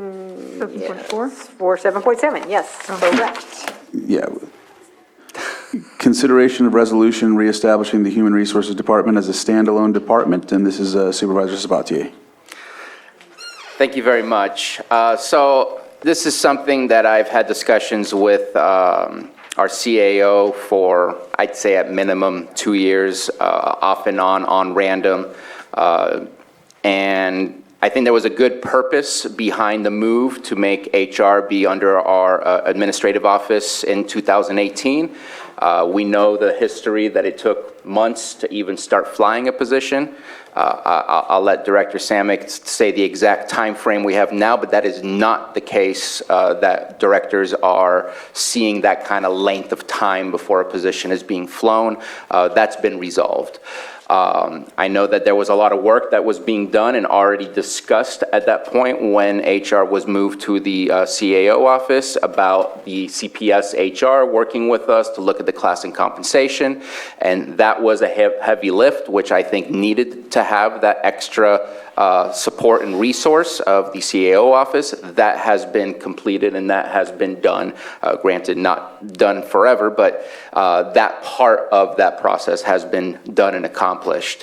Right now, we have a new beginning that's going to start when we have our permanent CAO. And in our permanent CAO, we're not going to have the discussion today, but we haven't necessarily discussed on what the focus of that CAO will be.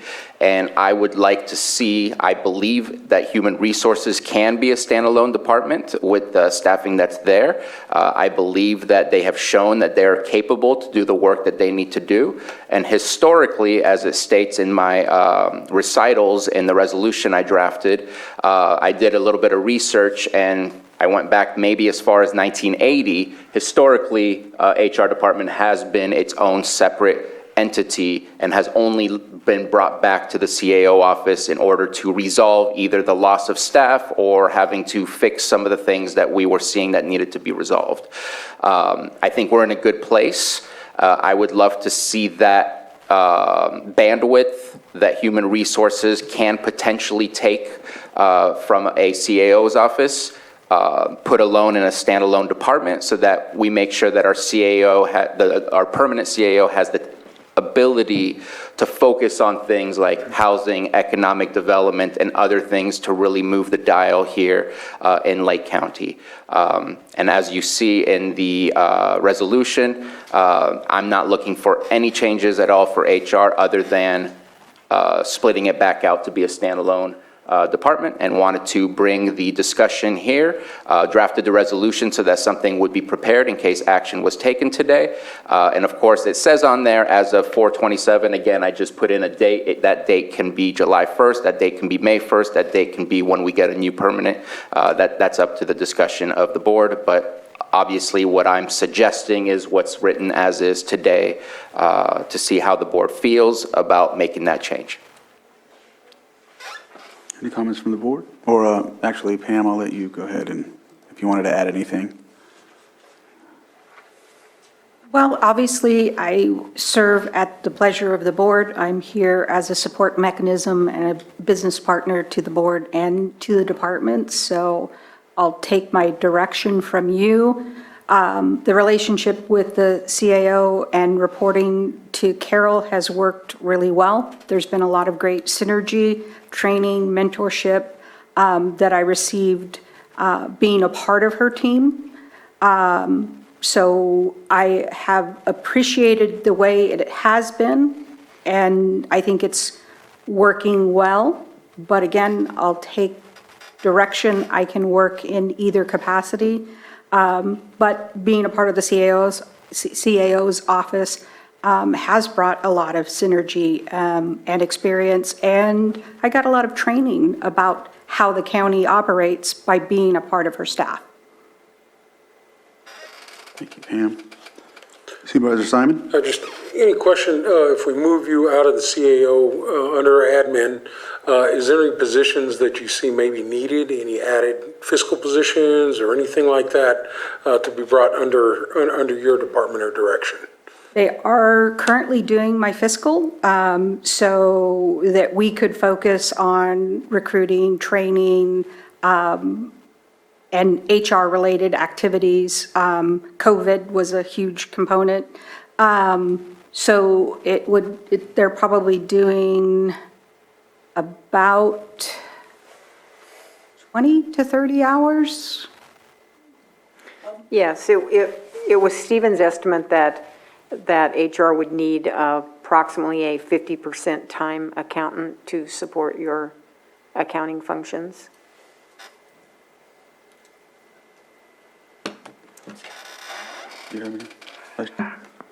For me, I don't see that there's an issue. I think things are working well. I think you go and make changes when you think that there's a problem and you want to see something resolved. I don't think at this time that this is needed. So, Mr. Chair, I think you can't see in Zoom, but I have my hand up when you're ready. Who's it? Is it from a staff? It's a staff? No, it's public input? It's our CAO's hand up. Oh, go ahead, I have Carol. my hand up. I have my hand up, but I think CEO you don't have the view of that. So just a couple of quick comments. I mean, it's true that that admin and HR have gone back and forth a few times over the years. I checked in with retired CAO Kelly Cox about it, and that is accurate. It's gone back and forth. Kelly told me that the last time it was spun off from admin, some years ago, at that time, admin had considerable additional responsibilities that it doesn't have now, and he felt like he needed more time to focus on those. At that time, admin was very keenly involved in economic development, the visitors information centers, and some other functions. We don't have those functions now. It's also a really common model among peer counties, and we touched base with the 12 that we've compared ourselves to in the salary study, the same 12 we just talked about regarding board salaries, and 12 out of 12 have their human resources department as part of administration, with the HR director responding to the CAO. And then lastly, you're soon going to be making decisions about your permanent CAO, and I think it would be reasonable to consider the input of that person in making a decision like this. Thank you, CAO Hutchinson. Supervisor Sabatier? And I will say that over the years that I've been here, the number of departments that we've asked our CAO to handle because of the loss of directors is not something that is unique to the last couple of years. And how much do we want our new CAO to come in, potentially have a director leave soon after that, or even a year later, and again, ask more of that person than is necessary to ask. We are also looking at goals internally of reducing our vacancy rates. And I think that those goals are directed specifically at looking at HR, what are our strategies, how are those things working, do we need to change? And to make that a goal that is now being placed on our new CAO coming in, I just think is a large ask right from the get-go as well. So those are some of the thoughts that I have. I know that I appreciate the flexibility of our current CAO during those times where we've had directors leave, but I do know that it's never been an easy ask to make those things happen either. So just wanted to provide those last statements. Supervisor Pyska? Oh, so we're in transition, and we're going to be having some new permanent leadership here, and I think it's best to have that conversation when we have that new permanent person in place and how they want to operate with us together, and you know, we just table this conversation until after that person is here and established. And I wouldn't mind doing that either. However, one of the unique situations that we're in is if we table that, the interim now has potential, at least the optics at least can say that there's potential influence on who's chosen in this process of choosing a new CAO. I know it's just optics. I know that that wouldn't be the case, but that's not what the public may think. And so for me, I would rather just eliminate that thought, and at least, even if now we just allow HR to be standalone and then let him or her make the decision when they're hired as the CAO, I'm fine with that as well, or doing it from here forward, so. Well, let's clear up those optics. Well, I am a professional. I've been in HR for almost 35 years. I'm in a confidential unit. There are things that are confidential that I would not disclose. I have not discussed the recruitment strategy with the interim person, nor has she approached me to ask any kind of questions. That's off limits. And regarding the recruitment, I respond directly to you, the board, to no one else. So I believe that I have the professionalism to draw that line. I also believe that your interim CAO has that professionalism and would never cross that line. Thank you for explaining that. I just wanted that to be heard in case there is those, and we just, scoot over it. And then it's still said because we didn't talk about it. And so just clearing the elephant in the room. Supervisor Simon? Anita turned her mic on. I just wanted some clarification because the HR director does not respond directly to your board. That's why she has a boss, the CAO. So what you may want to do, if you want to reduce the optics that there could possibly be some kind of a conflict, and conflicts are built on many things, including fear of consequences. But to reduce all of that, your board may want to just establish some very clear rules that the HR director is going to have to follow for this recruitment. And that way you will be able to reduce the appearance of any type of conflict or compromise situation.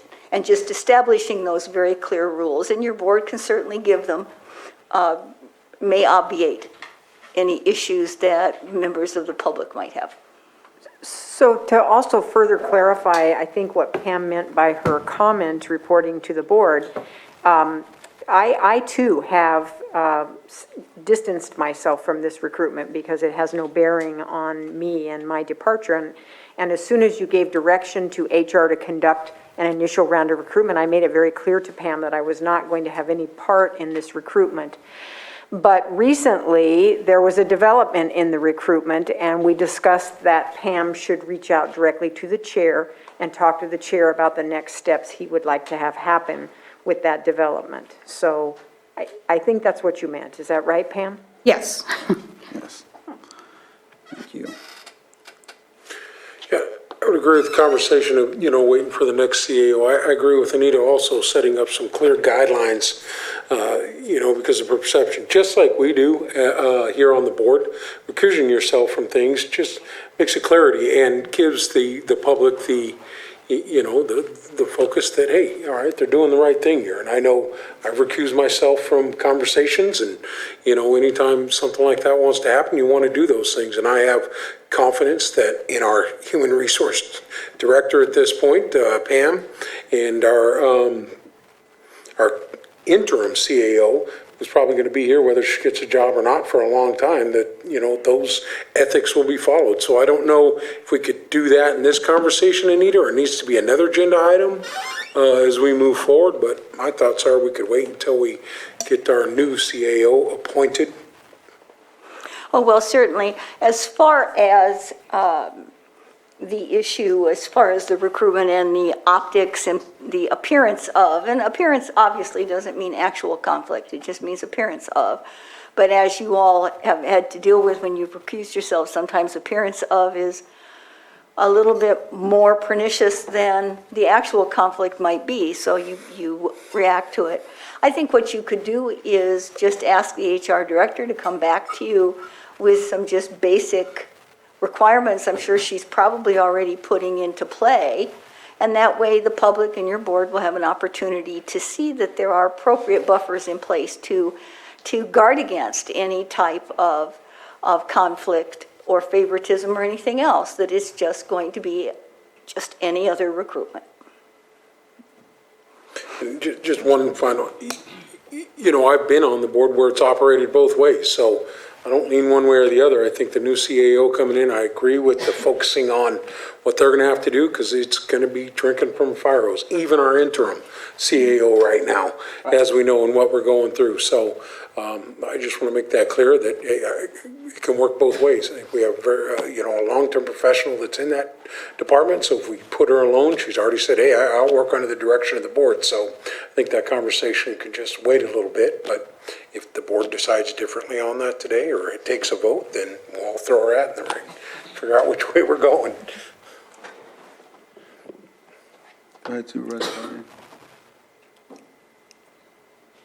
Do we have consensus to come back with what Anita was offering? Yes. That Director Samick, I'd like to add something and see if there's consensus.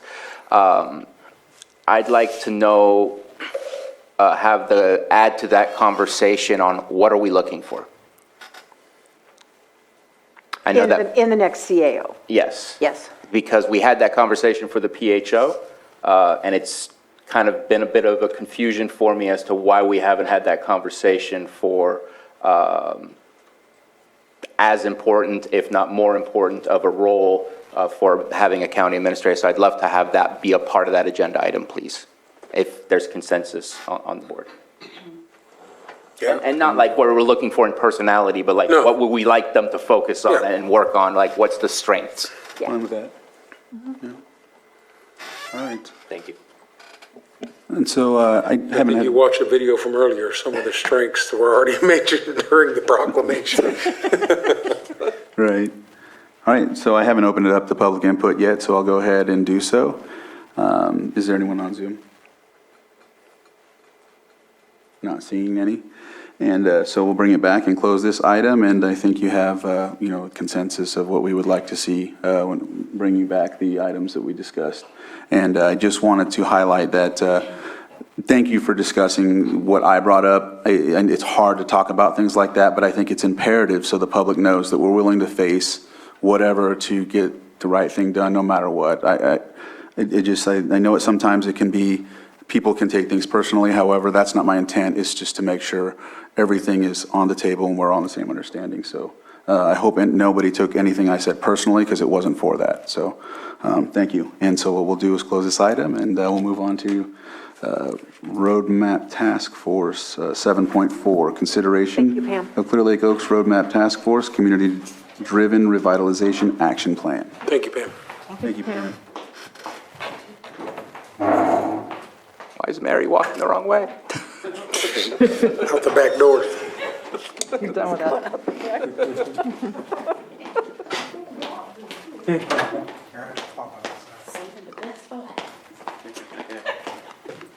No, this Not- isn't not the quite last. thing. Not We're quite gonna be here last. forever. It's like the song that never ends. Oh, yeah. I hope 4 o'clock.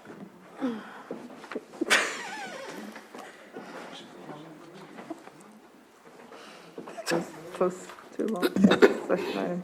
It's very awkward to look at that video.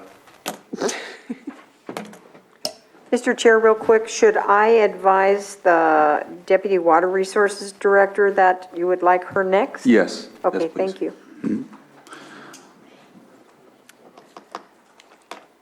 All right, we're ready when you are, Director Darby. Mhm. She's already on Zoom.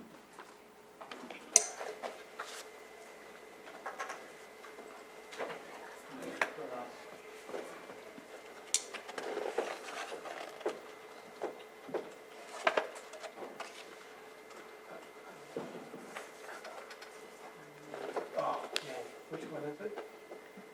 The first one?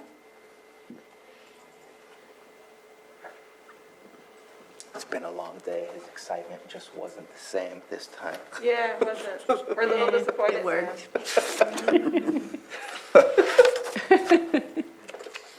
He's ignoring us. He's trying really, really hard.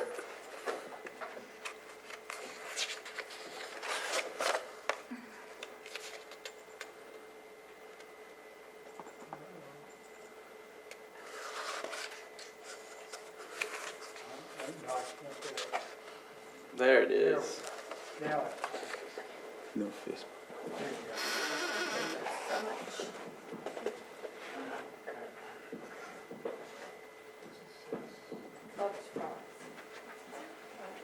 So good afternoon, Board of Supervisors and fellow colleagues. How are you doing this afternoon? I am Director Darby, and I have with me today Marcus Beltramo, Code Enforcement Manager. And today we are going to present for your consideration the Roadmap Task Force Community Pilot Program for Clear Lake Oaks, a community-driven revitalization action plan. So, what is the purpose of the Roadmap Task Force Revitalization Community Pilot Program? Basically, it is to revitalize, secure, and beautify the Clear Lake Oaks neighborhoods through a community-driven revitalization action plan. It's to build a partnership between the county and the Clear Lake Oaks citizens to combat blight, crime, and illegal activities. It's to empower citizens to push for the effort to beautify and protect their communities, and to offer readily available mechanism for citizens to report violations, code violations, law violations. And it is also to create more security for Clear Lake Oaks to attract new residents and businesses. In 2021, of August, the Roadmap Task Force adopted the Board of Supervisors adopted the Roadmap Task Force initiative, and they allocated a budget of approximately $1 million through the cannabis tax on this project. So who are our partners for the Roadmap Task Force? So for the successful initiative of the Roadmap Task Force, a partnership was formed between the Lake County Board of Supervisors, the Law Enforcement Department, the Community Development Department, in particular the Code Enforcement Division, Animal Control Department, the District Attorney's Office, and the East Region Town Hall, Municipal Advisory Council, better known as EARTH. So what is the vision of the Roadmap Task Force Community Pilot Program? The vision is to revitalize the Clear Lake Oaks community through safety and beautification efforts. And the mission is to empower citizens to spearhead the safety and beautification efforts through the code enforcement complaint line that currently exists.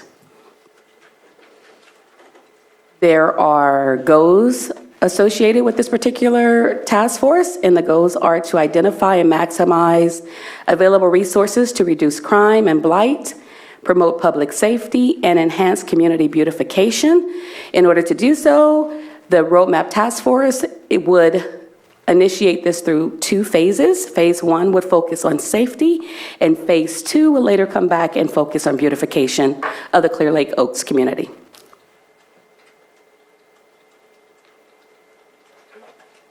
So, what is a community-driven roadmap task force program? Basically, it's a neighborhood beautification program that's not a fix-up-your-backyard day. It's rather a strategy to maintain, enhance, and/or change the character of a neighborhood over a long period of time.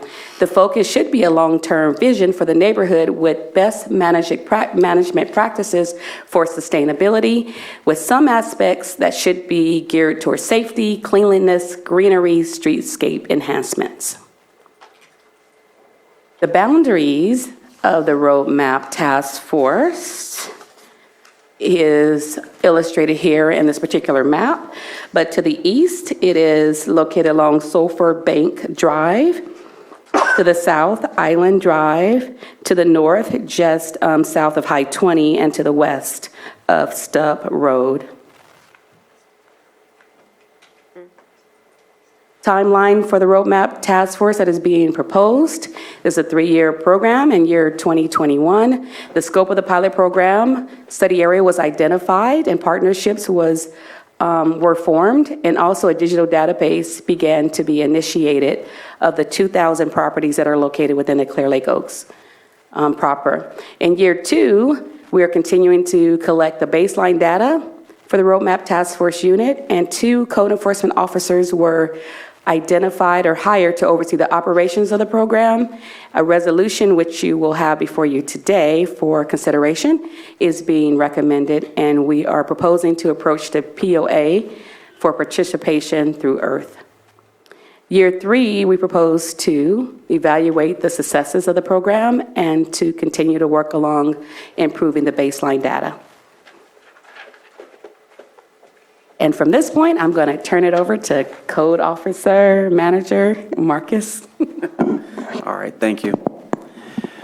All right, so the Roadmap Task Force, how will this work? So this flow chart here kind of illustrates the process that we're going to go through to address and identify the violations, and then to go through our processes to correct them and to bring the situations into compliance. The one thing I do want to highlight here is the the box in red, about notifying our partners, communication with our partners. Again, this is a comprehensive program. We have to work together to make this program work, and communication with our partners here is the only way that we can accomplish this goal. Phase 1 is a multi-pronged approach, which includes collaboration and cooperation focused on properties that have co-occurring criminal and zoning violations, is an effective tool in bringing safety to neighborhoods, increasing values to properties. Focusing efforts and a more direct effort will bring more immediate and identifiable results, as opposed to spreading our already scarce resources over a broad area. The quality of life issues that will be identified and remedied will lead to improved safety in the community by demonstrating our willingness to take action when such co-occurring prohibited activities are identified. Multiple agencies working together will be more effective than those same operating independently of one another. When it comes to working with law enforcement and code enforcement, there's a certain place where we can only go so far, where law enforcement has to pick up. And there's certain things only so far law enforcement could go, where code enforcement has to pick up. So it's a collaboration, working together to address these issues and to bring the Clear Lake Oaks situation into compliance, and also to make it a better place. Phase 2, the beautification program approach forms partnerships with local organizations to rehabilitate, restore, repair the aesthetics of the community, keep the program going forward for life. Those partnerships, again, Habitat for Humanity, North Coast Opportunities. I'm sure we're going to come across and identify other nonprofits that can help us achieve these goals. I'm really excited about the beautification phase of this project and really look forward to it. How would complaints be filed? We already have a system in place within the Code Enforcement Division to handle complaints. This is where we kind of rely on the community, also as a partner, to let us know what their issues are and what's going on. I mean, they live in the neighborhood, they know the issues of concern, they know what affects their life and the comfortability of the enjoyment of their properties. Through this, they can file a written complaint or they can file an online complaint. But this is where we need the Clear Lake Oaks proper area to kind of come forth and let us know what issues are of concern and where we should address and focus our energies. What complaints will be enforced is high priority. Obviously, any condition dangerous to human life, unsafe, detrimental to the public health or safety, the existence of garbage, rubbish, refuse, or waste matter and weeds upon the premises contrary to the county code and/or which creates a fire hazard. Any items causing an unsightly appearance which is visible from the scenic corridor, that would be Highway 20, or public right-of-way or sites of neighboring properties, or which provides harborage for rats and other vermin, or creates a potential health hazard or public nuisance. Abandoned, dismantled, wrecked, or inoperable motor vehicles, motorcycles, recreational vehicles, trailers, campers, boats, or parts thereof, and any failure to obtain the necessary permits other than what's allowed to legally cultivate or have cannabis on their properties. How will the violations be corrected? Obviously, voluntary compliance is where we want to start. And this is kind of adds to the community partnership. You know, communities have to hold their neighbors accountable too. You know, they have to hold their neighbors to the standards that they all want to live by. And if I'm keeping my property nice, you should keep your property nice, and then we'll all have nice properties. If that doesn't work, we will then start the process for administrative fines. And if that doesn't work, we'll ultimately abate the issues. Hazardous vegetation also has some tools that will also help enforce compliance. And legal cannabis, the administrative penalties and fines that's recently been issued. We have a stiff penalty per plant that will also help us to correct the issues and help this program work. How do I become involved? Attend an earth meeting. Again, I believe they usually occur at the Moose Lodge. Wimpy Burger Night, I believe that's what goes on there. And or contact your property owners association or contact the County of Lake Community Development. There's multiple avenues here for you to become involved. You should become involved. You should reach out to us. You should express your concerns. It only works if you can help us to work for you. So how do I become involved? Attend or contact one of these three entities. And the people involved, we have the supervisor, Eddie J. Crandall, Supervisor Bruno Sabatier, Sheriff Brian Martin, Director of Animal Control, Jonathan Aramis, my director, Mary Darby, Sergeant Aaron Clark at the Sheriff's Department, Lieutenant Rich Ward at the Sheriff's Department, myself. We'll have 2 officers dedicated to this area. They have a strategy. They're going to be aggressive. They're going to go after it. That's Norman, Joey Valdez, and Officer Antonio Chavez. And then for cannabis, we have 1 dedicated officer, and that's Linda Rosas Bill. This is the people that you would contact and the people responsible for making this program work. All right. And in addition to that strategy I referenced earlier, we do have priority areas. Nothing works without a plan and a strategy, and then implementing that plan and strategy to maximize its benefits. The first area, obviously, is the scenic corridor, Highway 20. I believe everybody in this county knows the importance of Highway 20. It's the main artery through the county. It's the lifeblood of this county. It's the most scenic highway in the county. We have to treat it as such. It's protected area. So that's the first place we're going to focus on. So everybody living on Highway 20, we will be going to assessing your properties, assessing the issues on your property, and looking to enhance those situations and bring them into compliance. Second would be the commercial zone. This kind of runs hand in hand with Highway 20. The main commercial zones in that area are located on Highway 20. I think Bruno, or Supervisor Sabate, has made a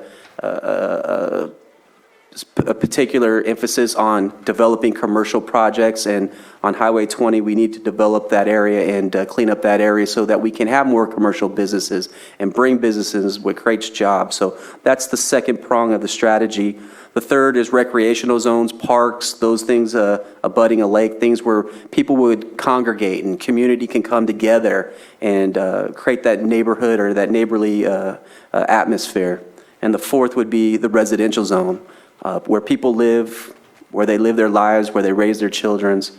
We got to focus on that, bring that up, and correct those issues. Again, it boils down to a quality of life. If you have a positive environment, that energy can have a domino effect and create positive situations moving forward.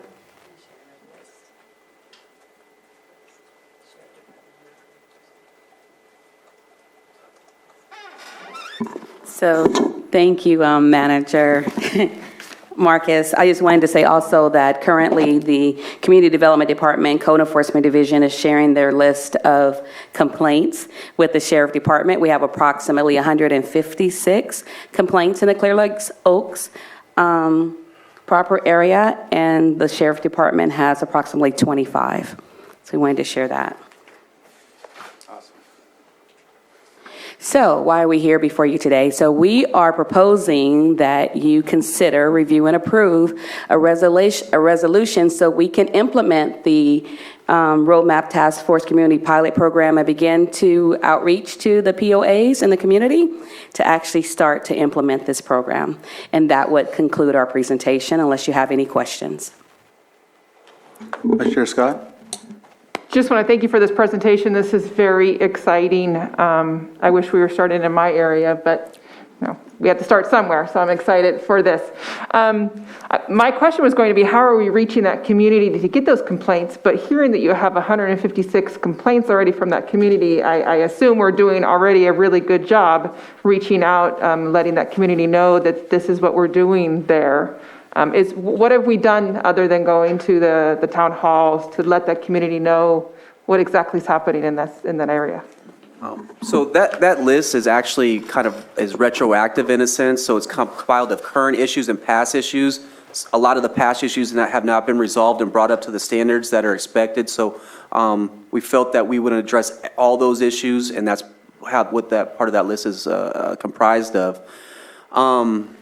But how this is going to work is it's going to spread. As we get more involved, have more presence and higher visibility in the area, hopefully word of mouth will spread around. We're talking to the property owners associations. We're having town hall meetings.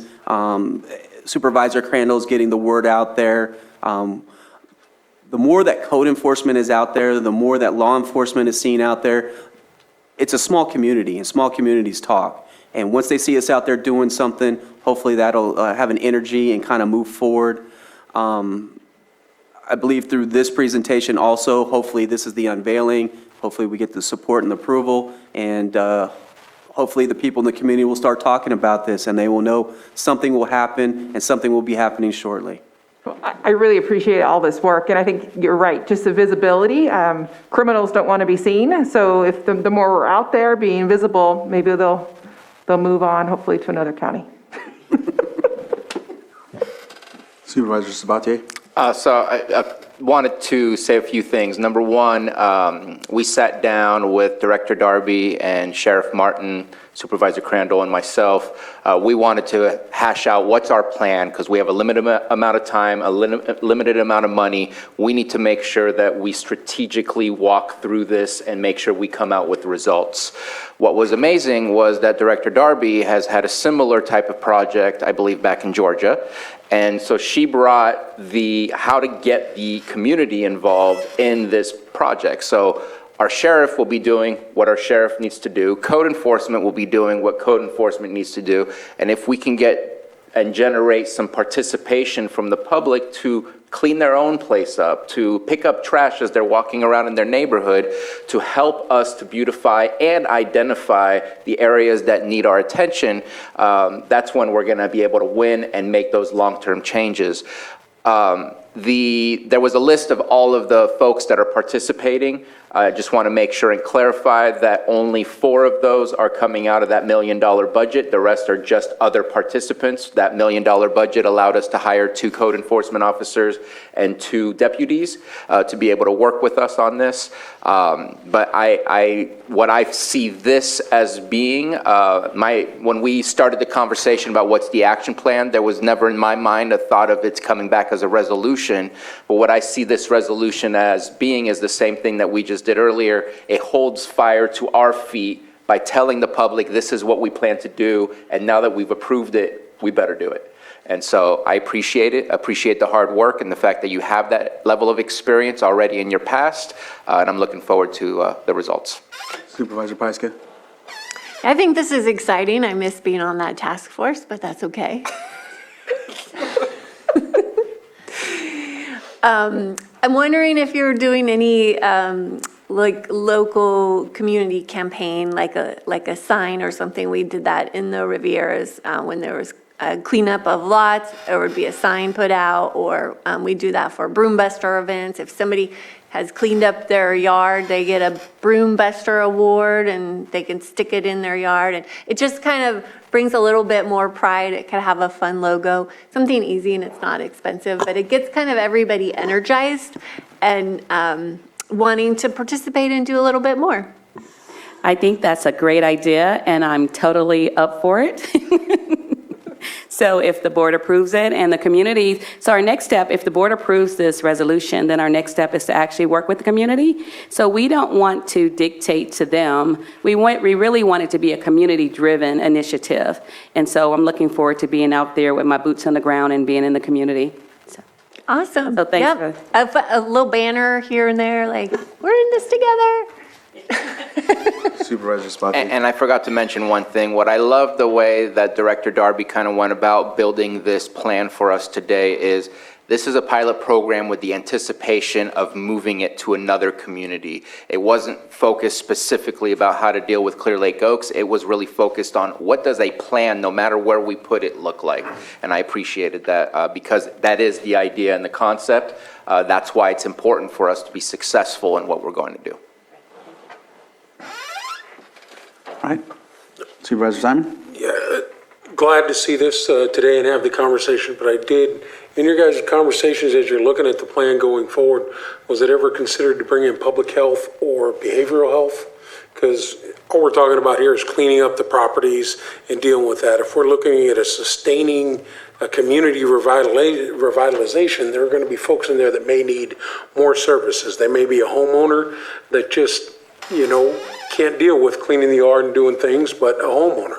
So I just have that question when we're talking about it as did that conversation ever come up? Because some folks might just need some help, or pointed in the right direction, and that might be the way to get them engaged in the community, and then a kind of full circle, I'm just wondering if those conversations happen.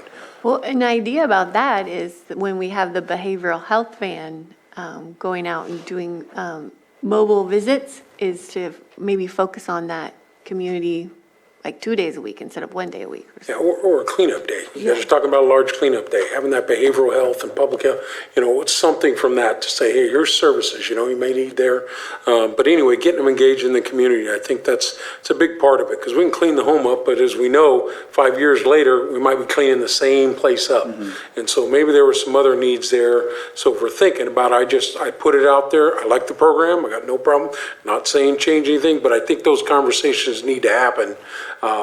Especially behavioral health is over on that side anyway, some of their main offices. So making sure that it's out there, so we're not only cleaning the community, but also getting that engagement of, hey, if you need some help, here's some resources for you. I think the van's a great idea. And we have a public health van too. Yeah, so we'll have both of them. That's great. So anyway, that's one thing I wanted to mention. So the answer is no.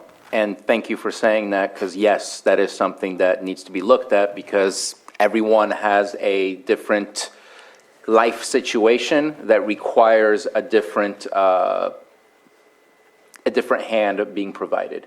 And so thank you for that. Yes, that is absolutely something that we'll be continuing to bring into our conversation as we continue our conversations about the Roadmap Task Force. So thank you. I just want to chime in on that. Regarding fixing up properties, code enforcement has already had a conversation with North Coast Opportunities. They have a grant, and they've reached out to us. So those properties that are red tagged, where they need some cosmetic help or some contractors to come and help them fix up their property, that's something we already do. And that's part of this program, is working with them to identify these properties where a homeowner needs a little bit of help. We come across elderly persons that need some help, and so we refer them out to North Coast Opportunities, and part of this is bringing them in as a partner to help those people fix up their homes. Yeah, I think that's all great. What I'm talking about is the fixing the residents, might need help, might just need that, hey, where do I go? And I'm self-medicating, I need some help, I'm a property owner, I want to be involved in the community, but where's that community involved? So public health and behavioral health, just a suggestion from my point. I think it's a good one. Thank you for that. So I'll open it up to public input. Do you see anybody online? No, sorry, wasn't looking. Sorry. There's a hand from Katie Moore. All right, Katie, if you can unmute, you have 3 minutes. Hi there, Katie Moore, Anderson Springs Firewise Council. 2 questions for you. What, for those homeowners, property owners who are unable or unwilling to comply with code enforcement requirements, what is the appetite and budget of the county to actually push forward with truly mitigating those properties? Second part of my question is, my experience with code enforcement is that enforcement of the hazardous vegetation ordinance on vacant lots has been pretty hit and miss. How will you enforce the hazardous vegetation ordinance for vacant lots within Clear Lake Oaks? Thank you for the opportunity to comment. Thank you. So we deal with Katie Moore a lot, and I understand her concerns very clearly. So one, there is a nuisance abatement fund of approximately about $400,000. That's about 4 times the amount of money we have for the whole county. So there are ample funds to address these issues if we do need to go into abate them and correct those issues. Number 2, regarding hazardous vegetation, that is something we need to get better at, but I have had conversations with Mike Ciancio, the fire chief for the North Shore there, and it seems like we're in conversations regarding a program that he may have together where we may be able to address these hazardous vegetation issues with the crew that he's put together. So that is something that is kind of in process, and hopefully that partnership with the North Shore Fire Department will help address those hazardous vegetation issues on vacant properties that need to be addressed. Is there any other public comment, do you see? No hands. All right, hearing none, I'll bring it back to the board.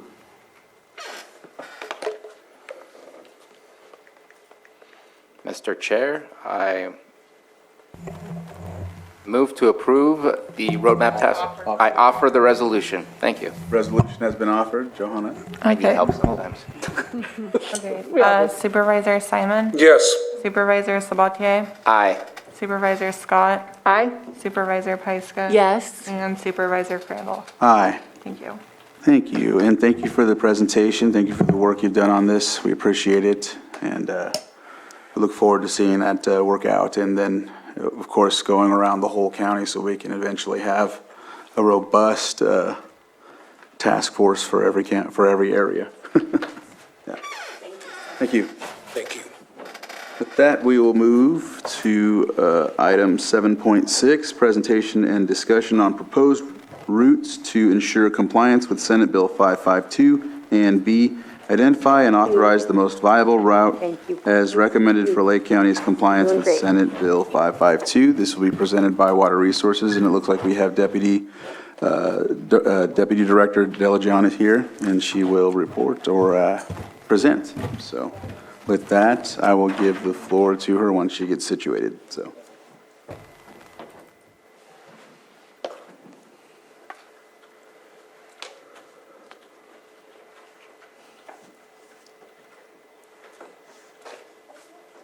You can tell the younger generation just comes in and plugs their own stuff in. And The rest are like, the rest are like, what do I know? Where does this go? Okay, I already asked Sam earlier, but just in case I mess up, can you please help me?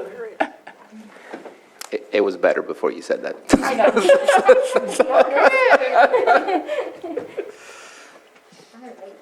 Okay, we need a screen share. Oh, okay. Need help? Yes, please. I need a break. So close. So close. I can't be perfect all the time.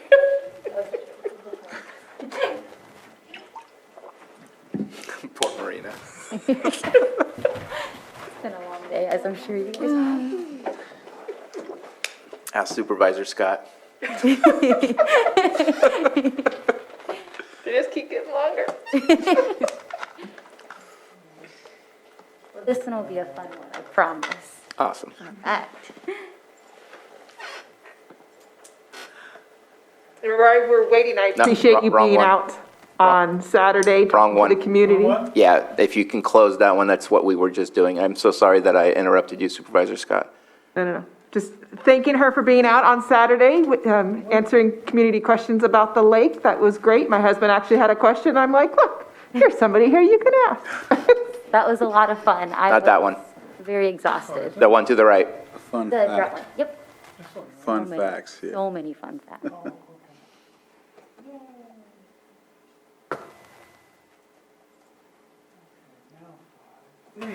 Great, thank you so much, Sam. I appreciate it.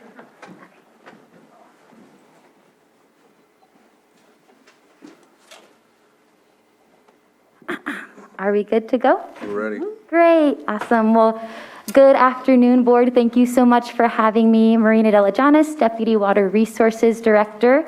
I am here for the item. I have two parts to this item. The first part of this item, as outlined in the memorandum, is a presentation and discussion on proposed routes to ensure compliance with Senate Bill 552. And the latter part of this presentation and discussion will be identification and authorization of the most viable route as recommended for Lake County's compliance with SB 552. And at any point, I definitely welcome the expertise and guidance from our CAO and our county council. And then I will take any questions after the presentation. All right, so today's talking points, again, I will be doing an overview of SB 552. Again, I will not be reading the entire Senate bill, but I do have a link to this, and the link is outlined in the memorandum. I will be highlighting the requirements as SB 552. I will propose a recommendation for our SB 552 compliance. Anticipated hurdles, because it can't all be rainbows and butterflies, of course. So anticipated hurdles in terms of our compliance with SB 552. And of course, we have to have a saving grace, right? So I will have anticipated resources that we will be able to utilize to comply with SB 552. And then proposing a rough timeline or an outline of next steps. So, 1 second, I apologize. All right, so Senate Bill, referred to as SB 552, was passed and signed by Gavin Newsom in September of 2021. SB 552 outlines that state and local governments will share the responsibility in preparing and acting in the case of water shortage events. These new requirements are expected to improve the ability of Californians to manage future droughts and help prevent catastrophic impacts on drinking water for communities vulnerable to impacts of climate change. The bill outlines the new requirements for small water suppliers, county governments, California Department of Water Resources, and the State Water Resources Control Board to implement more proactive drought planning and be better prepared for future water shortage events or dry years. Here is a high-level framework of the requirements. So SB 552 outlines requirements, again, for the state. When I refer to the state, I am talking about the California Department of Water Resources and the State Water Resources Control Board, local governments, counties such as ours, and then small water suppliers. So starting at the top of the pyramid here, what SB 552 will require of the state is would require the departments to take specified actions to support implementation of the recommendations from the County Drought Advisory Group. So with this, they will have a standing interagency drought task force, which they have had over the past year, and we have a representative who we communicate with directly and on a routine basis from the standing drought task force. And they will also help with the planning and coordination of pre- and post-drought emergency response. In terms of the county, this bill would require a county to establish a standing county drought and water shortage task force to facilitate drought and water shortage preparedness for state small water systems and domestic wells within the county's jurisdiction as provided.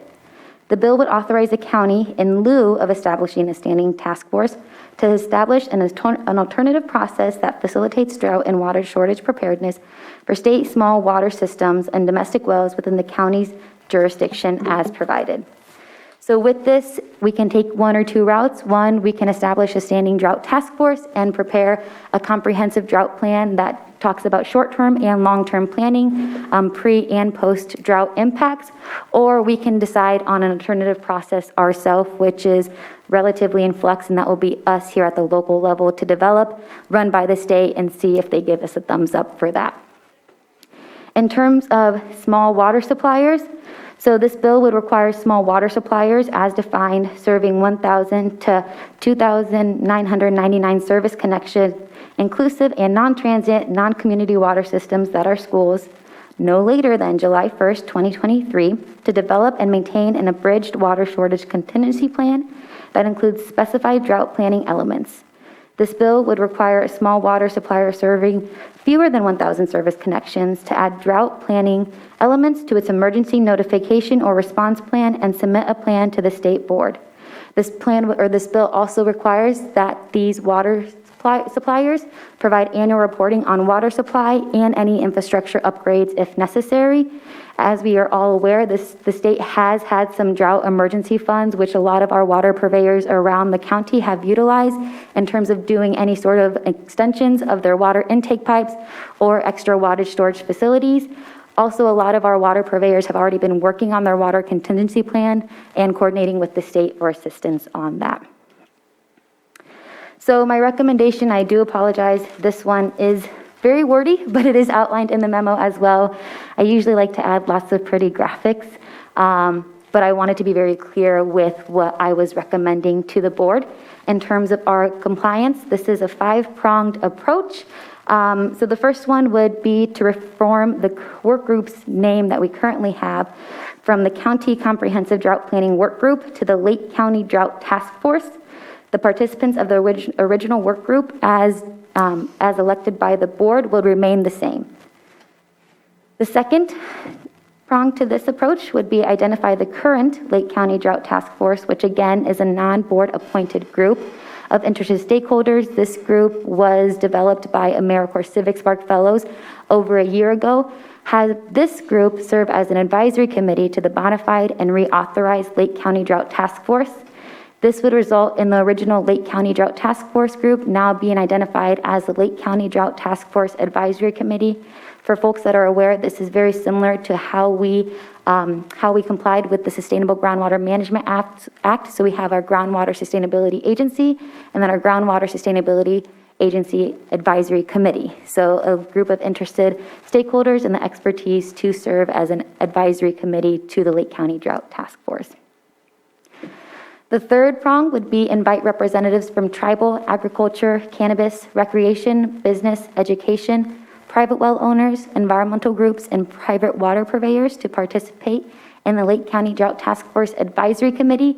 We have a few of these uses and users represented, but we are missing a few, and I know I have been in conversations with a few folks, especially from ag and cannabis, who are interested in serving in this advisory capacity if this is the route that the county decides to go on.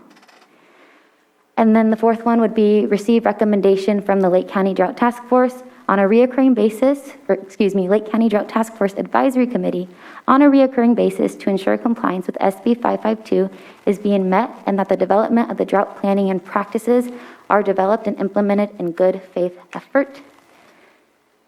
And the fifth one, the Lake County Drought Task Force in compliance with SB 552 facilitate drought and water shortage preparedness for state small water systems and domestic wells within the county's jurisdiction and develop a plan that includes potential drought and water shortage risk and proposed interim and long-term solutions. So that's a lot to go on. With that, I did outline a few hurdles. These are not new hurdles that our county has not faced in terms of complying with other state mandates. The biggest one would be is funding allocations for drought management planning and coordination. So one, funds to actually develop this plan, and two, funds for the coordination and the management of this plan. It will take not a lot of folks, but it will take folks and expertise to help with the actual coordination management. We could decide down the road how we actually go about that. But one, funding allocation for the compliance of SB 552, especially as it relates to our drought management plan. The second one, of course, is management and oversight for state mandated program. So deciding which department is going to be the overseer of this and then the management aspects of it. So guidance to staff on how we move forward with that and ensuring that we have a representative and a program for this.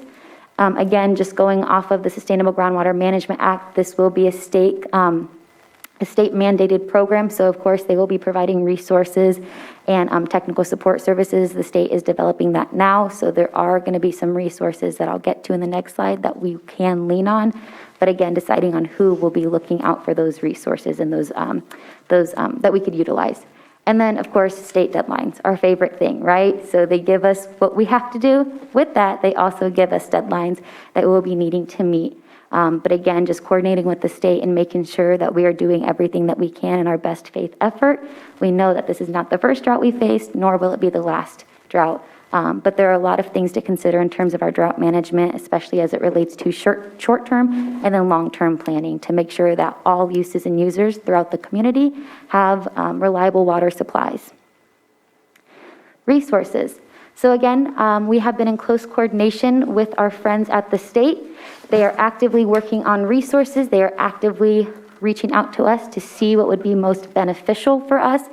Again, it's not just easy as throwing money out there, right? That's not always the solving of everything. It's who's going to be able to find those funds, who's going to manage those funds, and what can we do to lean on? How can we lean on the state to make sure that they're helping us as we help our community? So some anticipated resources that are coming out and that will be coming out in the near future are SB 552 guidance and support workshops. These are anticipated to start in early June. From my understanding, there's going to be a series of 4 workshops. The first few are going to be through with internal county personnel. So I envision that our comprehensive drought planning work group would be invited to that.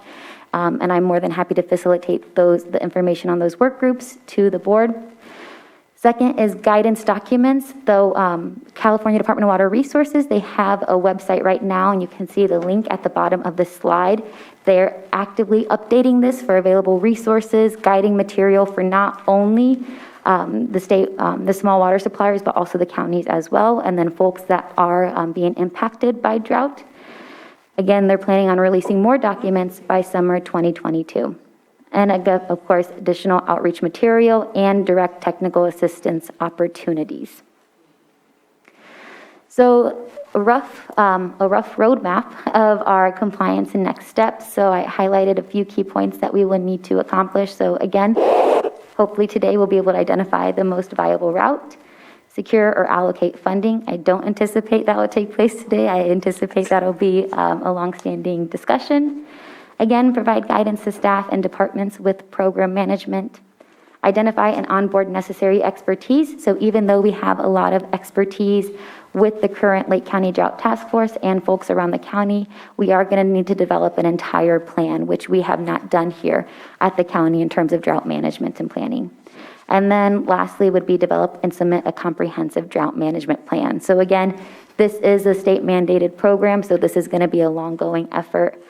Even once we submit the plan, we're still going to have to withhold everything that we outline in our plan, similar to our Big Valley Groundwater Sustainability Plan.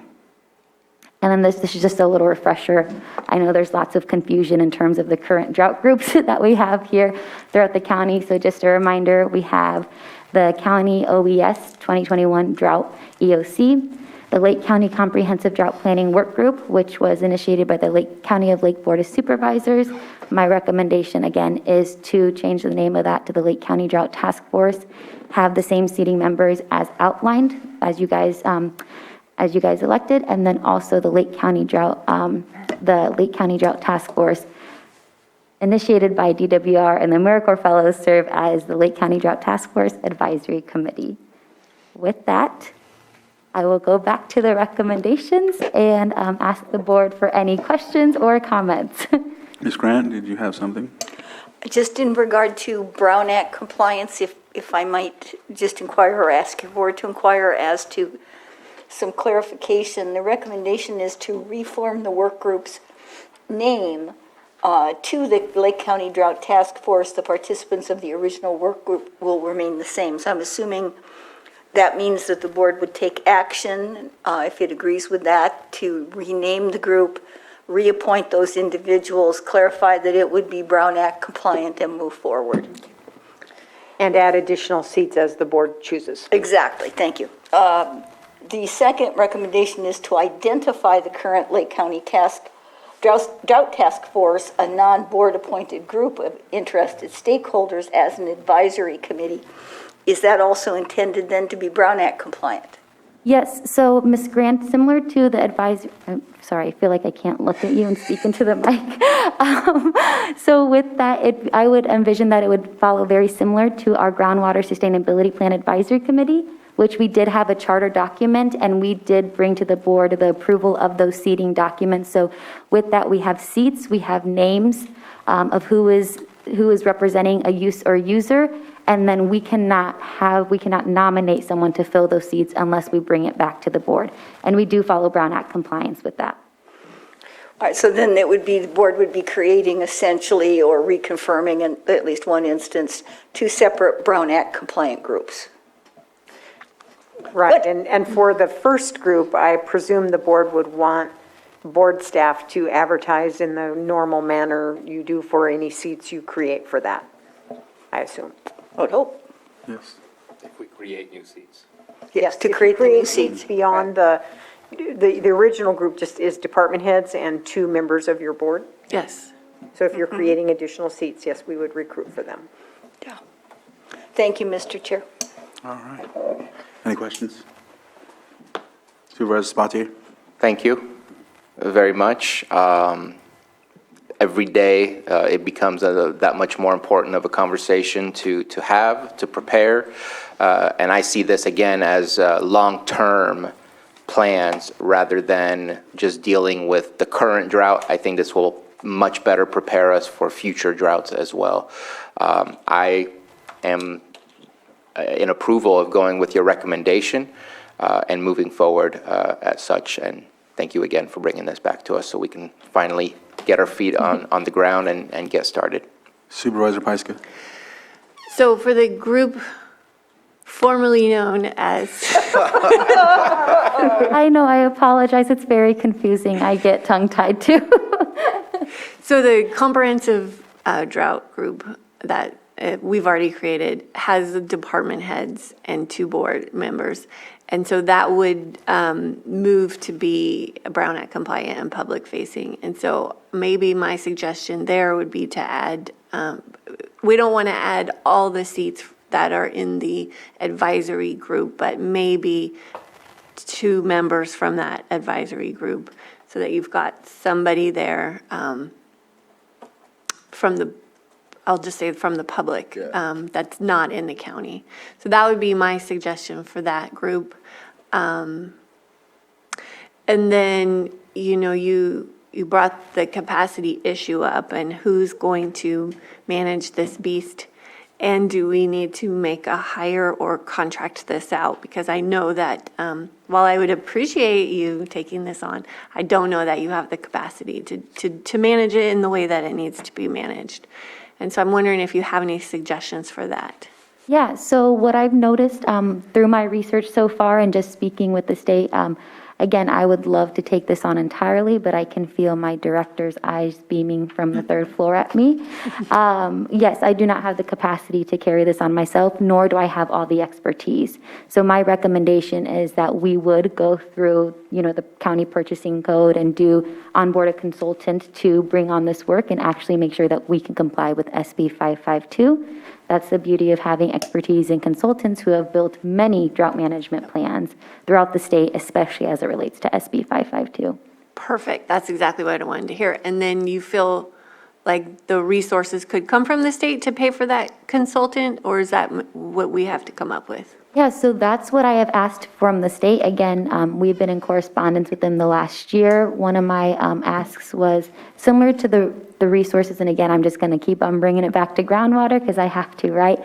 But the resources that we've been able to receive from the California Department of Water Resources as it relates to our compliance with SGMA, they've been able to offer facilitation support services. So we've been able to use facilitators, professional facilitators, to help us with the onboarding and development of our, GSA, the GSPAC, the charter documents, the contractors, et cetera, and our stakeholders. And then also we were able to be awarded funds from California Department of Water Resources for the development of our GSP. So I've asked if we could have something very similar to that for this state mandated program. And I know that's something that the state is looking at. Another thing that is required by SB 552, that since it is a state mandated program, they do have to do a certain amount of reimbursement. How that's going to look like, I'm not quite sure, but they are tasked with providing available resources, including monies, to help us make sure that we remain compliant. Great. Yes. And does it make sense to engage Civic Sparks to support this also? Yeah, so this is something that Civic Spark Fellows have done throughout the state in terms of drought management and climate action plans. So that could be one resources that we as the county can look at onboarding, assistance from an AmeriCorps or Civic Spark Fellow, or I know there are other similar state opportunities, but again, they're not going to be the entire professionals, right? It's a fellowship, mentorship, et cetera. But this is a perfect project. I know back in my Civic Spark day, I would love this. Yeah, I think it's a great opportunity. So is your department already looking at onboarding Sparks for the year, or is this something that we should look for additionally? Because this is, they're great for getting out in the community and doing that boots on the ground work and engaging. So that would, just wondering do you already have them lined up, or do we need to look at that? So we have a current fellow now who's doing a shoreline assessment and doing outreach. We are having a fellow next year to help with our aquatic invasive species program. I know that the fellowship application, they're taking applications now for fellows. I believe they're close to closing their project site applications, but I could always reach out to our friends at the local government commission and Civic Well who oversee the Civic Spark program to see that this is something that if we could possibly put in another project for. Again, they're always looking for opportunities of this nature. That whole program's perspective is to fill in capacity, and this is definitely something that we need help building capacity with. Yep, excellent. Absolutely. CEO Hutchinson, I think you had your hand up earlier.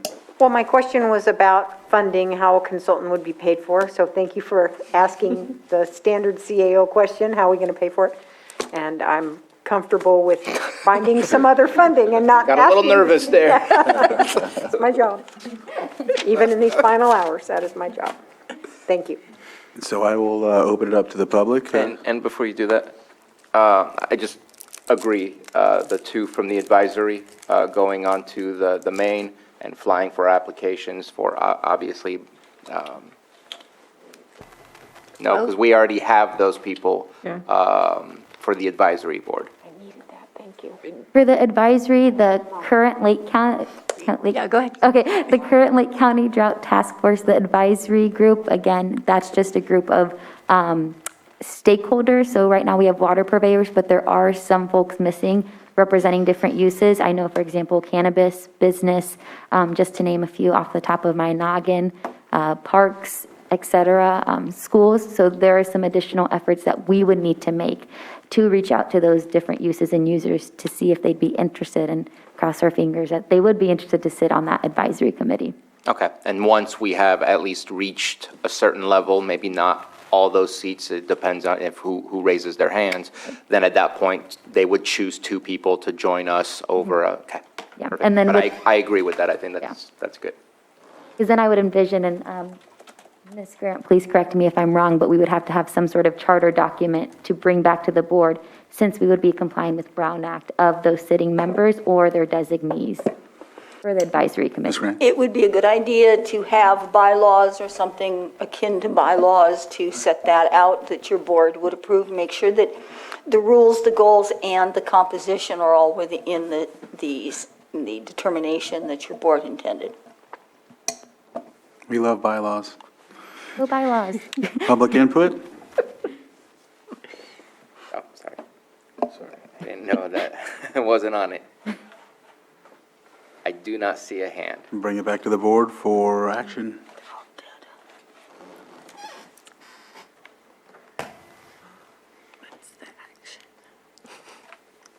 Where are we at here? So let me give this a shot. Can I try and do all of this in one, or is that just not a possibility? Okay, here we go. First step then. I move to reform the work group's name from County Comprehensive Drought Planning Work Group to the Lake County Drought Task Force, a Brown Act compliant board. And the participants of the original work group at this moment in time, until further notice, will remain the same. Second. So I have a motion and a second. All in favor? Aye. Yes. Aye. Opposed? Motion carries.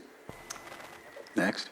I move to reform the current Lake, well, now I just made another Lake County Drought Task Force. The previously known as Lake County Drought Task Force, a non-board appointed group of interested stakeholders as an advisory committee to the modified and reauthorized Lake County Drought Task Force, which we just did, creating the Lake County Drought Task Force Advisory Committee, also a Brown Act compliant board. Second. So I have a motion and a second. All in favor? Aye. Opposed? Next. I don't think I need to do anything with that third one, because that's just invitations. We'll be doing that. I believe we have consensus to fill all those positions on the advisory committee. Receiving recommendations from the advisory committee. We've already had the discussion and stated what the purpose of that committee would be. I don't think we need to do anything.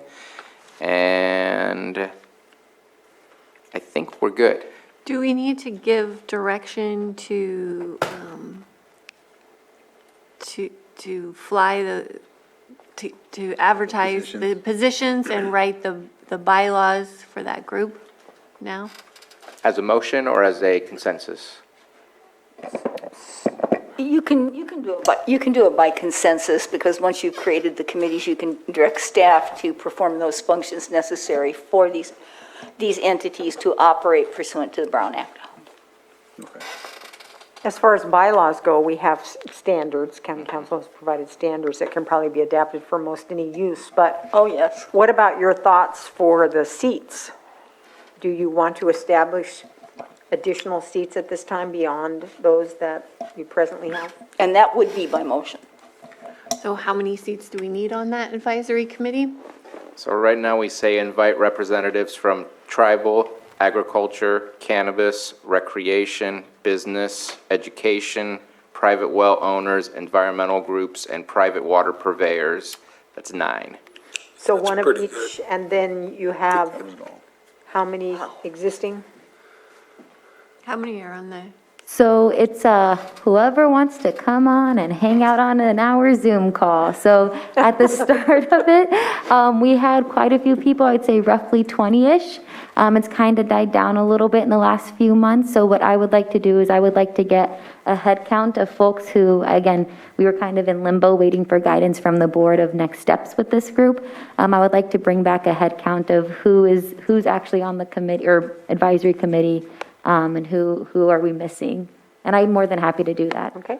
Well, I think we set the number of seats. Yeah. And then just remind everybody that comes to the meeting, you can still come to the meeting Right. as a public member. But I think we just should pick that today so that we can keep moving. So 9? I think 9 with the categories as described gives us a good cross-section of the community we want to hear from and have participating in this. So moved. Yeah, I agree. Second? So I have a motion and a second. All in favor? Aye. Opposed? Motion carries. Is there any other thing to address on this item? So I just want to clarify, does Marina need to come back to your board, or you've just established the seats in that motion? In the 9 that, okay, so you established, so the department head seats plus 9 more, right? Nope. You're getting your committees mixed up. Okay. I'm confused too, Carol. So the reason I'm asking is because our office needs to know what we're doing here so we can support the recruitment and all that stuff. This is for the advisory committee, which has no, This is not the 5. no county seats, but is going to be put together by Water Resources for Okay. now. And the 552 committee, the Senate bill, the one that's meeting that? That is staying the way it is with department heads and 2 board members. Okay. And then once the advisory committee is established, then we will expand that by 2 seats from the advisory committee. Okay. Okay, but the new drought work group is now a standing committee, so it's more than just a work group. The advisory committee is a standing committee. Yes. Both are standing. Both. Both are standing Okay, committees. perfect. Okay. Thank you. So Marina, will you follow up with staff in the administrative office, Kim, probably, Glad you- to make sure she's Oh, Matt. got it correctly? Perfect, yes. Thank you. And I believe that the only thing that, that we would be getting back is the approval of the members who have applied so that we can go ahead and point them to the advisory committee. Is that As well as the bylaws. Bylaws. Normally, The charter your and the- board approves all bylaws. perfect? Great. All right, with that, I think we are finished, and thank you, Marina, for this presentation. Yes, thank you, board, and I know that was confusing, so I appreciate you all. good. It's all good. We'll bring a chart, Yeah. a big chart. And so was looking towards CAO Hutchinson for the next discussion, which she asked about 5.2. I wanted to suggest to you, if it's agreeable to you, that we could postpone that item. I believe Supervisor Sabatier had some suggested revisions, and Carolyn Purdy was working on this policy. I could have her meet with him and then bring this back next week, if you want to forego that today, Sounds good. Yep. Yeah. just because it's getting late. Is that okay with you, Supervisor? Yes, I'm perfectly fine with that. 7.3. We did not do 7.3 yet. That's where I was and going they have next. not done calendars. But, Mr. Chair, if I could just check in with you so I can have the evaluations ready to go when you get there. Should I tell, the first one coming is going to be the Public Services Director. Shall I tell him to be here at 4:30 or before 4:30? I say 4:15. Remember that Sam's got to exit the We got room. Oh, yeah, 4:30 then, sorry. 4:30? I was wishful Okay. thinking. And then should I tell the librarian to be here at 4:45? Yes, that works. Okay, with that, I will move to 7.3, consideration of the following advisory board appointments: maternal, child, and adolescent health, and Lower Lake Water Works District. And so with that, I'll give this,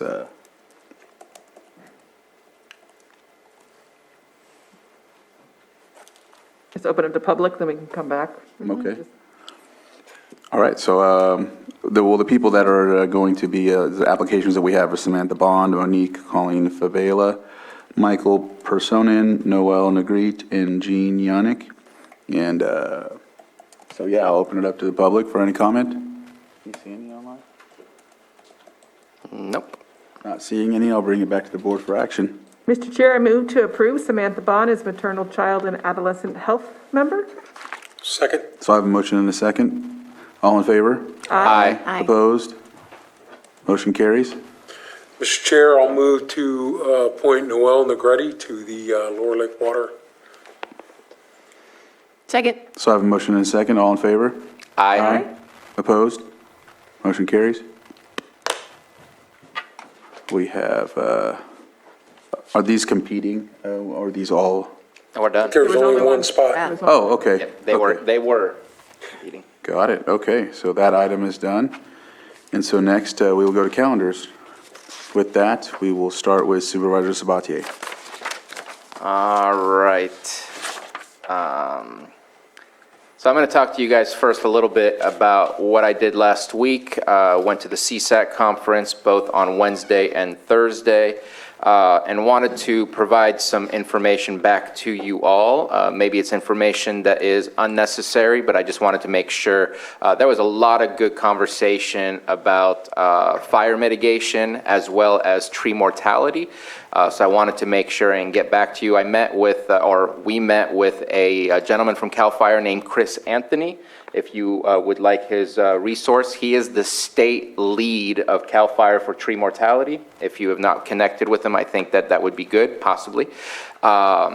They talked about climate resilience districts, which are slowly happening. I believe that Sonoma County has one already, and that's to help provide the right resources and make sure that we're able to get things accomplished within those resilience districts.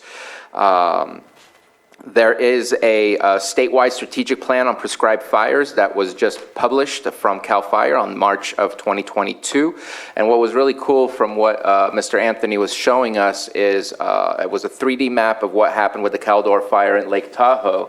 They showed a prescribed burn that they did about 2 or 3 years ago, and the elevation and the topography over there is just as challenging as ours.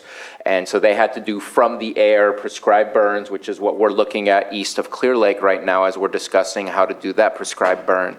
And so when they showed the animation of the Caldor fire coming, it literally split into a two-headed snake going around the prescribed burn that had been done 4 years before.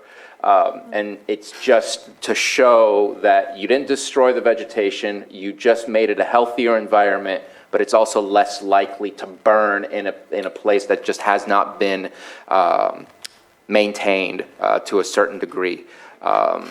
We also had UC Cooperative, Lenya Quinn Davidson, who is taking the lead at the state level for prescribed burn associations, teaching local communities how to create their own prescribed burn associations, just making them go through the process of learning how to do that. Again, not sure if those are conversations We that have already a Lake happened. County Burn Association. We do. Yeah. We were on the map when she showed us the map. But just wanted to give you those names just in case that those could be useful names to get more resources or more ideas on how it is that we can continue the work that's already begun here to be more resilient with fires.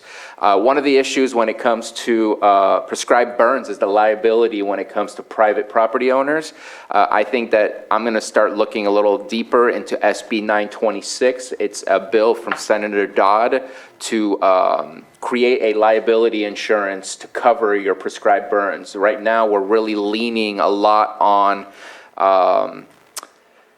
nonprofits, NGOs, things like that, and CAL FIRE to help us make some of these things happen, because a lot of property owners are very nervous about starting a fire and not being able to control it, and insurance typically no longer covers those things. With this bill, it would provide us that liability insurance from the state to be able to do these types of things.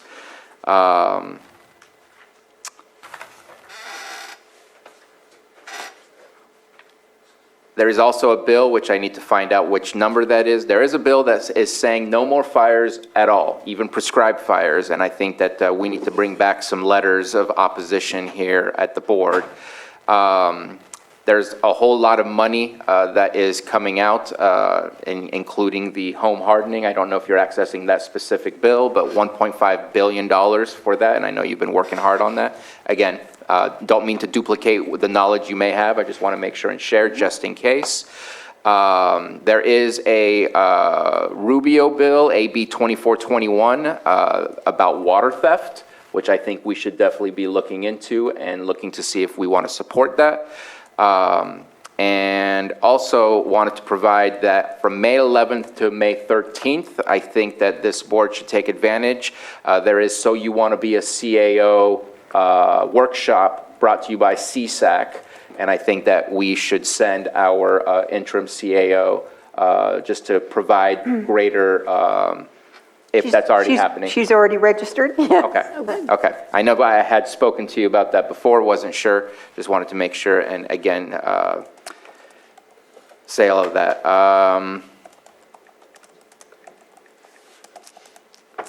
Some of this, I'm just not making any sense of it. But I will be going back also to Sacramento. I believe it's either May 1st or May 2nd, but there is a lost officer, that's not the right, fallen officer celebration happening at Sacramento. I know we do that here as well.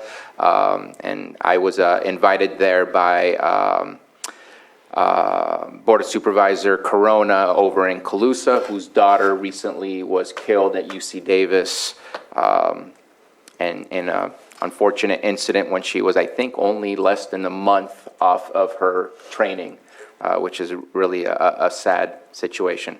So lots of interesting conversations over at the CSAC conference, lots of good connections, but just wanted to at least bring back some of those things. Let's see what else is going on.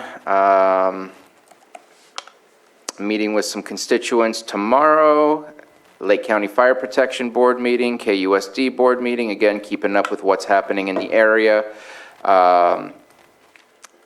We have a canceled solid waste, a meeting with the new trustee for Woodland Community College on Thursday.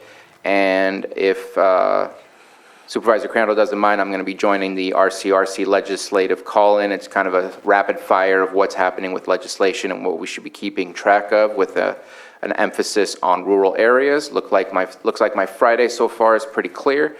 And joining the hot ones on Saturday to see other people suffer. And Middle Creek Project Committee is happening on the following Monday. Not until June. Oh, that's right. Now we're every 2 months. And then meeting with our interim CAO in order to prepare for our meeting on the 3rd.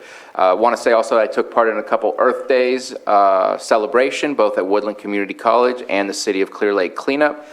Just recognize, please, that it's never the wrong day to pick up trash and to clean up your neighborhood and to make your community look better. So please continue doing those activities. And that's it for now. Supervisor Pyska? Yeah, yesterday, I had a long day of meetings, and we talked about tree mortality quite a bit. And I've got some more meetings this week related to that and next week. And looking forward to next week's board meeting where we're going to be able to have those discussions amongst all of us. Tomorrow, I've got, well, it's denim day tomorrow, so everybody wear your jeans. And I have a zone of benefit meeting. And Thursday, we have our weekly planning meeting with, for home hardening, the governing board meeting for area and aging, and I think we have another meeting with Tammy from NCO at 3:30. I think she sent me an email about that yesterday. I have to follow up with that. Friday, I have a meeting with a constituent in the Rivieras. Then I've got a meeting with Director Marketan. And then in the afternoon, I have a meeting with supervisors from Napa and Mendocino about tree mortality. Let's see if we can have a regional approach, since what we're experiencing is in our 3 counties. Then in the evening, I will be at the Middletown Middle School Seussification of Romeo and Juliet. Got Girl Scout troop thing on Saturday. Sunday, Fiddler's Jam at Eli. I'm not sure if I'll make it or not. Monday, I'm doing another flyover. This time with Rita Durgan from Cecilia Aguilar-Curry's office, and Trevor Mockel is coming from Senator McGuire's office, as well as Diane Dillon, supervisor from Napa. And I think that's it. And this is just to take another look. It's been December was the last time we did our flyover, and it looks to me like the issue has doubled.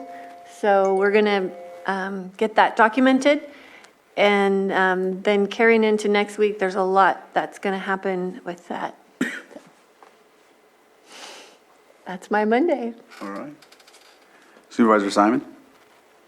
So board meeting, finishing it up today. Tomorrow I have a meeting with PG&E tomorrow down in South County. Talk about a few different issues, but I'm excited about that meeting with Melinda. So then Thursday have the mitigation or CWMP, the home hardening program on Thursday, and yes, the CMAT that afternoon just popped up right now. So that popped up. Don't really have anything on the 29th. And the 30th, I'll be attending a local dinner here for a young man who's going off to play some Division I football from Lake County. So I'm excited to go enjoy that.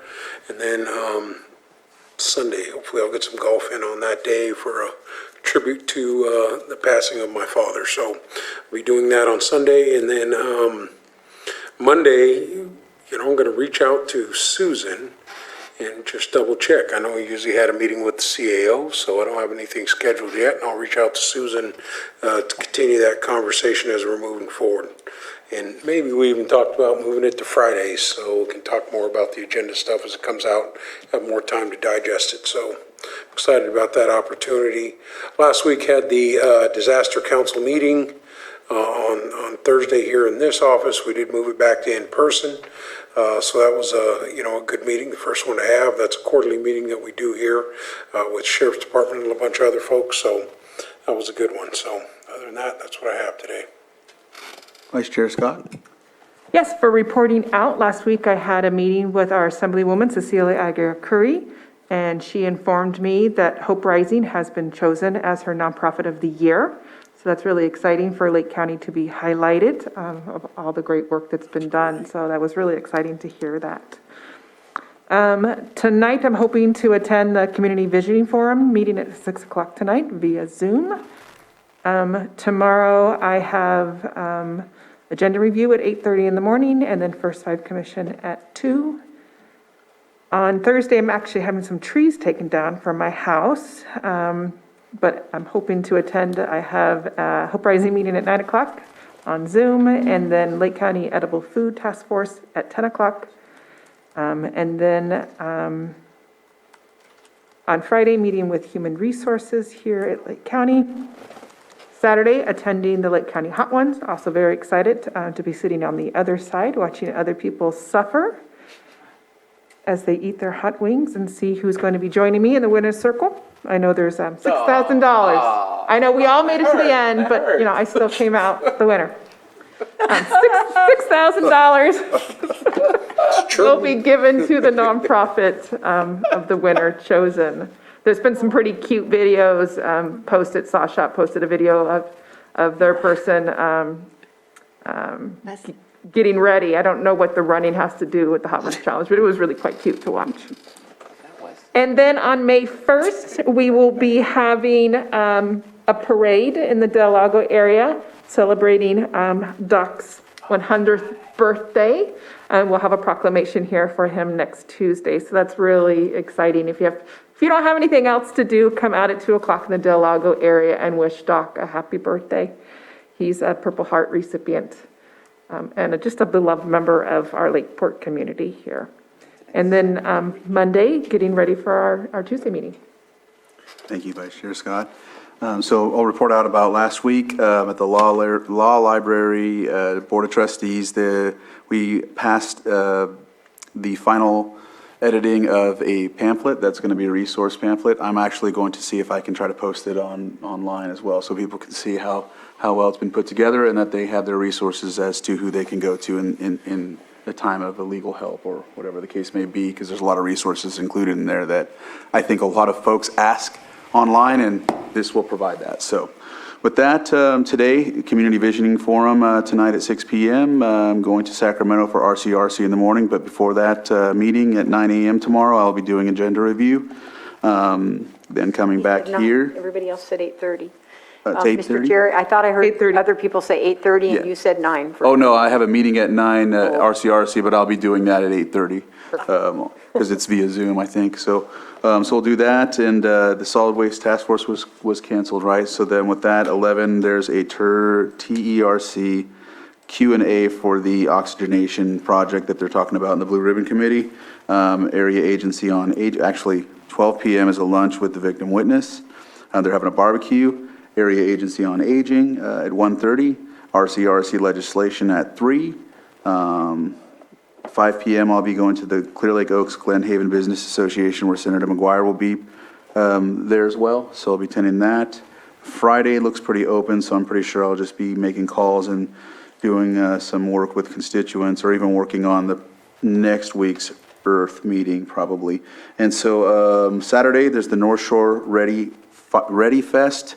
It's Saturday, April 30th from 9 to 2, 6264 East Highway 20 in Lucerne. It's the corner next to where Subway and also where Euro Bistro is. And so if you're also on the other side of that would be Foster Freeze. There's going to be American Red Cross will be there. They're going to be doing evacuation checklists, evacuation zone codes, and fire-wise community information, fuel mitigation discussion. And also the fire departments will be present. So it's going to be a good event. CAO meeting on Monday with the interim CAO, and back here Tuesday for the Board of Supervisors meeting. With that, it looks like we've covered all of our open items, and we will be going to closed session. I will read those off. And we have 8.1, Public Employee Evaluation, County Librarian. 8.2, Public Employee Evaluation, Public Services Director. With that, we'll go into closed session. Thank you.